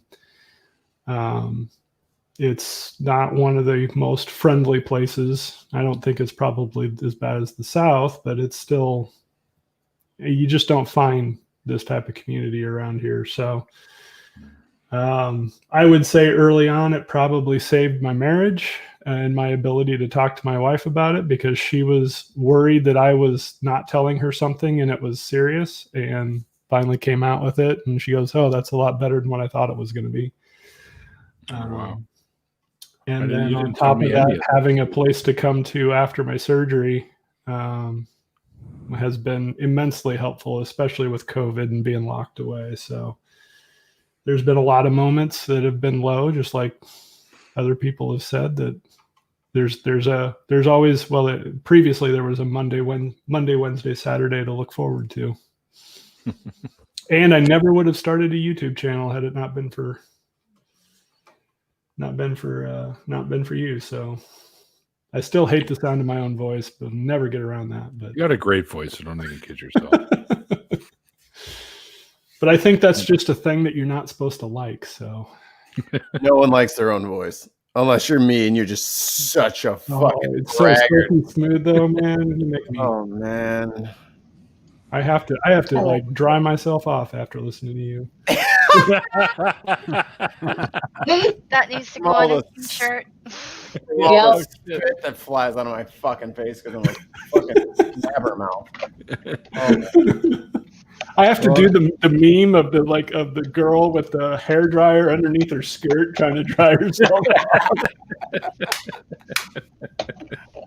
So let me do this. I will do flippy flips and then skippity blips. So there he is, the man of the hour, Neil. We haven't. Oh wait, who do I forget? But anyway, as I wanted to finish, thanks, Mikey. I my wanted to say bad. a Merry Christmas, a Happy Hanukkah to you and yours, and may you only have good things happen to you in 2021, because 2020 sure as fucking sucked. Yes, it does. You put those blue eyes away when you're talking to me. You guys are making me fucking cry. I'm all moist now, sweet. Thanks. Oh, gross. Gross. So I'm gonna put you spotlight, Neil. 2020 has sucked for 1,000 different reasons for 1,000 different people. You're this close to being at 2K, which is awesome, and never for a moment in your mind think that what you do every day, well, 3 times a week, every other day, if you get loosey-goosey with the math, is impactful. It's awesome. It's helpful. And we love you, man. And we love having a place to come call our own. And we can all, at the end of the day, go fucking check into Neil's bar and grill, get a bite to eat, have a laugh, and have a few beers. So if everybody can, let me get everybody in here. Making your way in the world today, take everything you got. We're gonna get covered. Get away. Sometimes you wanna go where everybody All right, seriously, we're gonna give a copyright strike. You know, we're not going to anywhere you can see. The troubles are all the same. You want to go where everybody knows your name. That's what I was waiting for right there. Norm! There's a heaven, and that stool isn't in it, and I don't want to go there. So everybody, let me turn my green screen off. Hold on. We have yet to hear from Faye. Yeah. Oh, Faye, I apologize. You're behind the logo. I'm so sorry, baby. I apologize. I'm like, make it short and sweet because I was about to toast. So yeah, okay, Faye. I'm so sorry. Go ahead. It's okay. Neil is a unique person because he can put up with my crappy ass, What? I've given him a hard time more than I've given him compliments. And I absolutely love him for it because when I have something that's crawled under my skin, he always weathers me beautifully. Neil, you are the most positive influence. You really are. You make this crabby old lady very happy. And sometimes you change my mind because you can be so positive through the worst stuff. And you're wonderful. You've got a great attitude, and I'm jealous of that. And it's inspiring. But more than that, one day, even though I'm not a social person and even though I'm not likely to go to a forum, if you see a woman standing behind you with a mask on who gives you a Adams Family vibe, it's probably me. Okay? And like Julie, I'm going to hug you. Oh, I look forward to that. Because Faye, you've been around since I pretty much started on the YouTubes doing this sort of thing with another freaking atheist and from back in the day, and you've always been one of my favorites. So that's why I stick Let me be around. a crabby old lady, and I appreciate you for that. I appreciate you too, and I get a lot of love for you. Thank you. So before Faye interrupted with her fucking love, I was trying to have a toast. Too bad. I'm gonna hug him. I'm gonna hug him. Everybody lift your... Oh, Randolph's grabbing something. So Neil... Water. He'll grab like a LaCroix or something. And I imagine IQ's got a 40 of Old English held up to the sky right now, I'm sure. 40 of he'll unmute Malt liquor. But Neil, here's to you, brother. You had an amazing 2020. You made 2020 worth going through. So thank you, sir. Skål, Slanja, and cheers to you, my friend. Great. Salut. As they say in Chinese, gambe. As they say in French, salut. Salut, yeah. Goodbye. They say in my family. Saying "Just cheers. drink it." As they say here in Texas, cheers. What did Wonder Lady just say? I missed it. Oh, as they say in my family, just drink it. In my family, it was always l'chaim. So L'chaim. L'chaim. Of course, I forgot. Damn it. Way to go, Julie. Now we have to fucking start all over again. All right, sweet. Who was first? I was first, and then it went to Randolph, and then IQ. We have to do this all over again. To life in Hebrew or Yiddish? Is L'chaim Hebrew or Yiddish? It's Hebrew. It's It's Hebrew. also Yiddish. I think Russ was before me, Mikey. Pardonnez-moi. What the hell is that? No, I was. That's a before. Pikachu. That's a flower. I thought you'd find it interesting because it got Neil, here's your flowers. It looks like you're right. It looks like a Pikachu, but it's a. I think it looks more like a Patrick. It's a flower called an Offreys. No, this is Patrick. Flower. I'm sorry, guys. We're experiencing some technical difficulties. Hold on 1 second.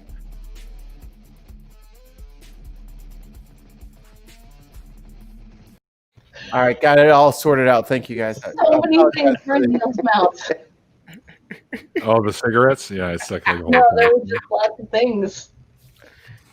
I like the Uncle Grandpa one. That was the best one. That's the one I show everybody. Definitely get a lot of Nostroiva. gold stars from me for putting up with me. I don't look at it that way. Love you, Faye. Faye, you are not to be put up with. I'm happy you're in my life. Ditto. Make me melt. Yes, Dave, we're still going. Dave, Simply Secular, is also we were just talking about you, Dave, about how you guys decided to join the blood donation team. Yay!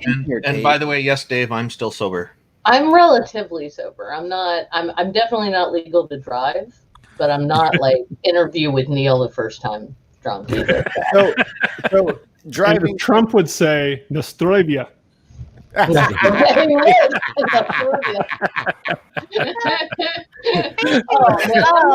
gonna filler the roof of my head for the rest of the night.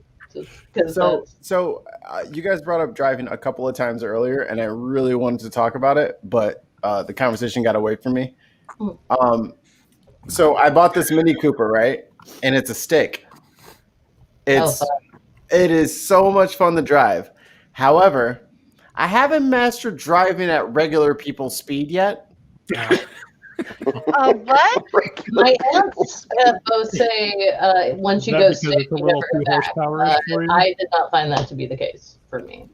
I'm just saying it's very nimble, and I'm so focused on making sure I shift correctly because I've been driving automatic for fucking 15 years. I get a little fucked up. Like I'm just so focused on shifting that I have no idea what the speedometer says. So 8 out of 10 fucking stoplights, I am blasting off in front of everybody. And it's not until like fucking I get to third or fourth gear that I'm just like, oh, I'm driving really fast right now. I should probably... I've been fucking driving like an absolute asshole for the last month just because I'm not great at driving stick. For all the people that might have seen me on the side or on the road, I'm sorry that I keep blasting off at stoplights and I keep revving my engine every time I'm in a parking lot. First gear is really hard for me. That's all that is. You'll be fine. Mikey, do you know what they call a standard transmission these days? No. What do they call it? Millennial anti-theft. Hey, technically I'm a millennial and I know how to drive stick. Yeah, but you're military. You had to. I was about to say, but I don't think a lot of our the friends. military. I'm technically Gen X, and a friend tried to teach me to drive stick in high school, and I damn near left her transmission in a parking lot. So I don't drive stick. What's this about? Unless I got like a Ferrari Enzo or some shit that only comes in a stick. I don't really see. I can barely drive a stick. There's no shame in that. My television doesn't have knobs on it. All right, we've made technological advancements in the past several decades, and I don't see the utility in a manual transmission anymore. I mean, they hear supposed to give you better gas mileage, and They do. Like I said, both my aunts drive stick, and they're like, they love it. They're like, no, I have complete control over my vehicle, kind of thing. But I'm just like, I'm paying attention to the road and not my engine. That's what I'm doing. I understand that it kind of becomes second nature, and you don't really even think about it. I knew a guy that could drive a stick and smoke a bowl at the same time. The chick who tried to teach me, she could smoke a cigarette, have a carbonated beverage, and eat a hamburger at the same time. She's in the Navy and is career Navy, so she's a badass anyway. I love cars. I love motor vehicles, but living in America, unless you pay extra damn near at this point, you don't have a manual transmission car. So I never owned one. Like I drove my friends a couple times because they were like trying to teach me, and this is how you do it. Now that I have my own, I'm a fucking loser out there on the fucking road. I am the worst. I'm either blasting past everybody or I kill it because I shifted into third instead of first at the stop sign. And that's so funny because like the manual transmissions for a long time there, when I was learning to drive back in the 90s, they were cheaper. They were cheaper and they were more efficient. Nowadays, the automatic I learned on a system stick, has gotten and so I haven't good. had a stick since. Yeah. It's just like air You get in the conditioning. car, back in the honey. day You took a said you're whole going to gallon teach me how to more. drive a stick. Like there's no clutch. Oh, I know what you're doing. Oh, Dave, I sent you a link, by the way, if you want to pop But it. yeah, manuals used to be like, you could save a ton of money on buying a manual over an automatic. These days, they don't even make them. They don't even make them in the States like that anymore. Like it's a special thing now. yeah, you have to almost buy a supercar to get a standard transmission standard. I feel you, Hellbound Hillbilly. I've done that job. So let me just say, I only killed my car once today, driving to work and back, and that was in the driveway because, again, I put it in reverse, backed out of the driveway. It's a bit of an incline. Got all the way down to the mailbox, put it in third, and tried to take off, and then I killed it. I was like, son of a bitch. I always miss first. The And you're like, official yeah, spelling even the for that Mona Lisa's grinding falling apart. sound That's how is it's spelled, Kevin. GRRRKHGHH is the. As someone who was a English professor for 14 years, that's the official spelling. And the raspberry sound what? is what? THBPPP Yes. THPP. For the grinding sound that the gears make. Yeah, no, I have no fucking idea. There's no spelling for that. Yes, Kenneth. Yes. If you can't find them, grind them. I've almost money shifted a couple times, but I've watched Without the clutch. I've got to the point where I don't need the clutch to shift anymore. Yeah, well, yeah. When I was scared to try driving it. cement truck in college, you never used the clutch because that was a 33 speed, What does that and you mean? skip gears. You can just shift. If you can rev match, you can just shift from one gear to the next without using the clutch at all. Right. Okay, so you're saying if You you, have can to watch rev the. it You have to watch quickly the. enough? You have to watch your revs though, so you can do like from first to second. It's what is it, around 1500 or something. You can go right into second, and Okay. yeah, and it'll slide in there. kind of Pretty easy. understand. Man, if my best friend who is restoring like a 1972 or 73 car, I don't know, some kind of car. It's not a Corvette. It's something else. Anyway, Those were made by Volkswagen. yeah. Well, she's a gearhead. She's like an old school gearhead. Like No, seriously, you could take the doors off of them and shit. The oh thing, yeah. Mhm. the box Yeah, you yeah. fucking thing they made. Yeah. But yeah, I hope she never sees this 'cause she knows how ignorant I am about cars, but it's one thing to know, it's another thing to watch it happen. It's gonna be like, You spend a little more time in the one hood, in- Neil. You realize you can take the doors off of just about any car. Well, yeah, sure. If you want to get technical. Do not use the bullet. Yeah, no, that's a bad idea. But I love the cow cheese thing there though. That's fucking great. Laughing cow. Pretty cute. Yeah, laugh. laughing cow. That's it. Yeah, Laughing cow. Jeez. Yeah, that's but just awesome. the one and only time that I've ever actually grind gears was in a vehicle that my mom had, and that was because the freaking shifter was so loose. Like in gear, you could sit there and still go like this with it.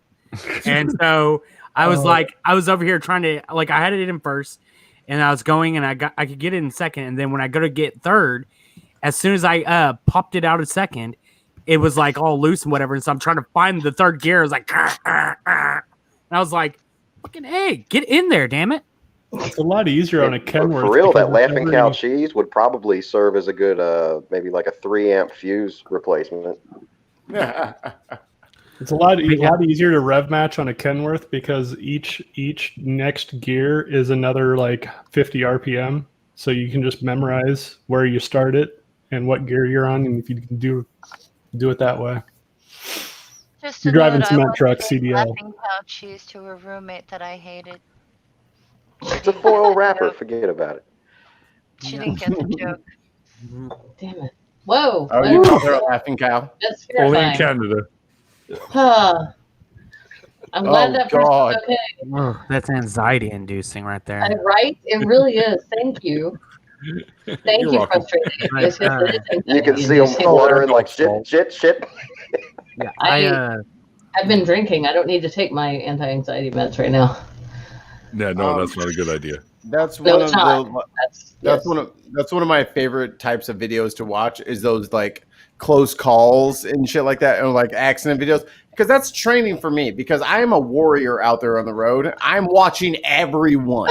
Mikey, Everyone I around me, I'm staring at. I'm like, every day, if I have to drive, any day I have to drive is a If you're- testament to my ability to stay cool and not get killed. if you live in Memphis, 1 out of 8 of your friends is my cousin.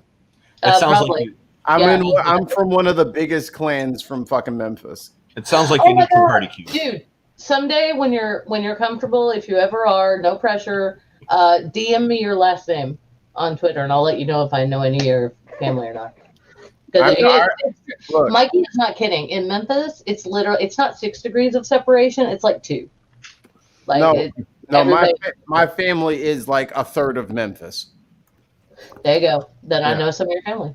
Mikey, if you want close call videos, go to Dad Reflexes subreddit, and you'll see that's all. my shit. I've been studying for that too because I need to have the car reflexes, but like the kid falling off the couch and there's like, Oh no, you want the ultimate dad reflex? I had scarlet fever when I was 2 years old. I have no memory of this, obviously, because I was 2. And I was running an incredibly high fever, and our family has this thing. My grandmother was pronounced DOA several times because it's just something that runs in our family. We, for some reason, when we run really high fevers, our heartbeats aren't always detectable. And so my dad, and I only know this because my brother and his best friend Carlos were like on the couch in the living room, and I was like bundled up on the other couch in the living room. My dad came over, and he didn't think I was breathing.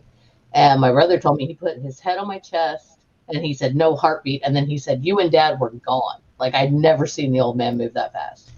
And he got me to the hospital and, literally saved my life. So you think about dad moves, and I'm sure he drove like a bat out of hell to the hospital as well, which is fantastic. So, yay, dads, I guess, is what I'm saying. I've done the my child is falling off the couch thing before. And my wife wanted to know how I saw it happening. I'm like, I just kind of felt it. There was a disturbance in the force. Yeah, exactly. You have no idea the amount of calculations that your subconscious is making. Yeah. Yeah, what IQ said is the real thing. You'll hear a groan and then and then that's when you know the kid's airborne. So it's like, okay, so it's been 2.5 milliseconds. Their terminal velocity as a child would be 4.6 meters per second squared. So if I reach here, I will catch the child mid-flight. And you do. And you do. And you just do. No, I think it's more like, brain okay, I calculates all this shit, but you're not physically, you're not quantifying any of these numbers. It's just like bing, bing, bing, bing, bing. You know what's about to happen because you done fucked yourself up enough times. You see the signs, and you're just like, all right, this, then that, then that. All right, I'm just going to go over here. Yep, gotcha. So I have a strong case for why men make great dads. It's because we. It's because. I'm sorry, go ahead. Aside from the obvious. Thank you, IQ, for recognizing that. Because we're so idiotic as children. Like, I was a dumb ass kid. I can predict a child's movements based on my stupid behavior in the past. I know. Oh, yeah. I've done that all the time. My kid will be like, no, I'm not going to. No, I know you're going to, because that's exactly what I would have done. That's exactly what I would have done. Don't try to fool me. I remember that part of me is still there. Yeah. And I got Grogu behind me. You have in my family are well difficult. My one nephew, he was like 3 at the time.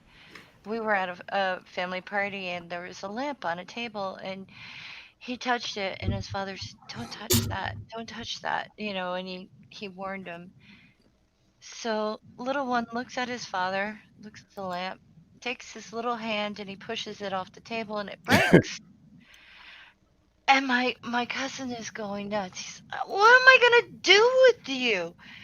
And the 3-year-old just looked at him, narrowed his eyes, and said, I guess you're going to have to kill me, Dad. Whoa. Fucking shit. Been in the garage. And I'm sitting there going, yeah, we're blood. That little pain in the butt ended up being a math teacher. He's lovely. He's absolutely I gotta go, lovely folks. now. But he was Very. Bye, Randolph. Good night. Thanks everything. Thanks for everything, everybody, especially Neil. Take care, all. Bye-bye. Take care, Randolph. You see, Mikey, that's the difference between a professional and a master. A professional knows what to do. A master knows what not to do. Exactly. That's some weird shit, Faye. I don't know how I would deal with that, honestly.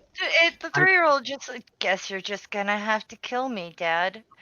And after that, my cousin just could not do anything because, of course, you can't kill him. And you might want to, but you can't. My nephews,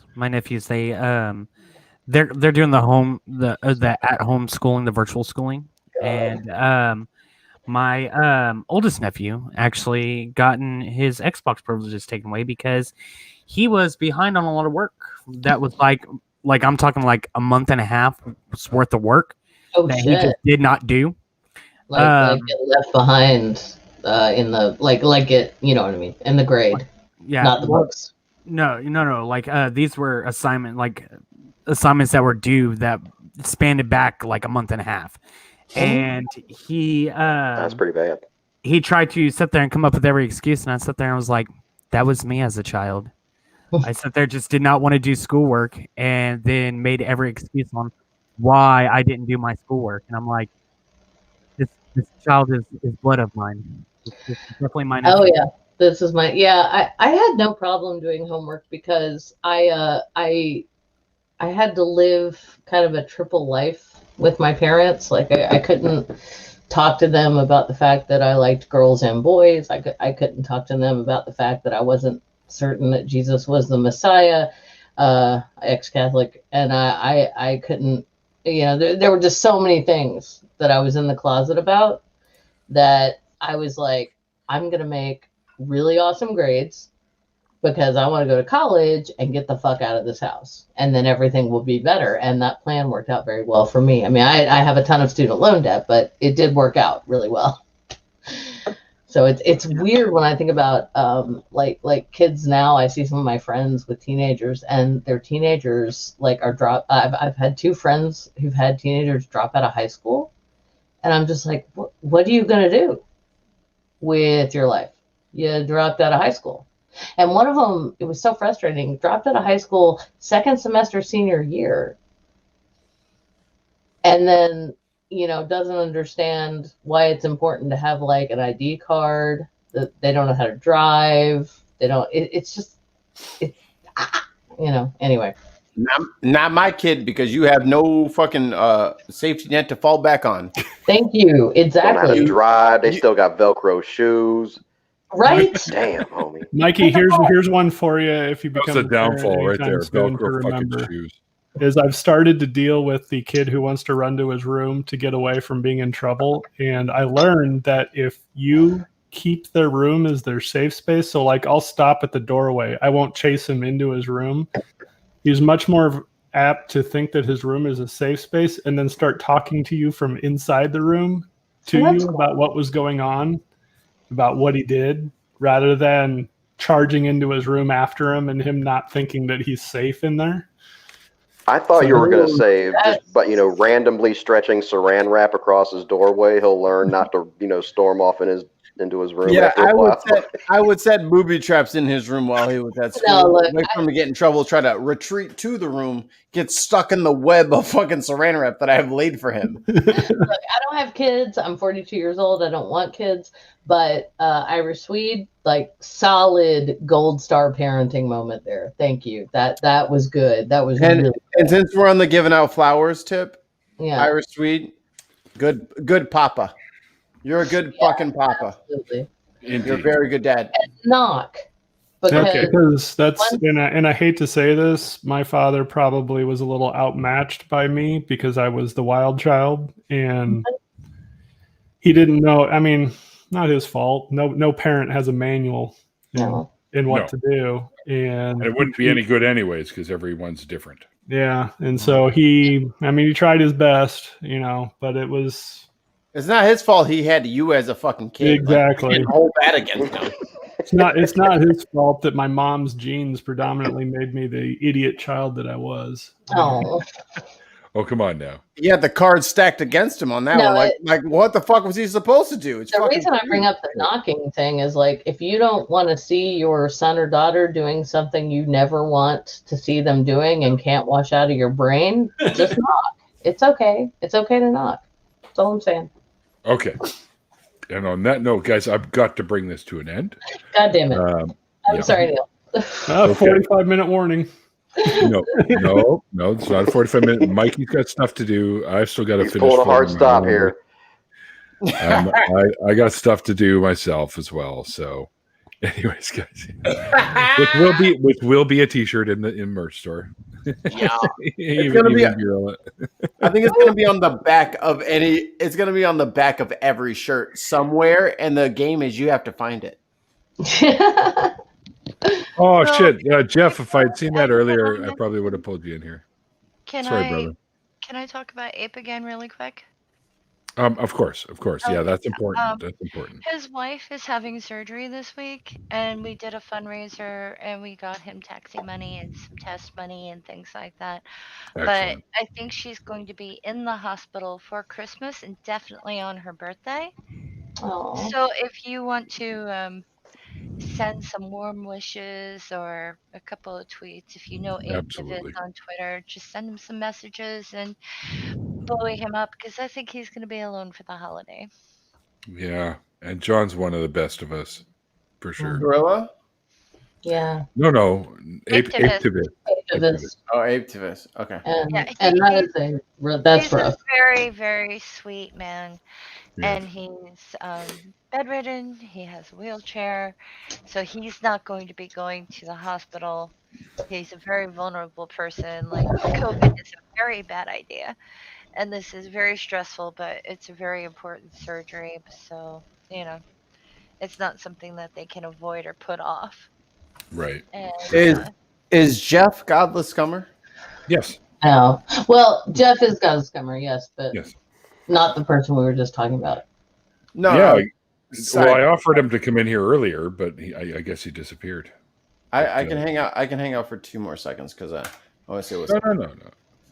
What? Jeff's on UK time, so it's way early there. It's early in the morning there. Yeah, it's not even late. It's early at this point. 0. No squeaky toys while the stream is going. Thank you. Zero. What are you doing? Let Zero squeak. No, because he'll do it at fucking 4 o'clock in the morning because he's like, I had a great idea. I'll squeak this shit. And I'm like, oh my God, the aliens are here. And I kick out of bed, kick the comforter off of me. I'm like ready to fucking fight an alien. And this is crazy. I was like, with the squeaky toy because it doesn't squeak it like a normal fucking dog. Are Has you to make. done? I'll let him keep going then. You can deal with his fucking alien sounds that he makes with his goddamn ball. It's so crazy. Not that bad. All right. I don't want to hear what your dog does with his balls. Thank you very much. All right. So. But if we all could.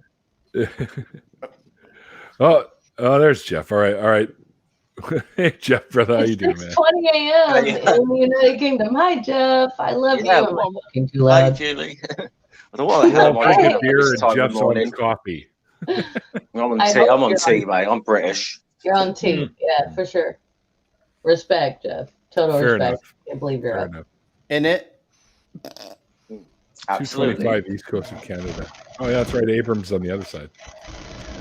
It's only 10:25 here. Well, 10:22. Yes. 22 minutes after midnight for me.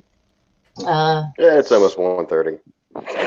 Mikey, if you do the in it again, Jeff might have to ask you if you want a cuppa. Well, that's funny, isn't it? That's a funny thing you say, isn't it? In it. I don't. All right, leave Jeff alone. He hardly That's ever not- comes in these things, so we got to give him some. We gotta punch him hard because we miss him. So we show our love. We don't know how to show our emotions. That's very anti. That's not very intuitive. Mikey. That's how men are. If we love somebody, we beat them senselessly. Mikey can punch me anytime he likes. Thank you, Jeff. Get out of here, Julie, trying to tell me how to love people. I'm sorry. I didn't mean to try to. You don't even speak our I don't get language, it. Julie. You don't even speak our language. You don't If speak it. I don't. If I you don't. haven't seen, She does. She just got an accent with it. Yeah. So if you see someone who is a man that you haven't seen in a long time, your first job is to hit them in the chest as hard as you can. Okay, I'll remember that because Or the stomach. that's him forever. So That's how they know intuitively that you miss them. Guys, We Yes. have stopped. We don't have a lot of time left here, and I want to do the questions that we had for everyone that's been in the stream. I want to quickly ask Jeff. Jeff, early on in the stream, we were talking about the Christmas stuff. Like, what's the best or most unique or thoughtful present that you've ever got for Christmas? And then what's like the worst one that you've ever got? I can answer. Oh, well, I can answer the second one first because that's easy. A toilet roll is the worst one. Well, hang on. I kid you not.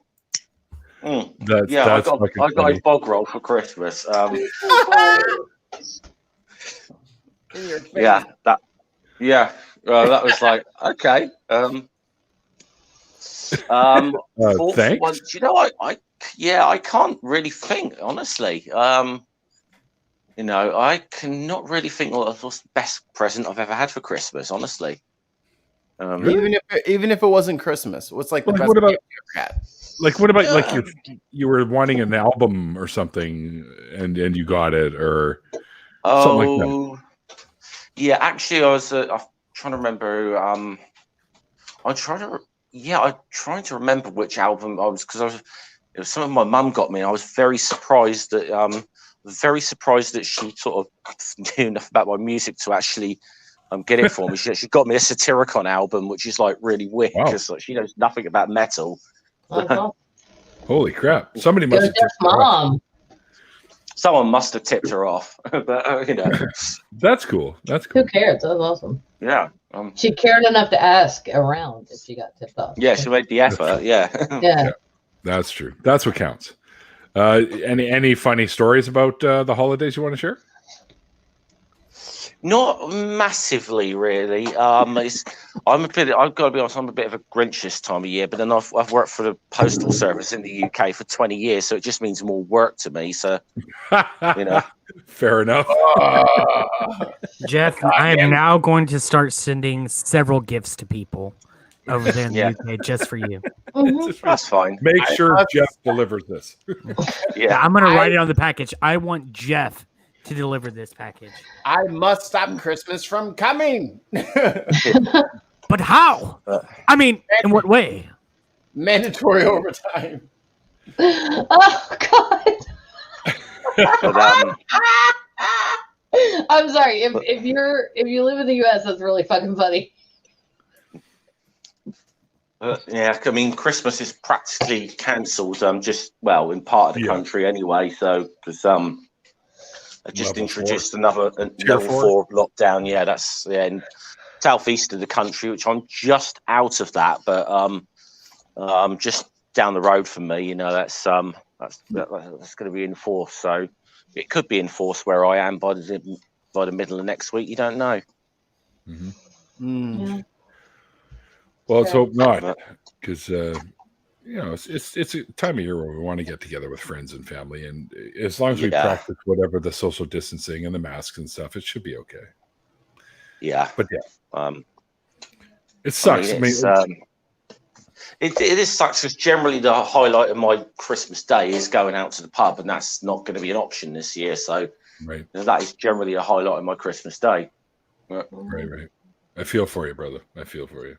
Come watch all of our streams. A lot of us are doing I did say I didn't really want to host anything, but I did say I might jump in on for one of two of them for a little bit. So hey, I might do it. Great idea. Yeah. Now that I'm not going to my sister's place, we decided that I'll probably do something too on Christmas. I know Purple wanted me to be a part of something, but I'm not sure. I don't know when I'll be able to do it, so I couldn't commit to that. Yeah, that was. Junk Shop and I are doing. We're on Purple's rotation, and Junk Shop is at 2. I'm at 3. U.S. Central Time.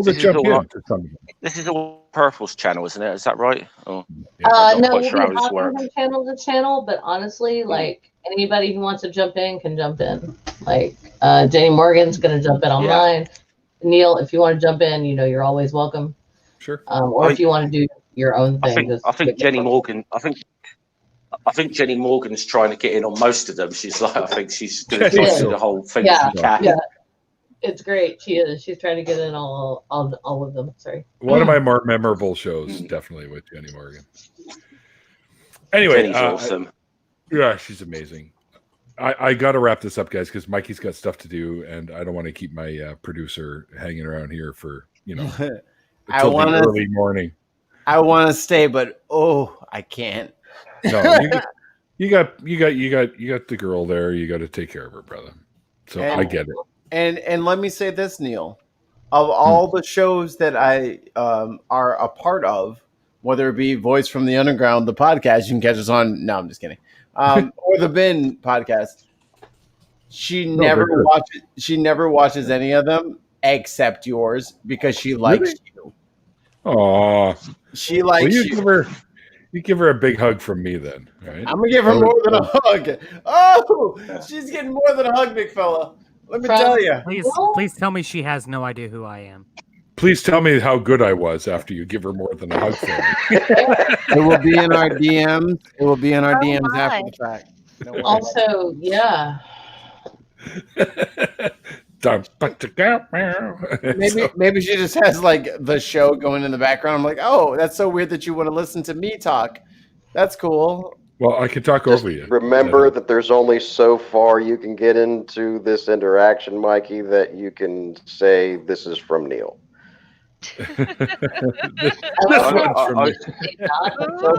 Upon which we were ending. Jokes.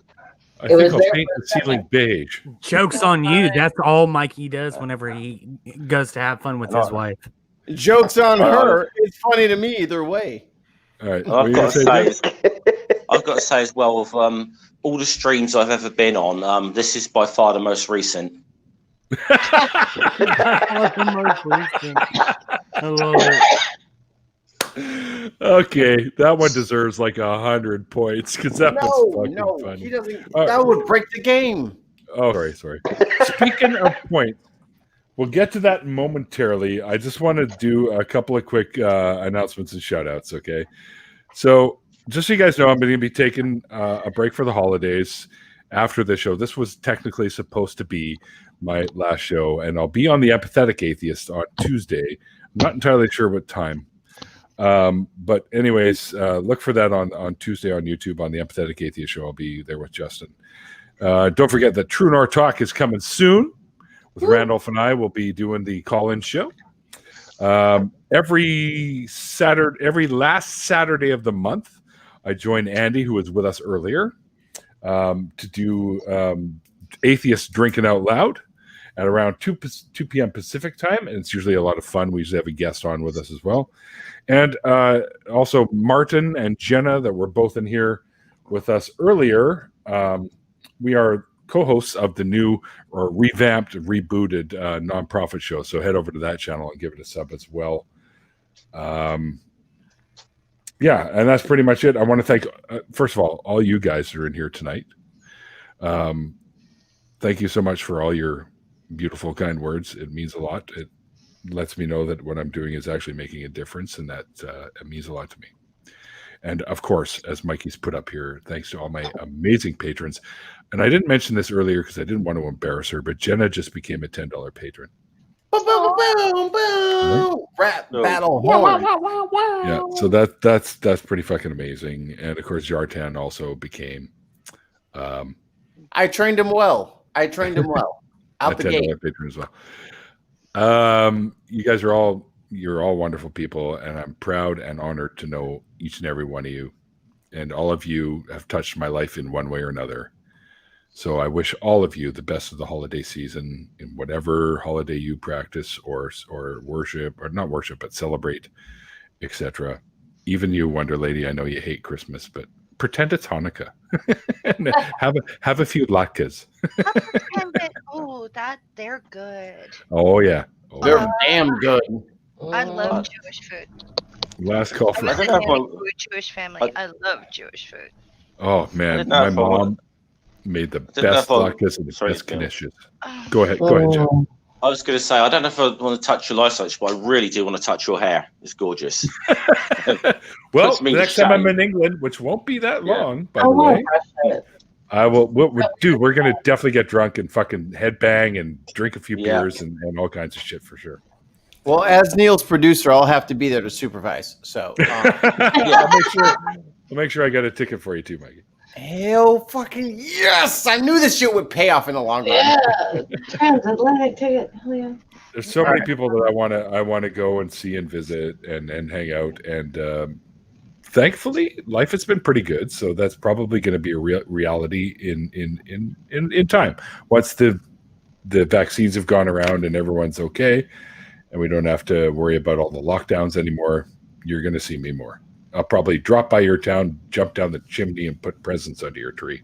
Ooh, dirty boy. Can you not dressed as a pirate, please? I could totally be dressed as a pirate. I don't have a chimney, and I don't care what cosplay you choose, but totally presents. It's fine. I got all kinds of. I got Mandalorian. I got fucking Jack Skellington. I got a psychopathic jester. I got all kinds of shit. Damn it, that's too many. Can you not get the chat all hot and bothered before we fucking end the stream, Neil? They're all fucking cray right now. Neil, I'm a married lady. Neil, if you come here, For now. if you come here dressed up in your Jack Skellington, I'm gonna say, touching your heart is gonna be the last thing that's happening over here. Is all I'm saying. Did you just say you wanted to touch my heart on? Is that what you said? All right, guys, Hey. it's time for the scoreboard. Time for the scoreboard. Oh, I got 10. How did I get 10 now. points? I don't know how this works. Okay. Everyone starts off with 10. I don't think I have points. Oh fuck! So Hey, I hey! Is this you guys' segment or my segment? Okay. I'm so sorry, Mike. This is everyone's segment, Mikey. Zingers are worth 1. Burns are worth 2. Spit takes are 10. No one has gotten a 10 yet. We're waiting there. almost Jenna Miyu, 10 points. Shartan Rune, 23. Neil, 25. Mikey, 12, because Neil never gives me my points because he forgets. Tons of Mice, 24. Rory, 12. Russ, 12. Swede, 30. 30? He's been crushing it today. Sam Chaos, 10. Andy, 16. Susu, she was here, 10. Aunt Jer, who said I didn't give her any points, has 12. David Worley, who also said I didn't give him 12. Randolph, 14. And Julie, 10. So congratulations, everybody. We have a new featherweight champion of the motherfucking world. You know him. You love him. Irish Sweet. And he is the winner of tonight. He's the winner of tonight's after party points game that I made up and I'm the arbiter of. So no one can tell me. So it doesn't mean anything, and also no one can tell me that I was wrong. Don't forget, we have to give Gullet Scummer the honorary 10 points too, just for showing up at the end. Give him an extra couple. And Faye. That's fair. And Faye, of course. Oh yeah, No. Faye didn't get either. Listen, guys, Mikey. I'm really drunk at this Lacking. point. I'm really drunk at this point. I need you guys to understand that those. One job, and it's to Hey, Julia, if you want my one job, fucking go for it. Does it pay money? Because Imagine trying to have fun Yes, and I pay him. imagine trying to keep the score and have fun at the same time. It's really impossible. I've been trying for weeks. There's That no does way. sound like- that does sound- Sweet takes 2 points and throws them on the floor for the homies ain't getting none. I'll have to turn up a bit earlier next I time. enjoy being as wealthy as I am to yes, watch you the do. peasants fight over the pennies that I throw them. You know what? That's a negative. That's a negative 15 points. So to be fair, I did not enforce the negative joke rule as I should have because I bombed. I should have been at like -2. And also, tons of mice tried to give away all of their points to someone already on the board, which would have been an absolute crushing loss for you, Irish Swede. But I ignored that because I didn't think that was. You can't posthumously just give your points away. So Tons of mice wanted to give them to I made at me. least one joke that had legs. Is all I'm saying. Yeah. Go ahead. Sorry. Was Tons of Mice wanted to give me all his points? It wasn't for you. It wasn't for you. Damn They it. tried to give all their points away to one person. I was like, that's very funny. And I agree, but I'm not going to change the scoreboard to reflect that. Fair. So good idea, but no. Because Tons of Mice wins every week. Like, truth be told, y'all are not fucking with tons of mice. Just so you guys know, tonight's count for guests that popped in broke by a long shot my usual around 10. We had 15 people in and out of here tonight. That's right. Well, you know, we all hate you. Hot. So, I mean, it's a season finale, right? So, well, yeah, technically. Well, the first half season finale. So if it's a season finale, then I'm going to tell you guys the season finale of The Mandalorian. And what happens at the end? I'm not even gonna lie. No, I'm not even gonna lie. I thought Mikey was gonna say what happens is, and then cut straight to the end screen. No, Neil's got some more stuff to say, so I wouldn't do that. My blood. I'm gonna do that in a moment. And I'm not gonna say what it was. Thank you. No, don't. We would tell you, but you're not a monk. We're not going to spoil it. Tell you, but you're not a monk. And Neil had a great idea, and I think this is the best thing for anyone who has seen the season finale of The Mandalorian to tell anyone who hasn't seen the season finale of Mandalorian. Watch past the credits, and that's all we can say. Yeah. Watch the episode, watch past the credits. Yeah. I will tell you nothing else. Do not ask me. I will not tell you. Now, the only other thing I can say is you're going to love it. And earn it. Earn that fucking victory. Earn it. All right. We would tell you, but you're not a monk. I hate you. I hate you. All your points are gone. Your points are gone. Mikey, you All right. just lost the game. All right. Anyways, guys. All right. Let me wrap this up because we got shit we got to do. We're now past the 5-hour mark, which is amazing. Wow, but that's okay. crazy. It's a fun holiday stream, so it was worth it. Thanks, everyone, for jumping in with me tonight.